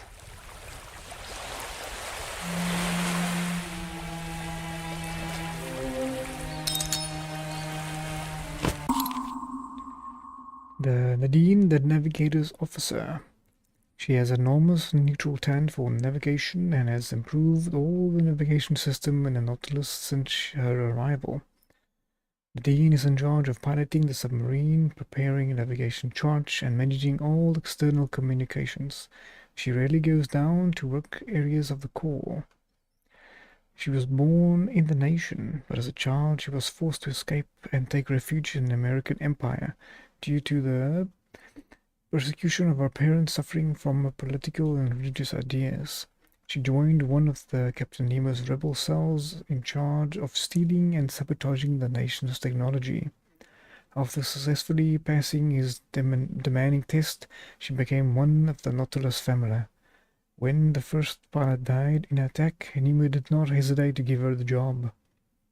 Her crazy and grumpy character does not prevent her from being an excellent professional, although she has trouble following the rules. She loves sailing, and a feeling of movement and control is what fills her the most. But she is afraid of losing her youth. She wants to live and not be locked between tons of metal. Every day that passes, she is more tired of the war and the hardship she suffers. Now she has gone as well. God, will there be any survivor? I can hear someone. Sound like the captain. Nemo! Oh, Verne! I'm glad to see you. What happened to you? Where are the others? Dead. All dead, damn it. My understanding was that good captains always sank with their ships. My crew is dead because of me. My Nautilus wrecking. No, Verne, I haven't been a good captain at all. However, abandoning the ship was not my idea. An explosion put me down and currents dragged me here.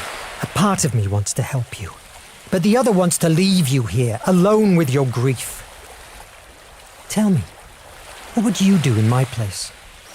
That Project H monstrosity would deserve you. Project H. I knew it was infamous, but something inside me kept me moving forward. It was a dreadful solution, yes, but it was perfect. Almost divine. A complete purification. By all gods, Verne, you must believe me. Only a soul sickened by fear and anger would brew something as heinous as Project H. When I saw my wife and my daughter dying by the hands of the nation, I could do nothing to save them. They fade in my arms. I took revenge, yes. With my own hands, I cut the throat of the captain that gave the execution order. But I have never been able to get rid of the horror of my own helplessness. And now, my Nautilus, my crew, it's all destroyed. You have opened Pandora's box, Captain. You have brought the flame to the nation's fingertips. You have sentenced mankind. I deserve all your disdains. But let me ask you for a last favor. The iMac? Me and the Nautilus have enough strength to bow out in a blaze of glory. Help me to board back, and I will make sure that the Valkyrie will never take the flame away. By yourself? Are you insane? Maybe. After all, I am Captain Nemo. Let me help you save the world. Oops, I wasn't ready for that.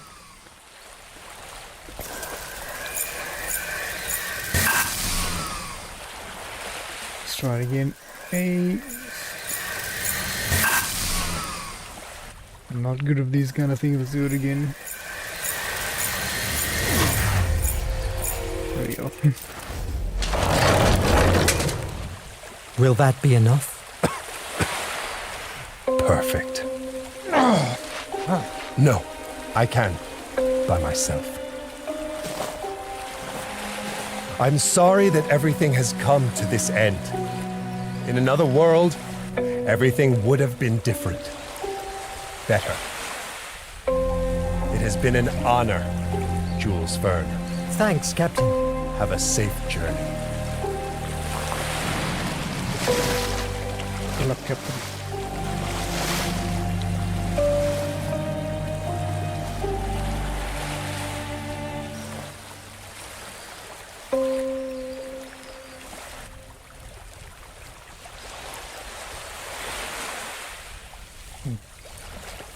Someone else in the water there.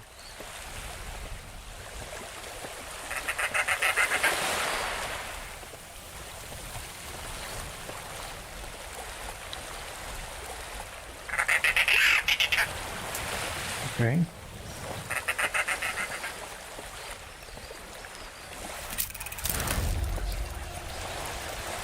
Sturdy wood. Yes, please. The box resists the wreck and kept withstanding.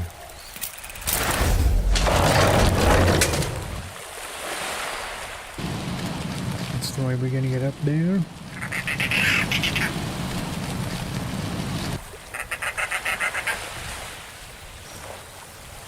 Right. Let's have a nice view of the dinosaur skulls or something. And a human skull.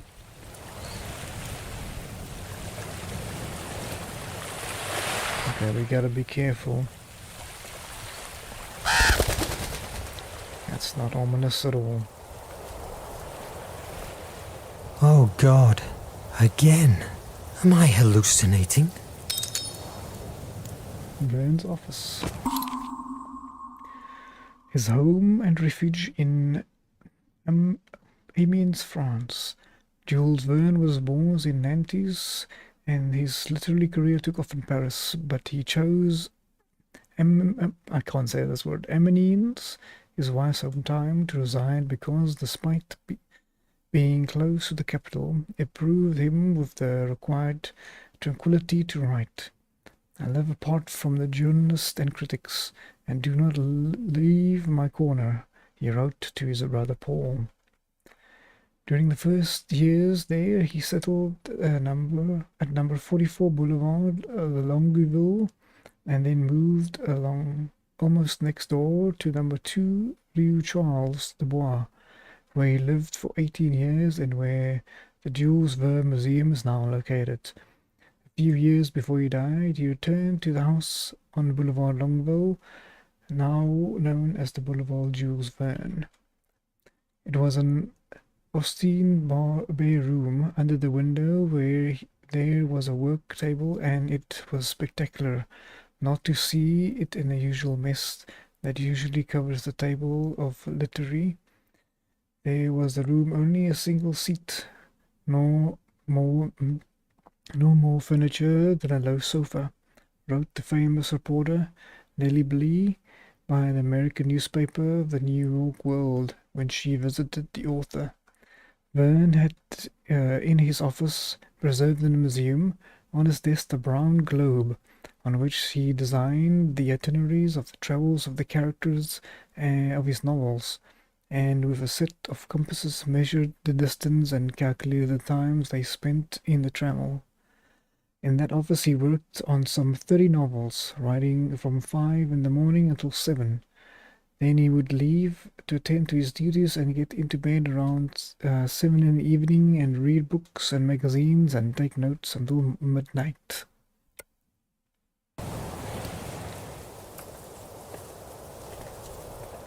Okay, it's quite a hill.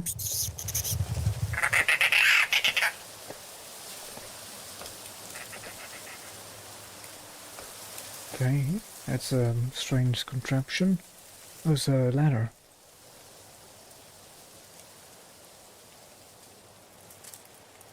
Rotate.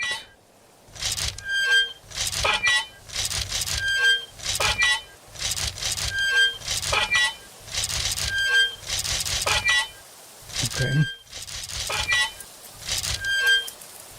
Yes! There we go. Perfect.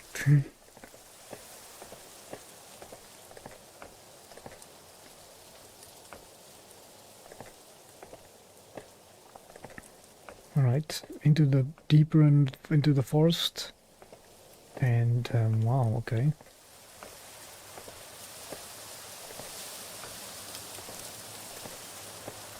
That is quite something. Oh no. Destruction once more. It doesn't seem anybody has lived here for centuries. Verne, at last! You are alive! Stop there! I won't let you or the Raven even get close to the flame. Verne, listen to me. I'm on your side. Forget about the Raven and Nemo's plans. There's something much more important at stake. I don't want to hear your reasons. You and Nemo are nothing but murderers. But what the hell? What was that? Your mind is collapsing. My mind? What are you talking about? Adriel! Paris in the 20th century, written by Jules Verne? That's impossible. I would have given anything for not telling you what I'm about to say. This book is very, very inferior to 5 weeks in a balloon. If you came to read it within a year, you would agree with me. These words, I've heard them before. To sum it all up, it's a failure. And if 1,000 men told me the opposite, I would tell them to get lost. Nobody will believe today in your prophecies, and nobody will be interested in them. It's signed by Pierre-Jules Hetzel. These are the words of your editor.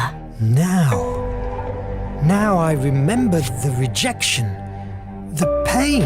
I know, Verne. That same pain is the reason why you have been brought to this world. You were trapped inside your imagination. What? But who are you? I am yourself. But inside this very world you have created. I was called Placia a long time ago. Impossible! What are you talking about? Is this one of Nemo's rigs? Ah! My head! We're running out of time. You must listen to me. You are not Jules Verne, the scientist. That's not your real identity. Shut up! Think! Focus! You know you are not from this world. At this very same moment, you are at the Bridge of Ardennes in Paris. You are about to destroy the last book written by you. What feels like 6 months to you in your world has been nothing more than 20 seconds. Unconsciously, when you received Hetzel's rejection, you searched for shelter inside you. Who could blame you? You have such magnificent imagination that you have created a world we know as Hemera. Nevertheless, it was fear, or phobos. That was the reason that impelled you to hide in Hemera, and you gave him full powers over your mind. He gave you a paradise that you would never want to leave. Since you arrived here, to that idyllic island after the wreck, I have been trying to leave you a trail of breadcrumbs to carefully drive you to the truth. A too straight or too early revelation could destroy your sanity, but I can't afford subtleness anymore. Phobos, through Raven, is about to get his hands on the flame. All things beautiful and extraordinary you have ever imagined will be obliterated and turned into an infinite wasteland. That is insane. If this is a fantasy, why can't I just wake up? Because in order to do it, you need the flame. It's a portal to your world. If Phobos takes control over it, you will be trapped here forever, in your world. You will turn insane, and you don't have much time left. Where are we? I'm not sure I can take any more jumps.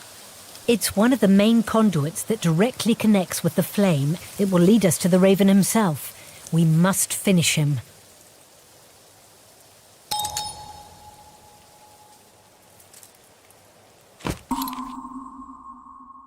Dear Jules Hetzel, Jules Verne publisher. Dear Jules Hetzel was the only editor of Jules Verne, with whom he created a collection of extraordinary voyages. He was one of his closest friends, and the writer considered him as a spiritual father. Not in vain, Hetzel was also the editor of important writers of the time such as Balzac, Victor Hugo, and Émile Zola. In 1862, in his office at Rue Jacob in Paris, he received Verne's first novel, 5 Weeks in a Balloon.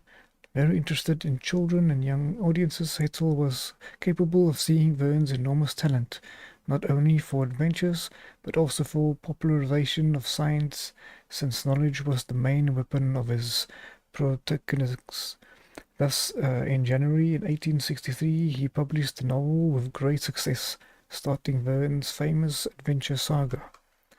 However, in 1864, he rejected the publication of the new novel of the promising Verne Paris in the 20th century, considering to be too pessimistic. Throughout the letter to his author, he expresses his rejection and speaks of the poor quality of the story and its lack of interest. The editor knows his audience very well and believes that his novel is too serious and tragic. The rejection of the very hard blow for Verne, but there is no doubt that he takes good note of the editor's advice, since from that moment on, his works adopted a more optimistic and enthusiastic attitude towards the future, which undoubtedly contributed to making him the celebrity he is today. Paris in the 20th century was considered lost. However, in 1989, it was found by Jules Verne, the writer's great-grandson, in Verne's safe. When it was finally released in September 1994, it became a bestseller, and to the great regret, once again proved that the great science fiction writer he was, for he prophesied the 20th century sadly close to our reality.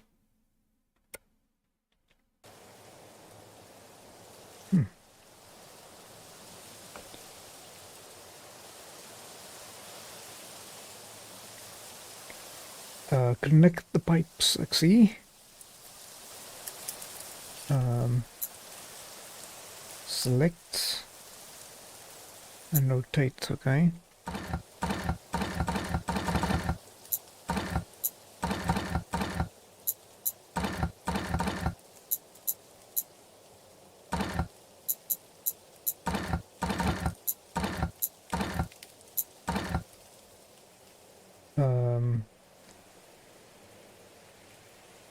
It should work.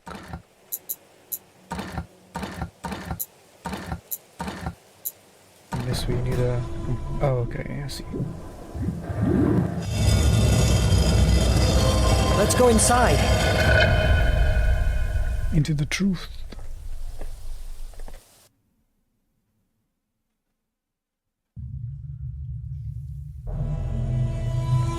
Flame of Hope number 2. From this point, Let's keep silence. Our voices may echo through the whole pipeline network. The ancestors. The guardians of the flame of Hephaestus, after the great cataclysm that devastated Atlantis due to a fatal breakdown in its complex energy systems that was powered by the flame of Hephaestus, the few survivors decided that the flame was too dangerous and had to be kept away from humans to avoid annihilation. After destroying every last trace of the flame of Hephaestus' system, they left the wretched ruin of Atlantis and settled in the island where the flame of Hephaestus had its cradle. Unreachable by the rest of humanity without the help of the compass of destiny, the gods of the ancestors was created under the command of two primordials in order to prevent it from falling into the wrong hands. In the time of the Atlantis isolation, prior to its destruction, with the intention of keeping the flame out of the reach of foreigners, the Atlanteans manufactured only a few compasses. When the Hector-tomb devastated the island, almost all of them were destroyed. Only one was saved from destruction, and it was one that allowed the survivors to reach the island. Once there, it was given the Angelus of Recno-Atlantean family of sailors who, from then on, became their only connection to the outside world and the first guardians of the secret. That delicate balance of ancestors' only means of survival was shattered 2 centuries later in the Strait of Messina when the violent storm sank Sicilia, the Angelus ship, dragging their lost compass of destiny into the depths of the sea. Let's go! Defeat the terror!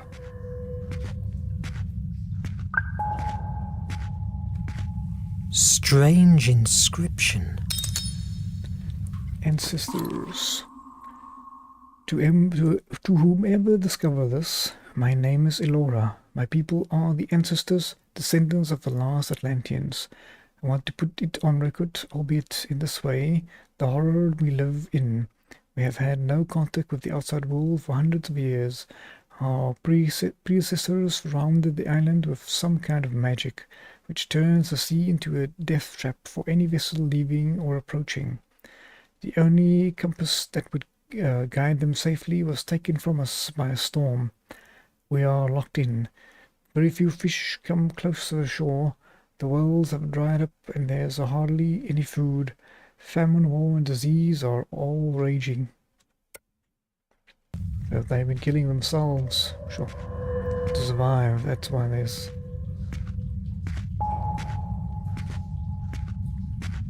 Merde!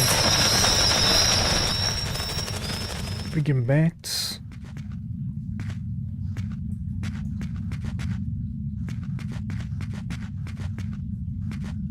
There's something I can't get out of my mind. Nemo. What were you doing with Nemo and his crew of fanatics? Did he know your true nature? No. I am what you would call a muse.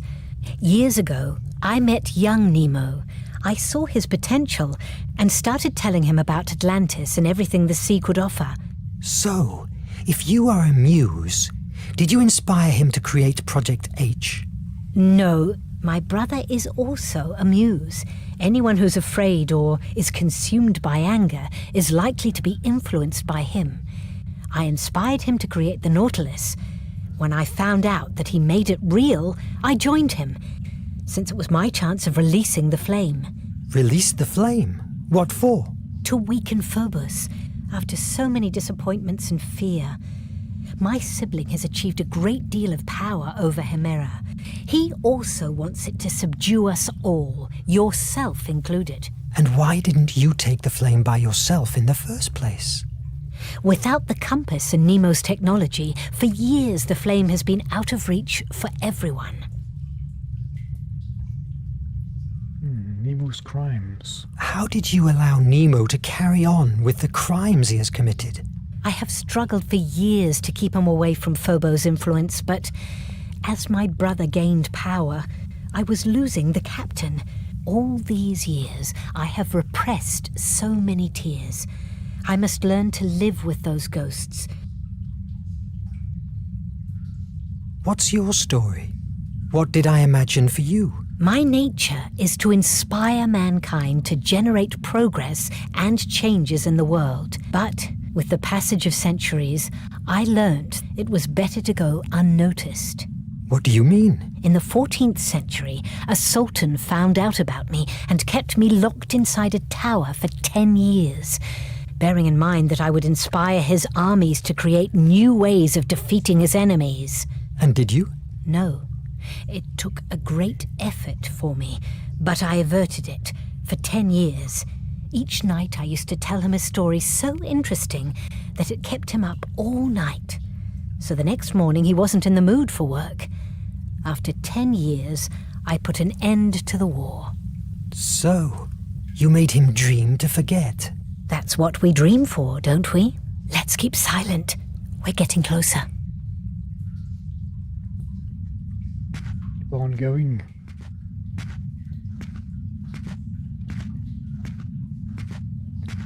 Oh, getting down deeper. Why are you stopping?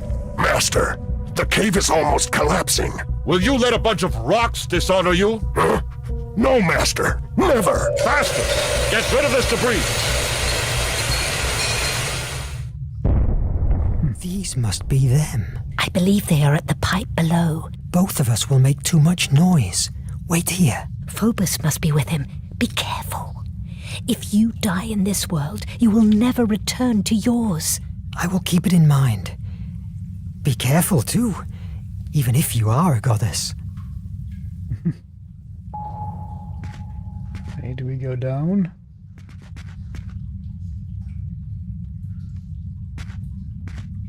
Odd place to end, okay.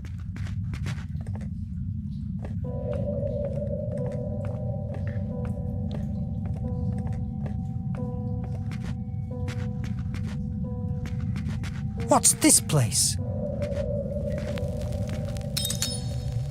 Verne and volcanoes. Passion for mysteries. Jules Verne had a great passion, or perhaps a small obsession, for volcanoes, as he used them in many of his major works. For the writer, they were an open door to mystery and adventure, to the discovery of the very origin of Earth, guarded by an unstoppable force, capable of provoking terror and admiration in equal measure. His most famous volcano in one of the Journey to the Center of the Earth, Snakelkopf, located in the Western Iceland, in which the novel is the gateway to a fantastic subterranean world. The volcano of Lincoln Island in his novel The Mysterious Island plays an important role in the plot, as it hides a cave that holds a great secret. The novel The Golden Volcano was published after his death and finished by his son Mikhail. The story takes place around the gold mine that coincidentally is located in the crater of the volcano. In 20,000 Leagues Under the Sea, we find several references to volcanoes, such as Nemo's secret base built inside a submerged volcano crater. In the Adventures of Captain Hatteras, he speaks of a volcano located in the North Pole. Undoubtedly, Verne was well aware of the power of the imagination of a volcano and of the fascination that these titans of nature have always aroused in human beings. It says a lot about the vision of the universe that, being as he was an enthusiast of technological process, the presence of one of the most fearsome forces of nature, capable of wiping out civilization in the blink of an eye, was so constant.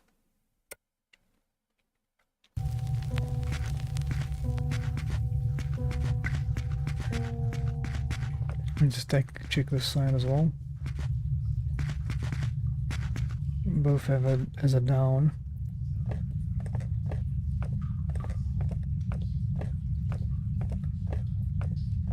Guess I'll just check that side as well. Oh, then now I'm gonna have to go back up again.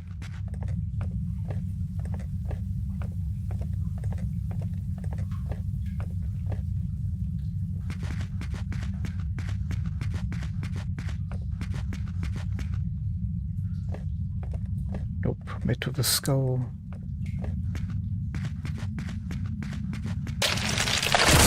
Merde! Alright, I guess I'll see what's there. Ancestors. To whomever discovered this, when I think of our forefathers, of all their deeds and miracles, how sad it is that such a noble lineage is ending like that of some wild animals. I pray to the primordials to have mercy on us. They are our only... ...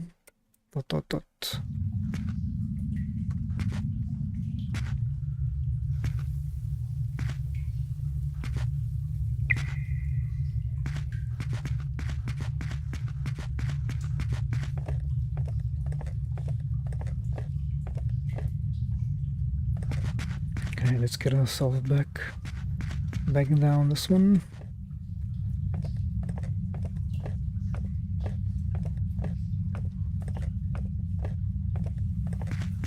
Okay, let's get down. I guess I go up first? Down first? Yeah, it's probably down first.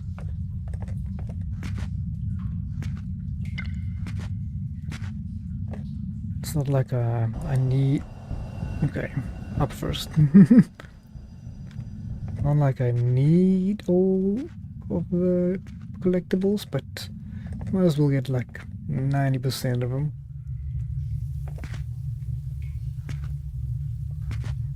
Inside a dormant volcano in the middle of the ocean. Wonderful.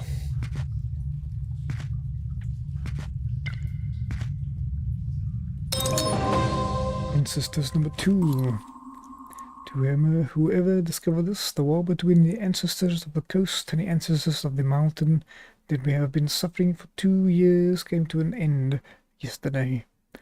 Atlas and his mountain followers defeated Xander's men. There was a terrible slaughter. Atlas is now lord of the island. We fear for our lives. He is a violent and vengeful man. Their stupid wars have been spoiled this year's harvest. I do not know what will happen. I fear for our future.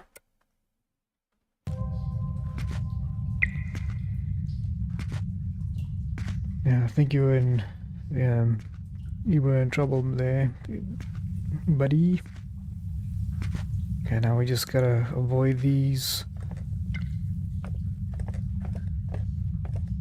raven men.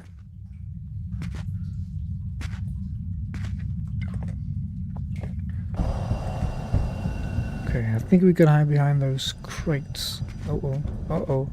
Why am I... Okay. Guess I'll try to go left first, maybe?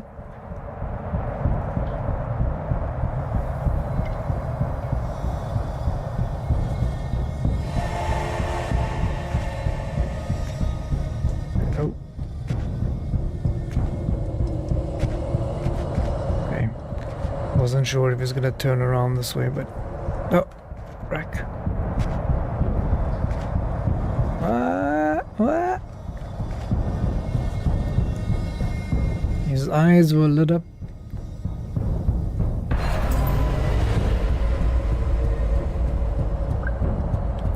Okay.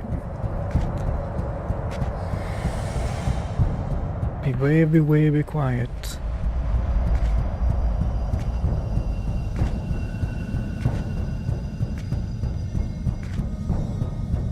Oh, it's a dead end.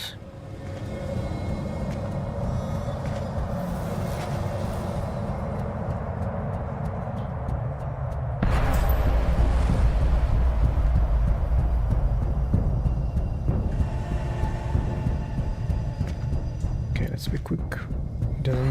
He doesn't look that way for a short time. At least he doesn't get too angry.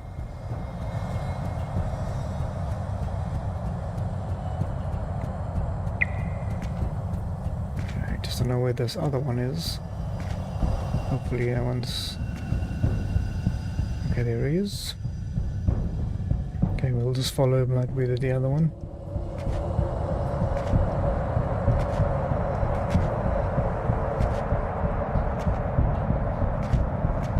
go.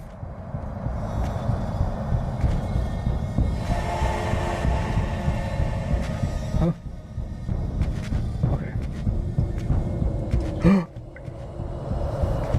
Lucky.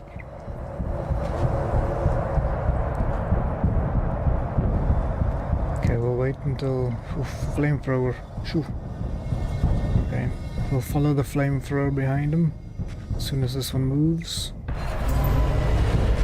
Hopefully we can hide behind this box. Nope. I'm in trouble if he turns around.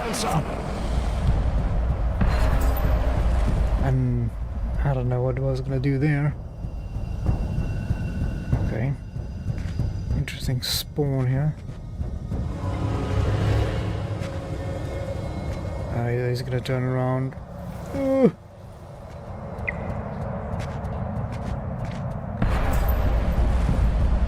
Yeah, I gotta wait and follow him. Yay, swing by! Welcome! Have you been enjoying Baldur's Gate? I see you guys have been playing. Yes, almost done with the Verne. Not really Lovecraftian. It's, you know, like 1,000 Leagues Below the Sea, Around the World in 80 Days, and the Hot Air Balloon, those kinds of stories. It's like, it's basically we're in the mind of Jules Verne, the creator of those books, and he's having an hallucination or a dream, you can say, about where he's put his mind into the books to try and escape reality. Yeah, it was tons of fun. I'll send you pictures of them. Awesome, nice. Steampunk? Not really. It's like Robinson Crusoe, that kind of genre, but with like fantasy, like futuristic things, but in the past. If you know what I'm, it's like fake future. Okay. Oh, that's not gonna work. Okay. We just gotta get the timing right on this one. Okay, this one can't see us. And we gotta, that flamethrower is also, okay, this might be the time now. We're gonna give it a shot. Go, go, go, go, go, go, go.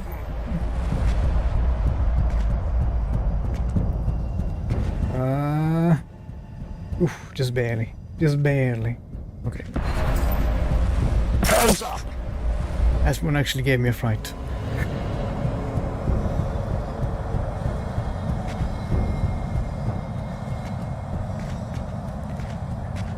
Okay, this is probably the weakest part of the game. The stealth. Good.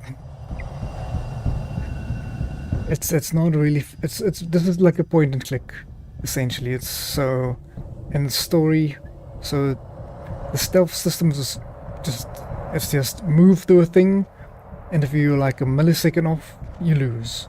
Luckily, you don't like start over or something. You go back a little bit, but okay. Now okay. He moves a little quick.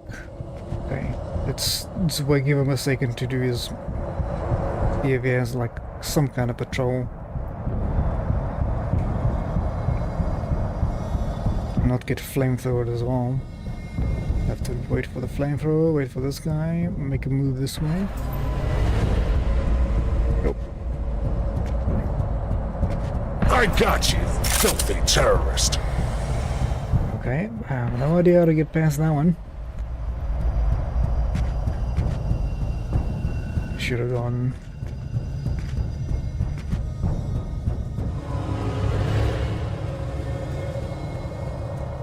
Okay, we'll just wait for this guy, let him come back.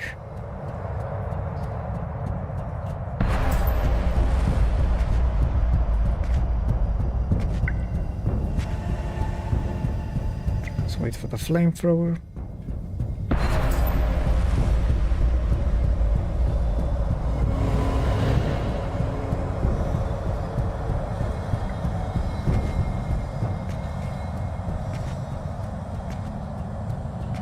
Hopefully we're fast enough.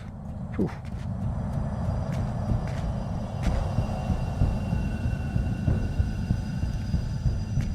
It feels like we might have to just click down, but that might not work.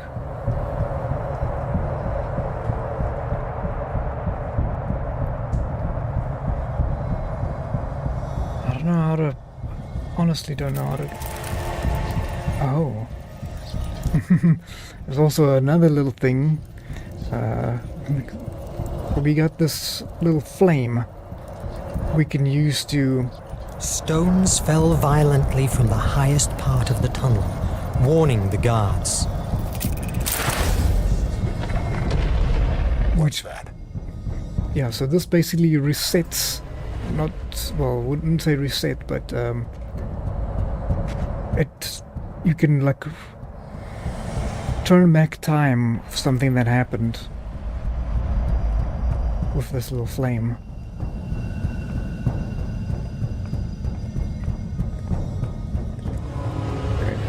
Hide before that flamethrower sees us. I think we need to move to the right.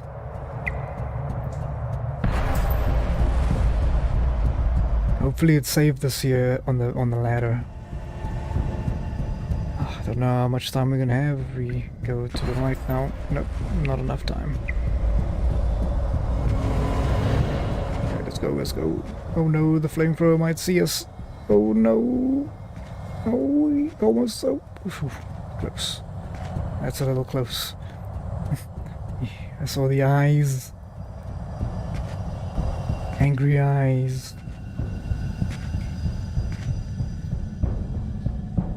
Okay, we are making progress. Fantastic. Okay, turn around, buddy. Turn around. Turn around.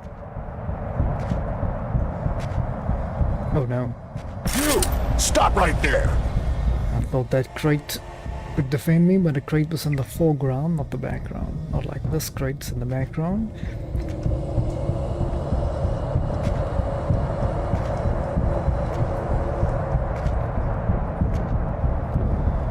Yeah, the game also starts you off like immediately there's like a shadow thing, which is really, really tricky. But after that it gets more puzzly and less stealth.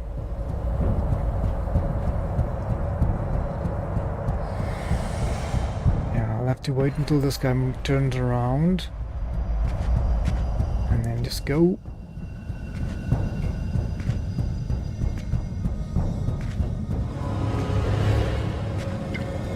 Oh, am I here? Okay.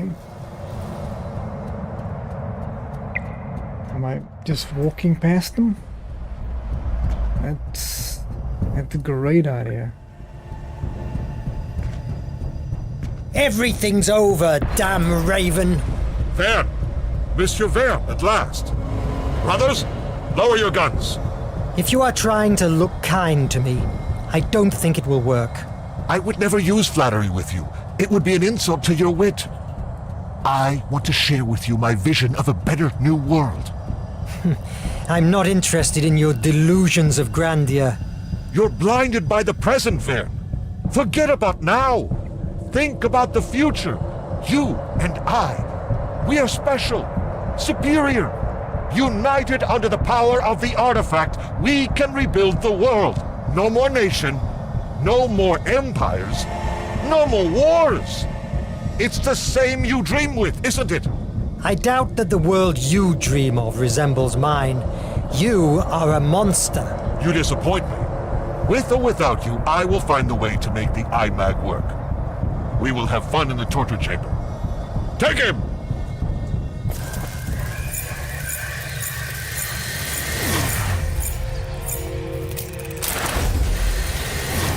Those quick time thingies are pretty hard sometimes. But you can turn them off if it's too difficult. Now the Nautilus is yours forever. Enjoy it. Brutal, Mr. Verne. The Bloody Raven. Bloody Raven Commander Hetzel. Raised in a family associated with power since the times of old Prussian kingdom, Etzel learned early to hate the hypocrisy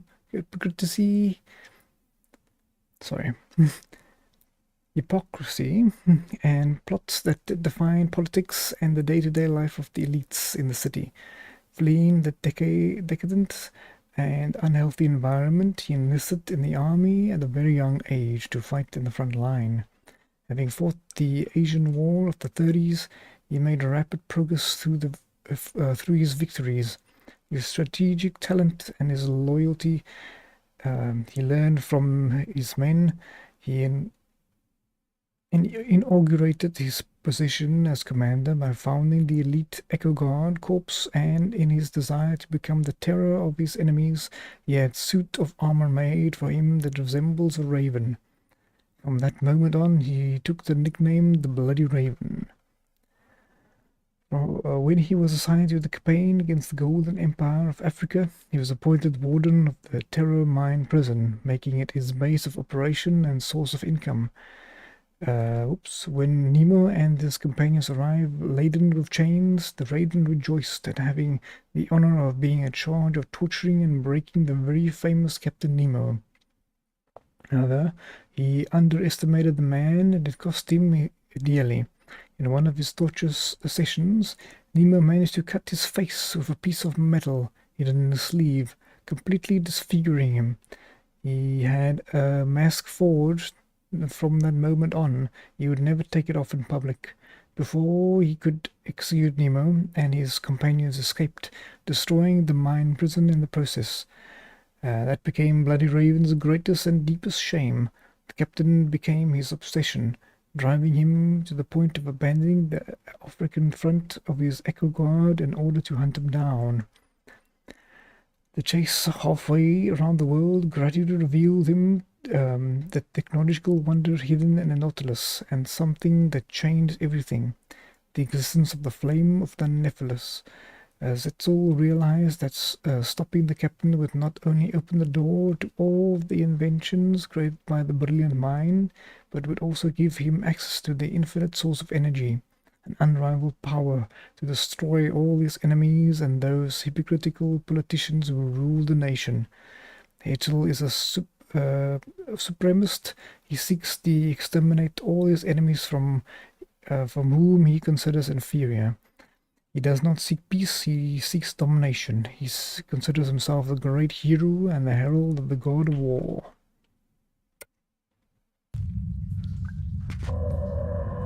Mon Dieu!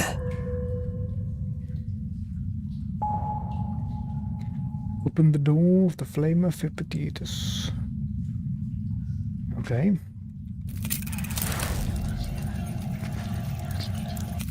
Jules, did you find him? Are you all right? Yes. The Raven is not our worry anymore. And Phobos? Not a sign. Can I use the iMag to open this? I'm afraid that this time it won't be that easy. Luckily, we have this. Concentrated blue blood from the Nautilus.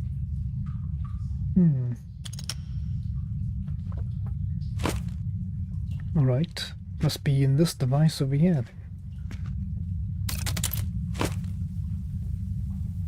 As soon as it has come into contact, the blue blood has activated. Use the controls. Controls? Okay, select the right symbols. Okay. There's 2 arrows on the left that goes down, and then 1, and then 3 up. Okay. And that one. Okay, 2 arrow down. The blue blood is only supplying a small portion of energy. You will have to solve it as fast as you can. Oh.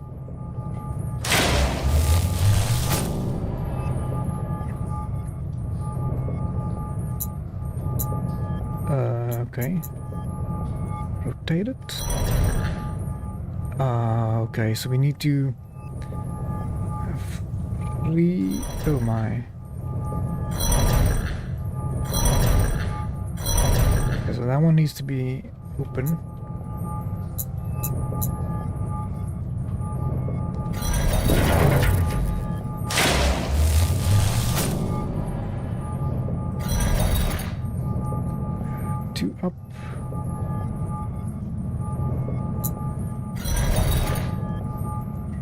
there's a 3 up.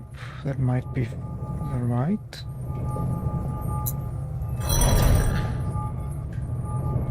The 1 up.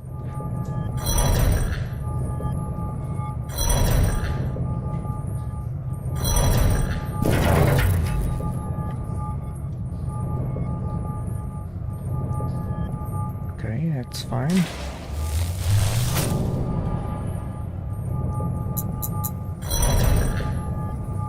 One up. Can't see down there. One up. Okay, so we definitely need that one. 2 down, that must be it. Oof, that one changed a lot. Okay, let's try it again.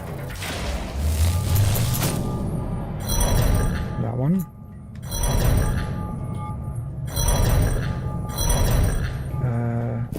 Oops. Clicked the wrong button. That one. And it was 2 down, I think. 3 up.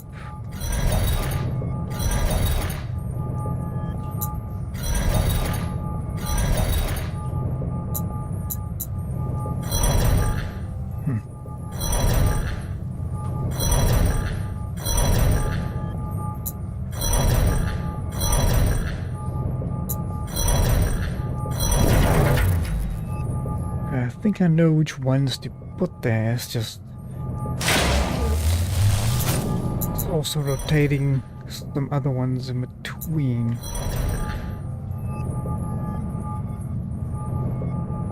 One up, 3 up. 2 down. Yeah, this one stays.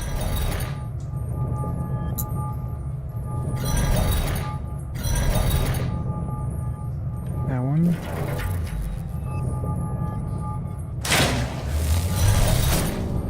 That one. That one. That one.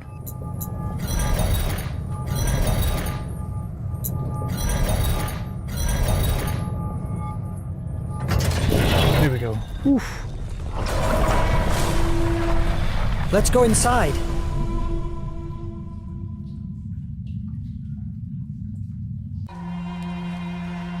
Absolutely marvelous. The flame Atlantis. In the year of 6500 BC, a group of Atlantean explorers landed on a remote island. There they found an extinct volcano, and inside it something that would change the destiny of their people forever. An immense floating ball of light. They christened it the Flame of Hephaestus. Atlantis experts believe that the flame was an accumulation of gases contained in the structure of the volcano, which when transferred by a flow of electrons produced discharges of electrical and generated light and very powerful energy. The Atlanteans exploited this discovery immediately. At barely more than 10 years, the flame was feeding the whole of Atlantis through a network of conduits, and a golden age began. The technology was unparalleled and trade flourished in an unimaginable way. This prosperity attracted people from all over the world. However, among the Atlanteans there were those who believed that the foreigners could steal the flame from them, and they became more and more hostile towards them. Fear dominated them. They transformed their city into an impregnable castle and subjected to slavery those they considered unworthy of being Atlantean citizens. They squandered almost all their wealth and erecting an underwater barrier around the island of the Flame of Hephaestus, designed to alter the climate and currents to make it unreachable. Over time, they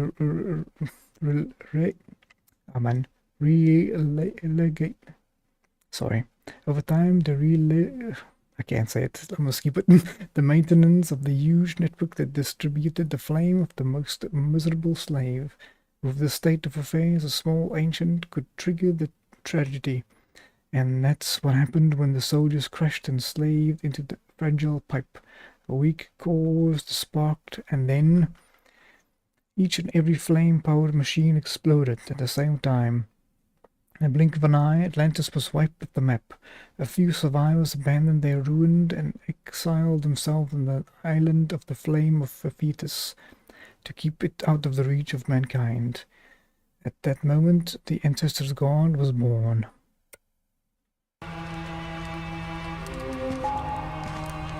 Unleash the flame.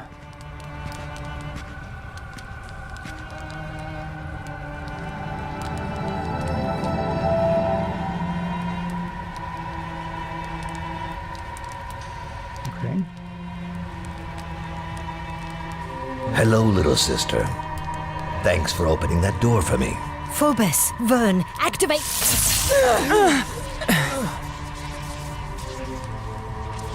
Excuse me for using this ruse with you, but I need you to listen to me, Verne. What the? You are the shadow on the bridge. Placia, you must accept your defeat and stop confusing Verne with Liberty Dreams out of his reach. She didn't show you the whole picture. I am the fear that inhabits inside your mind, yes, but I don't want its destruction. The only reason of my existence is protecting us from pain. How is it that you still don't understand that you'll be happier with me here than on the outside, in a world that doesn't love nor understand you? Don't listen to him. He wants to corrupt your imagination.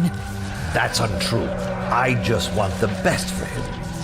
You came to this world looking for protection from reality, fleeing from failure and shame, because you knew that here you would find everything you always craved for. Adventures, mysteries, extraordinary journeys. Why do you want to return to your world? Here, you can be happy. Forever. I can do it, and I just need one thing to achieve it. Destroy the IMAG. What? Quit your impossible writer dreams. Destroy the IMAG. Give me the control of your world, and you will never feel pain or rejection again. No, I don't want to hide. Now that I've seen what I can create, I want to show it to the world, at all costs. That is delusional. I can't allow you to suffer. I don't want more pain. We must protect ourselves. If you don't want an eternal paradise, I will drown you in a grayish terror that will make you want to keep your head inside a hole in the ground. You will live the rest of your days working as an accountant for the nation's factories. Don't try to resist. You are just a sad scribbler with a head filled with preposterous predictions. Yes, that is what I am. What I always wanted to be. Better than a coward who hides from himself. All right, the hard way then. I will turn the flame of Hephaestus with my imagination. I will write the end to this story of yours, of the IMAG, Placia, and the Nautilus. The nation will prevail forever inside your mind. Verne, I hope you like smoke and ashes.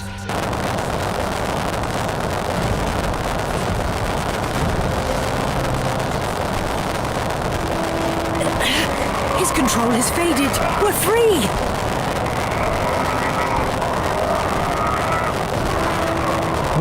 Okay. Why don't you open?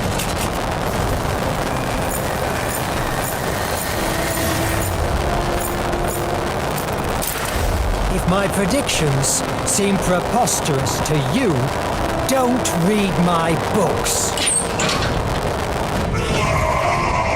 I'm glad that despite your criticism, you recalled my theories regarding Atlantean mythology. That thing you came out with about sand and rust was catchy. I made the guess that if the IMAG is my creative imagination catalyst, when coming into contact with destructive imagination, it should annul it. Luckily enough, it worked. Has Phobos disappeared forever? Not quite. Fear is terrible, but sometimes it's necessary. What has vanished is Phobos's control over your mind. You're finally free from him. Thanks, Jules, for saving us. I wish I could stay. May I see you again? We are inside you. Always will be. We are the shape of fantasy. It's time to go back home. Shape of fantasy, okay. Right. Time to leave. Hiding from reality only nurtures fear, and our only chance to defeat it is our hope, the ability to imagine a better world. I had to take note of all these events before they were lost and deformed by the treacherous currents of my memory. And here I am, back into my world, the real world.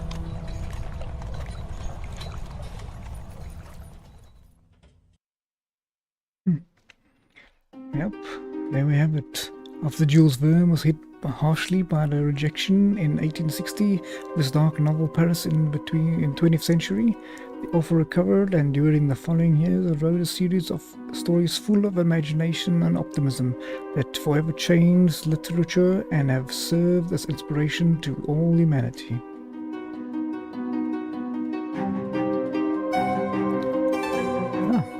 There we have it, folks. Yeah, I'll leave it with some credits. Thank you very much for joining me. That was pretty awesome. Learned a lot. And yeah. Hope you guys enjoyed this as well. And remember, it is the 11th hour. And I'll see you guys on the next one. Have a good one, folks.